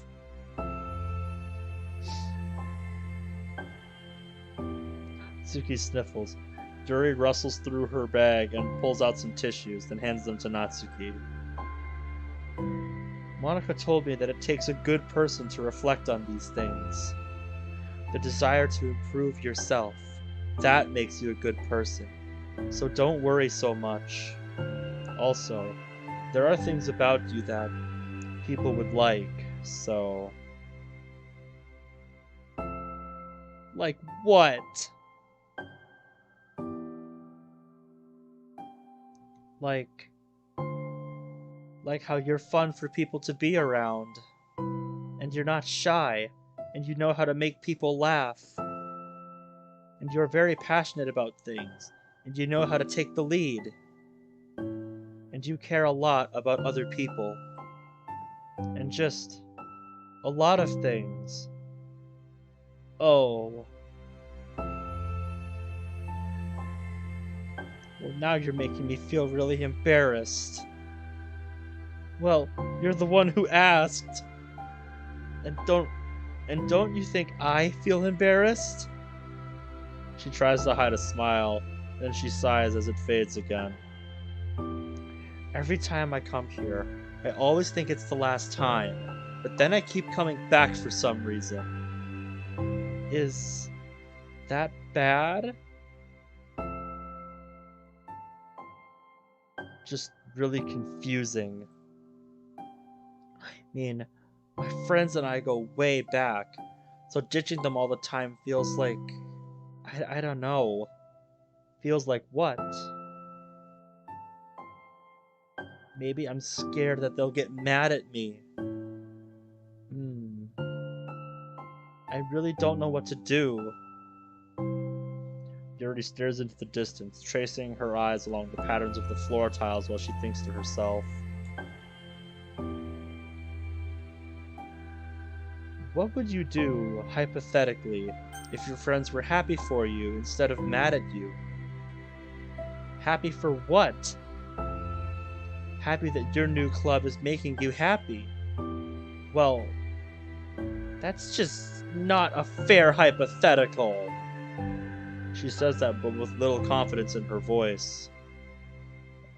Always told myself that I don't rely on the approval of others to be happy. And I still feel that way, but I'm spending time with people who put me down whenever I don't have their approval. That's probably what's making me so confused. Because I'm threatened out of the things that should make me happy. So no matter what, it's like I have to be unhappy to be happy. That's just not a good way to live, Natsuki. It's making my head hurt.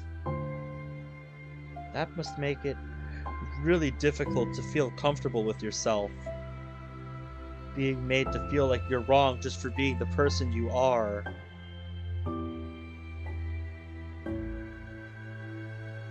It really goes against everything I believe in, doesn't it? It goes against the kind of person I want to be. I'm fed up with it. I'm fed up with a lot of things. She presses her palms into her forehead and then shakes her head. I know what's best for me, but I keep convincing myself out of it. It's so much easier to be comfortably unhappy than it is to do something so scary. Yes, dude. Exactly. That's why I never give in to that kind of stuff. Like, if that's what a game is making me do, just for me to enjoy it, it's like, nah, dude, fuck you.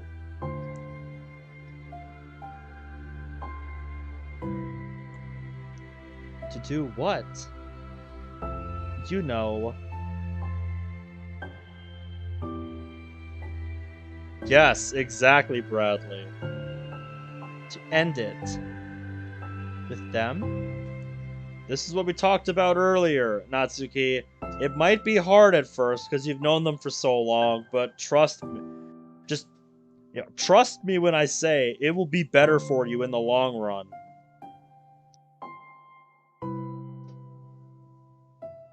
I didn't think you were actively considering that as an option.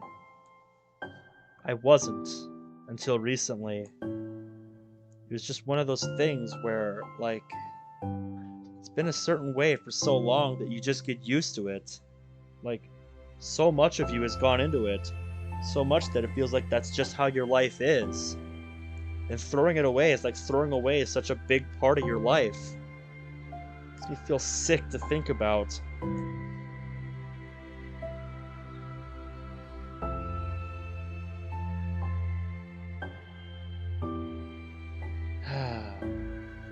It's just really scary. It's terrifying. What are you scared of? Well, Goose, I'm glad I can be one of those people for you. Like, you have no idea how much that means to me. I always try to be that person for people. Because it's always been something I'm good at. Just I've always been good at listening to people. So I'm glad I could be one of those people for you.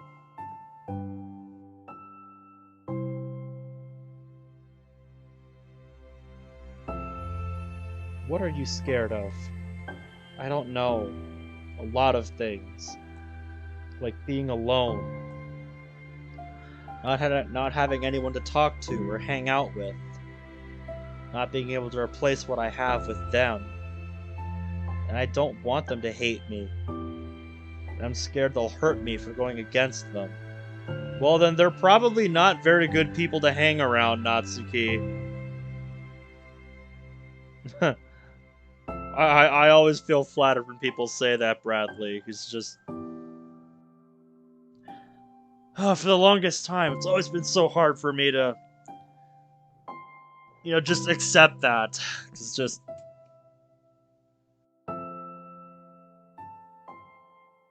I guess it's just because I've always heard people say so many condescending things like that to me. That just... I guess I'm kind of like Natsuki in that way, where I just instinctively, like, reflect it. Another one of my reasons where after a lot of reflection, I think, that's why I didn't like Natsuki so much, because just... Natsuki, I feel like is the one I see a lot of the worst of myself in, and just...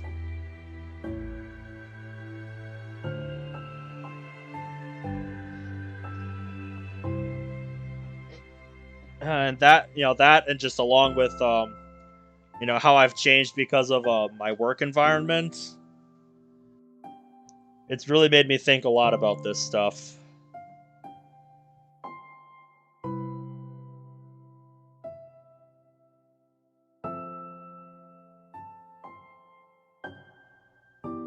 Physically?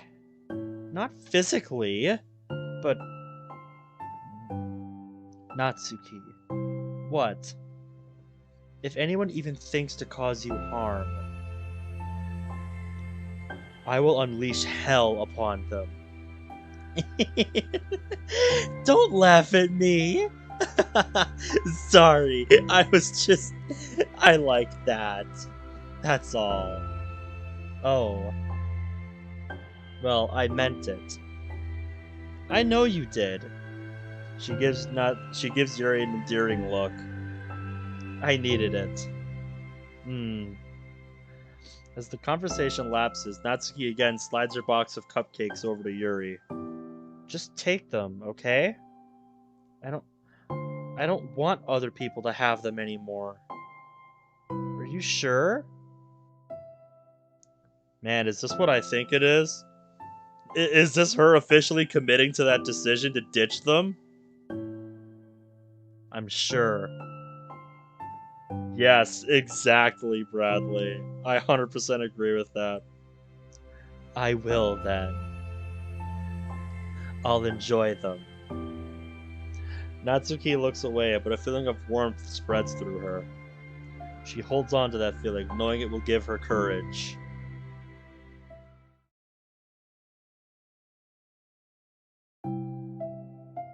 Ah, you're here first today. Mm-hmm. And you brought reading material. Mm-hmm. She's sitting in her usual spot, this time holding a volume of manga while her lunch sits beside her. Yuri sits down as well and opens her own book. It sucks when a good series has to come to an end. Like, it's such a big part of your life, and then one day there's just nothing left. Well, nothing goes on forever, Natsuki. Just...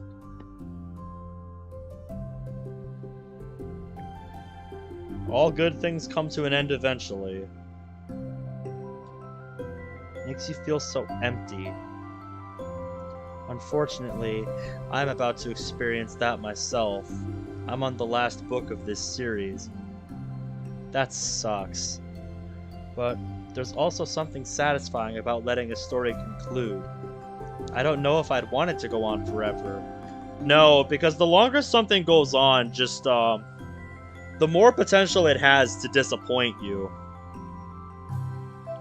Some series just get done to death, and it's just... at some point, like, you just are clamoring for it to end. Because it's gone on for way too long, and just... you know, just... they're stretching at a certain point.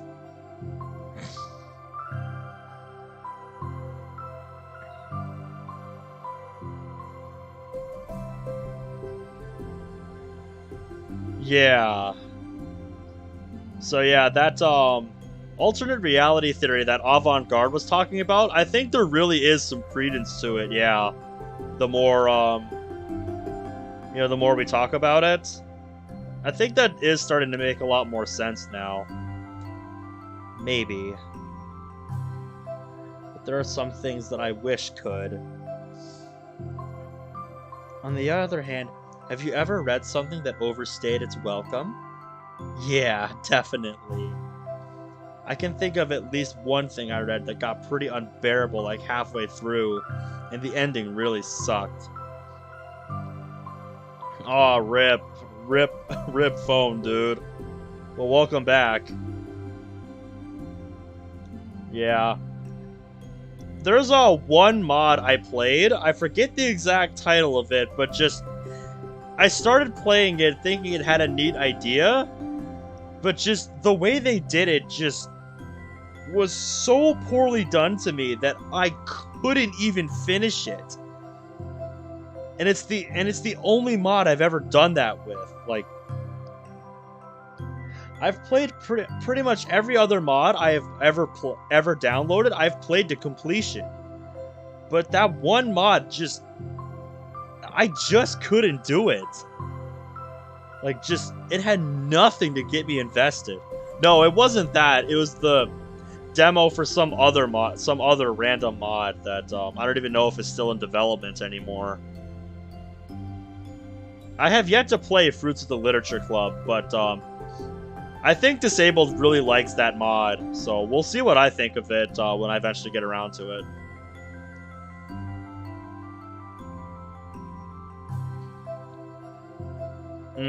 Yeah. So, it sucks when something good has to end, but it also sucks when they just keep inventing more plot until you don't like it anymore. Yeah, that was kind of how I felt about... yeah, since we're talking about the series that overstay their welcome, that's kind of how I felt about The Walking Dead, like, when I tried to get into that. Like, I watched the first 2 or 3 seasons, and then the series kind of felt like it overstayed its welcome, and it's just... I'm like, I just lost interest after that. It's like...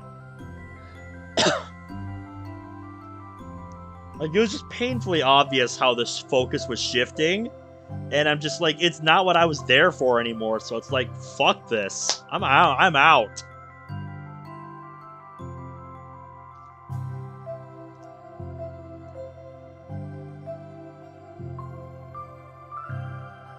I guess it sucks either way. Mm-hmm.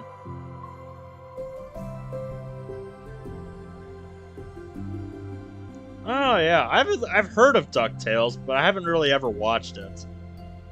Well, that's the nature of all things. They come to an end. The two fall silent. They slowly eat while making their way through their respective reading material. Except Natsuki doesn't seem to be touching her food at all.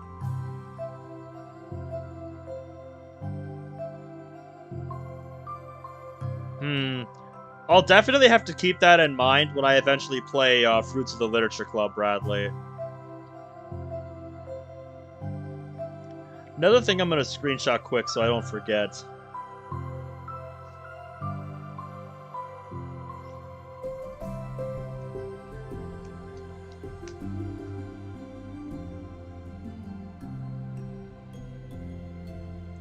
Yeah, I had a friend or two who was like that growing up. You don't go out during the weekends, right? Excuse me? Like, with friends, at the mall or downtown or whatever? I'm not a total shut-in, you know. Oh, my bad for making assumptions. Well, I'm sure I go out less often than other people, like you and the others in the club. I'm definitely Yuri in this situation. Like, I've been trying to get out more, but some days I just don't feel like going anywhere. Yeah, dude, I know. Like, I can at least give, you know, Fruits of the Literature Club enough credit to acknowledge that it looks like it wants to be taken seriously. Whereas, just with Savior of Souls, I should have known from past visual or, you know, various artist projects that I shouldn't have taken it so seriously. Just, that was my damn fault for thinking that that mod would take itself seriously at all.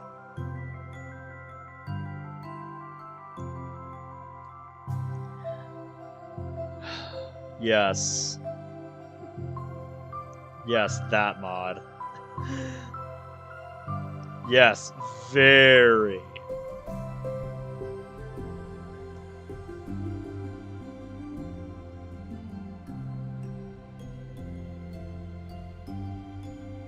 Really? The creator of Fruits of the Literature Club is disappointed with it? Huh. I guess after they've made more things, they look back on their old work and just they see the flaws in it. That's kind of like me looking back at my older runs and just seeing all the things I could have done better. It's just like, man, this is so trash. I don't really meet with friends and arbitrarily spend time like that.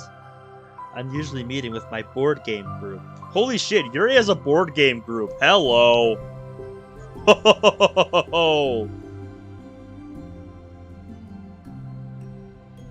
Board game group? It doesn't matter. It's just more nerdy stuff. Why do you ask anyway?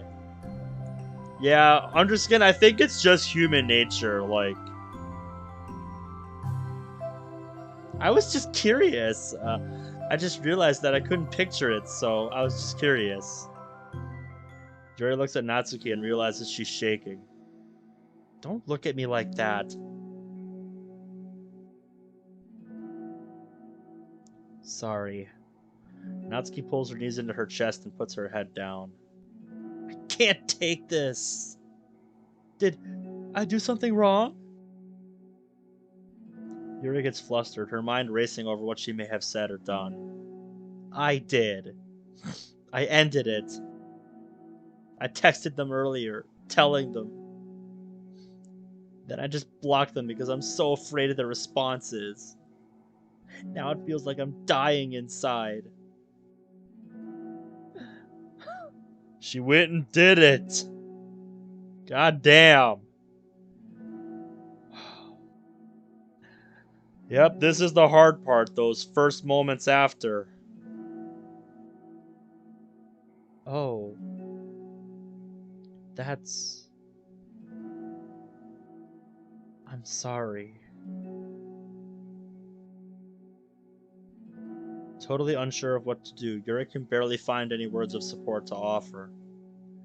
Meanwhile, the sound of Natsuki's unusually hard breathing fills the air. Then she speaks again, barely above a whisper. Help me! I feel sick and want to hit my head against things. Please help. I can't take this. You may be having a panic attack. With that realization, Yuri's demeanor suddenly changes. I have experience with this. Oh, a little while ago, I would say. So I'll help you through it, okay? Yeah, I know, it's been so similar to part 1, right? You can barely tell the difference. Natsuki meekly nods through her rapid breaths, head still buried in her knees. Yuri slides herself over to Natsuki and sits on the step behind her. Then she puts her hands on Natsuki's shoulders. Can you feel my hands? She nods. Her shaking becomes much more apparent through Yuri's sense of touch. Yuri keeps her voice low and gentle. You're safe right now. You're in a good and safe place where nothing can hurt you. She nods once more. Although Yuri is only touching Natsuki's shoulders, she can practically feel her racing pulse through the base of her neck. We'll do a breathing exercise together. All you have to do is listen to my breaths and breathe along with me. Let's breathe in now.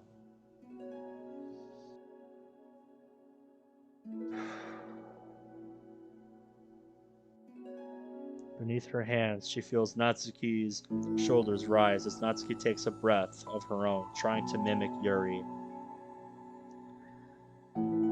They exhale together, although Natsuki's breath shakes on the way out. That's good. Let's keep going. Yuri breathes in once more, and Natsuki joins her. They continue like this for a few more cycles while Yuri closely monitors. Eventually, Yuri feels Natsuki rest more of her weight into Yuri's palms.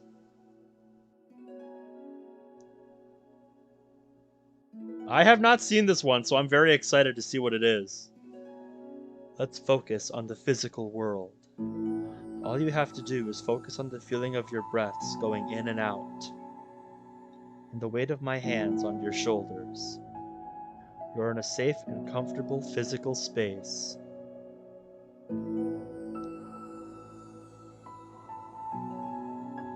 Minutes pass in silence. By now, the worst of it is past, but Yuri is determined not to move away until Natsuki prompts her to. Meanwhile, Natsuki has lifted her head off her knees. Her breathing has mostly steadied. Yeah, we'll see how it compares to the rest for me. Then she takes a final deep breath and slowly pulls herself to her feet, causing Yuri to let go. She stretches her arms. I'm sorry. I didn't mean to freak out. I don't know what my deal is. You don't have to apologize. This must be enormously stressful for you. Is that going to keep happening? It may, or it may not. We can take measures to help prevent it in the future, but I think it will naturally get better over time. Oh yeah, very much so, man. Seeing them interact so genuinely like this, it really helps it really helps envision, how that would work. Natsuki motions to sit back down again, so Yuri moves over. Yuri turns away to pick up her open book from the dusty floor, which she'd hastily set down earlier. She brushes the dust off the cover. I don't think I could have gotten through that alone. You're not alone. Feeling shy again, Yuri speaks into her own lap. From now on, you don't have to do anything alone. As she says that, Yuri tenses up. It's rare for her to so openly share her thoughts, but something about Natsuki, of all people, makes it feel so much more natural to do so. Perhaps because, like Yuri, Natsuki is so timid and uncertain of herself. Natsuki does such a good job of hiding it that it's taken a long time for Yuri to finally realize it.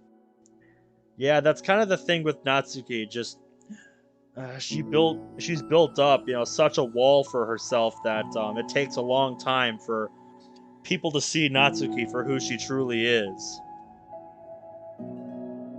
And because of that, Yuri is able to deliver the reassurance that she herself would have wanted, demonstrating that you deserve the love of others. If you can accept that for the first time, then perhaps you can begin the tumultuous journey of learning to love yourself. Here it is!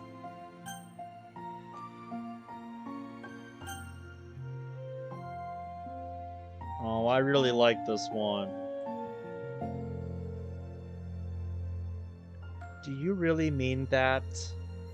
You're probably gonna regret saying that if you do. How so? Because I'm probably gonna have a lot of free time during the weekends from now on. So you're giving me permission to be as annoying as I want and drag you around to a lot of places. I see. But you already said it, so you can't take it back now. Well... I've seen, like, the very beginning of that mod, just from Ronald's playthrough, like, a year ago, and I was not really, that impressed with, Spark of Hope, so... if you want to talk about that mod a little bit, maybe you can change my mind and pique my interest with something in it that I just haven't seen yet. Well, I suppose I have no choice but to accept that responsibility then.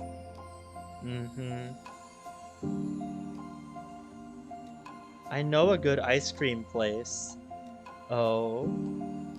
That means you'll finally figure out my favorite ice cream flavor. Huh? What are you talking about? Oh, you don't remember? The first day that you came to the club, you guessed everyone's favorite ice cream flavor. But for me, you said you had no idea. Seriously?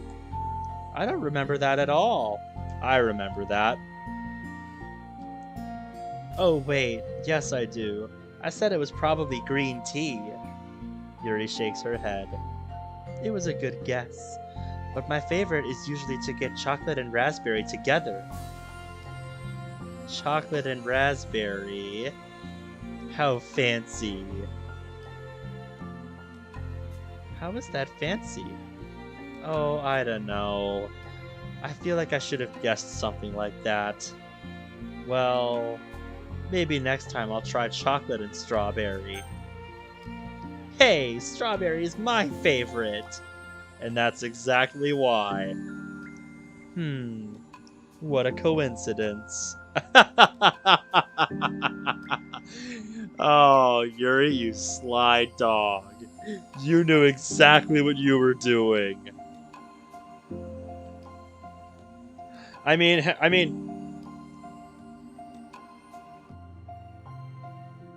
Wait, what? Wait, what? You're serious?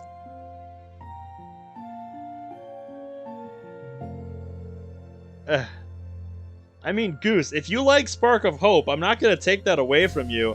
I'm just saying, based on, like, what I saw of it and like the couple episodes that I watched of it from Ronald's playthrough, just it's not one that really grabbed my attention right away. Like that's all I'm saying about it.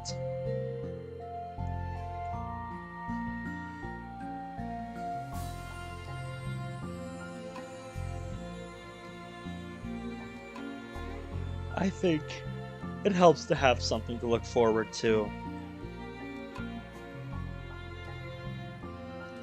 I still have the sick feeling in my stomach, but it's easier now to convince myself that I did the right thing.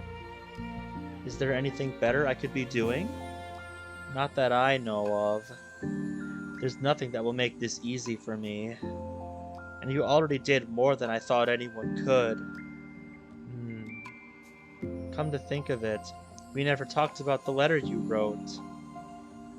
But I feel like we're way past that at this point. I don't even know what to talk about. Except that I think it helped me understand my needs a little bit better.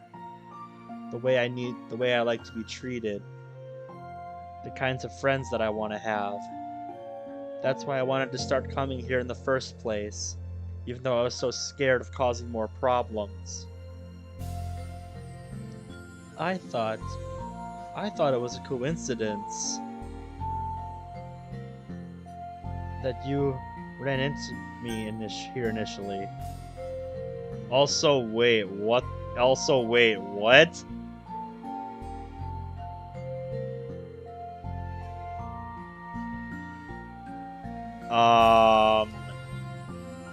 Maybe I'm glad I didn't continue with Spark of Hope, because like what? Because unless that's like way down the line in the story of that mod, like years and years later, then I do not condone that at all. Like, I'm not saying like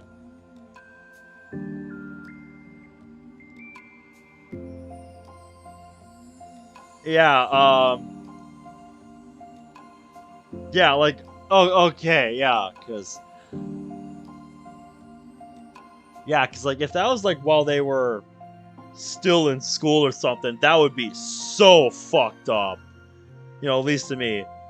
Like, I still get flashbacks to that one yearbook I saw that had a section for, you know, teen moms. It's like, are you fucking for real? Yeah, like, I still get flashbacks to that one yearbook I saw a few years ago that had a section like that. Like, ugh. Like, context is important for that. But yeah, Void, I am still streaming. I am gonna finish this side story, and then I'm gonna call it a night. Oh,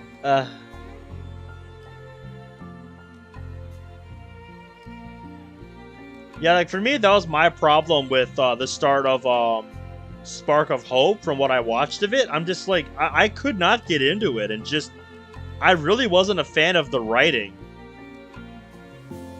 You know, I just really wasn't a fan of some of the writing that they went on, you know, that they had at the beginning. It just was not grabbing me in any way.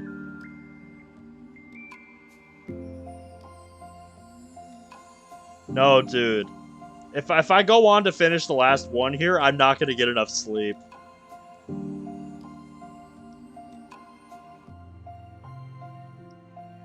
So there's one route you haven't played through then, Void. Well, not exactly. What do you mean? Nothing. I may have tracked you down first. With the help of Sayori. That's... But you said... I was shy, okay? I wasn't ready to, like... Whatever, you know what I'm saying. Well... I guess I'm glad you worked up the courage. Well, thanks for stopping by anyway, Void. I'll be streaming the last side story tomorrow night, and then then probably do some more of a World of Dreams or something. I'm not sure yet. Very much so. Even if it was in your own way. I can tell you've been making a lot of difficult decisions. It's brave, and it will make things better in the long run. Yes, that's what we've been saying this whole time. I think anyone would be proud of you for it. Anyone? You mean, like you?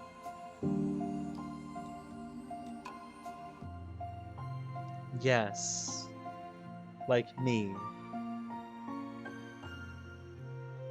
You know, I could get used to this. As long as you don't tease me too much. Yeah, thanks for coming by, Void. Hopefully I'll see you a little more tomorrow night. Fine. Just a little, then. That's fine. I know how uncertain everything feels to you right now. But I really do think that good things are in store. Those are my honest feelings. Thanks.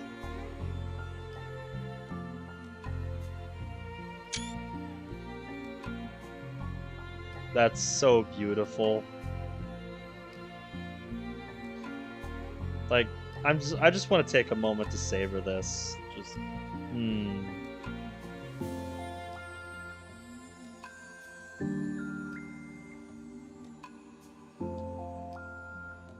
It's always so satisfying to see them get along like this. It feels nice to be reassured. Go for it, dude. The two girls continue their conversation through the remainder of lunch. But a new feeling hangs in the air. A feeling of greater certainty in their path forward. Just a few hours, there will be another literature club meeting. The 4 club members will happily spend time together. Each of them, all with their own special qualities, have something unique that they can deliver to one another. Through friendship and literature, the club members will continue to grow and find new happiness together. The end of each chapter is the start of the next, Yuri thinks to herself. Since she's about to finish her long-running series, it would be best to have a new book lined up. Like how I try to have new mods lined up after I finish each series.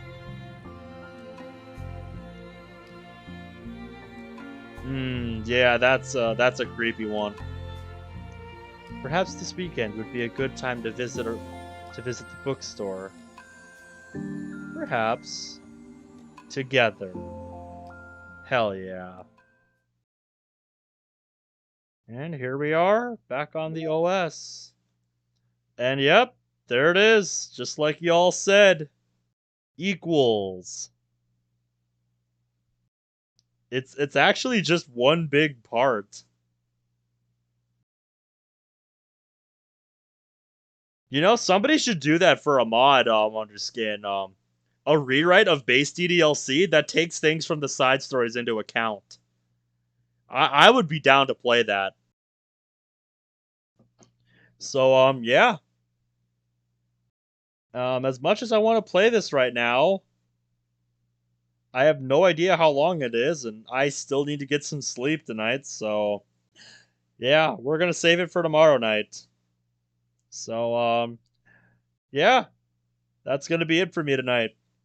Thank you guys so much for watching. If you're from the future, thank you for making it through the stream.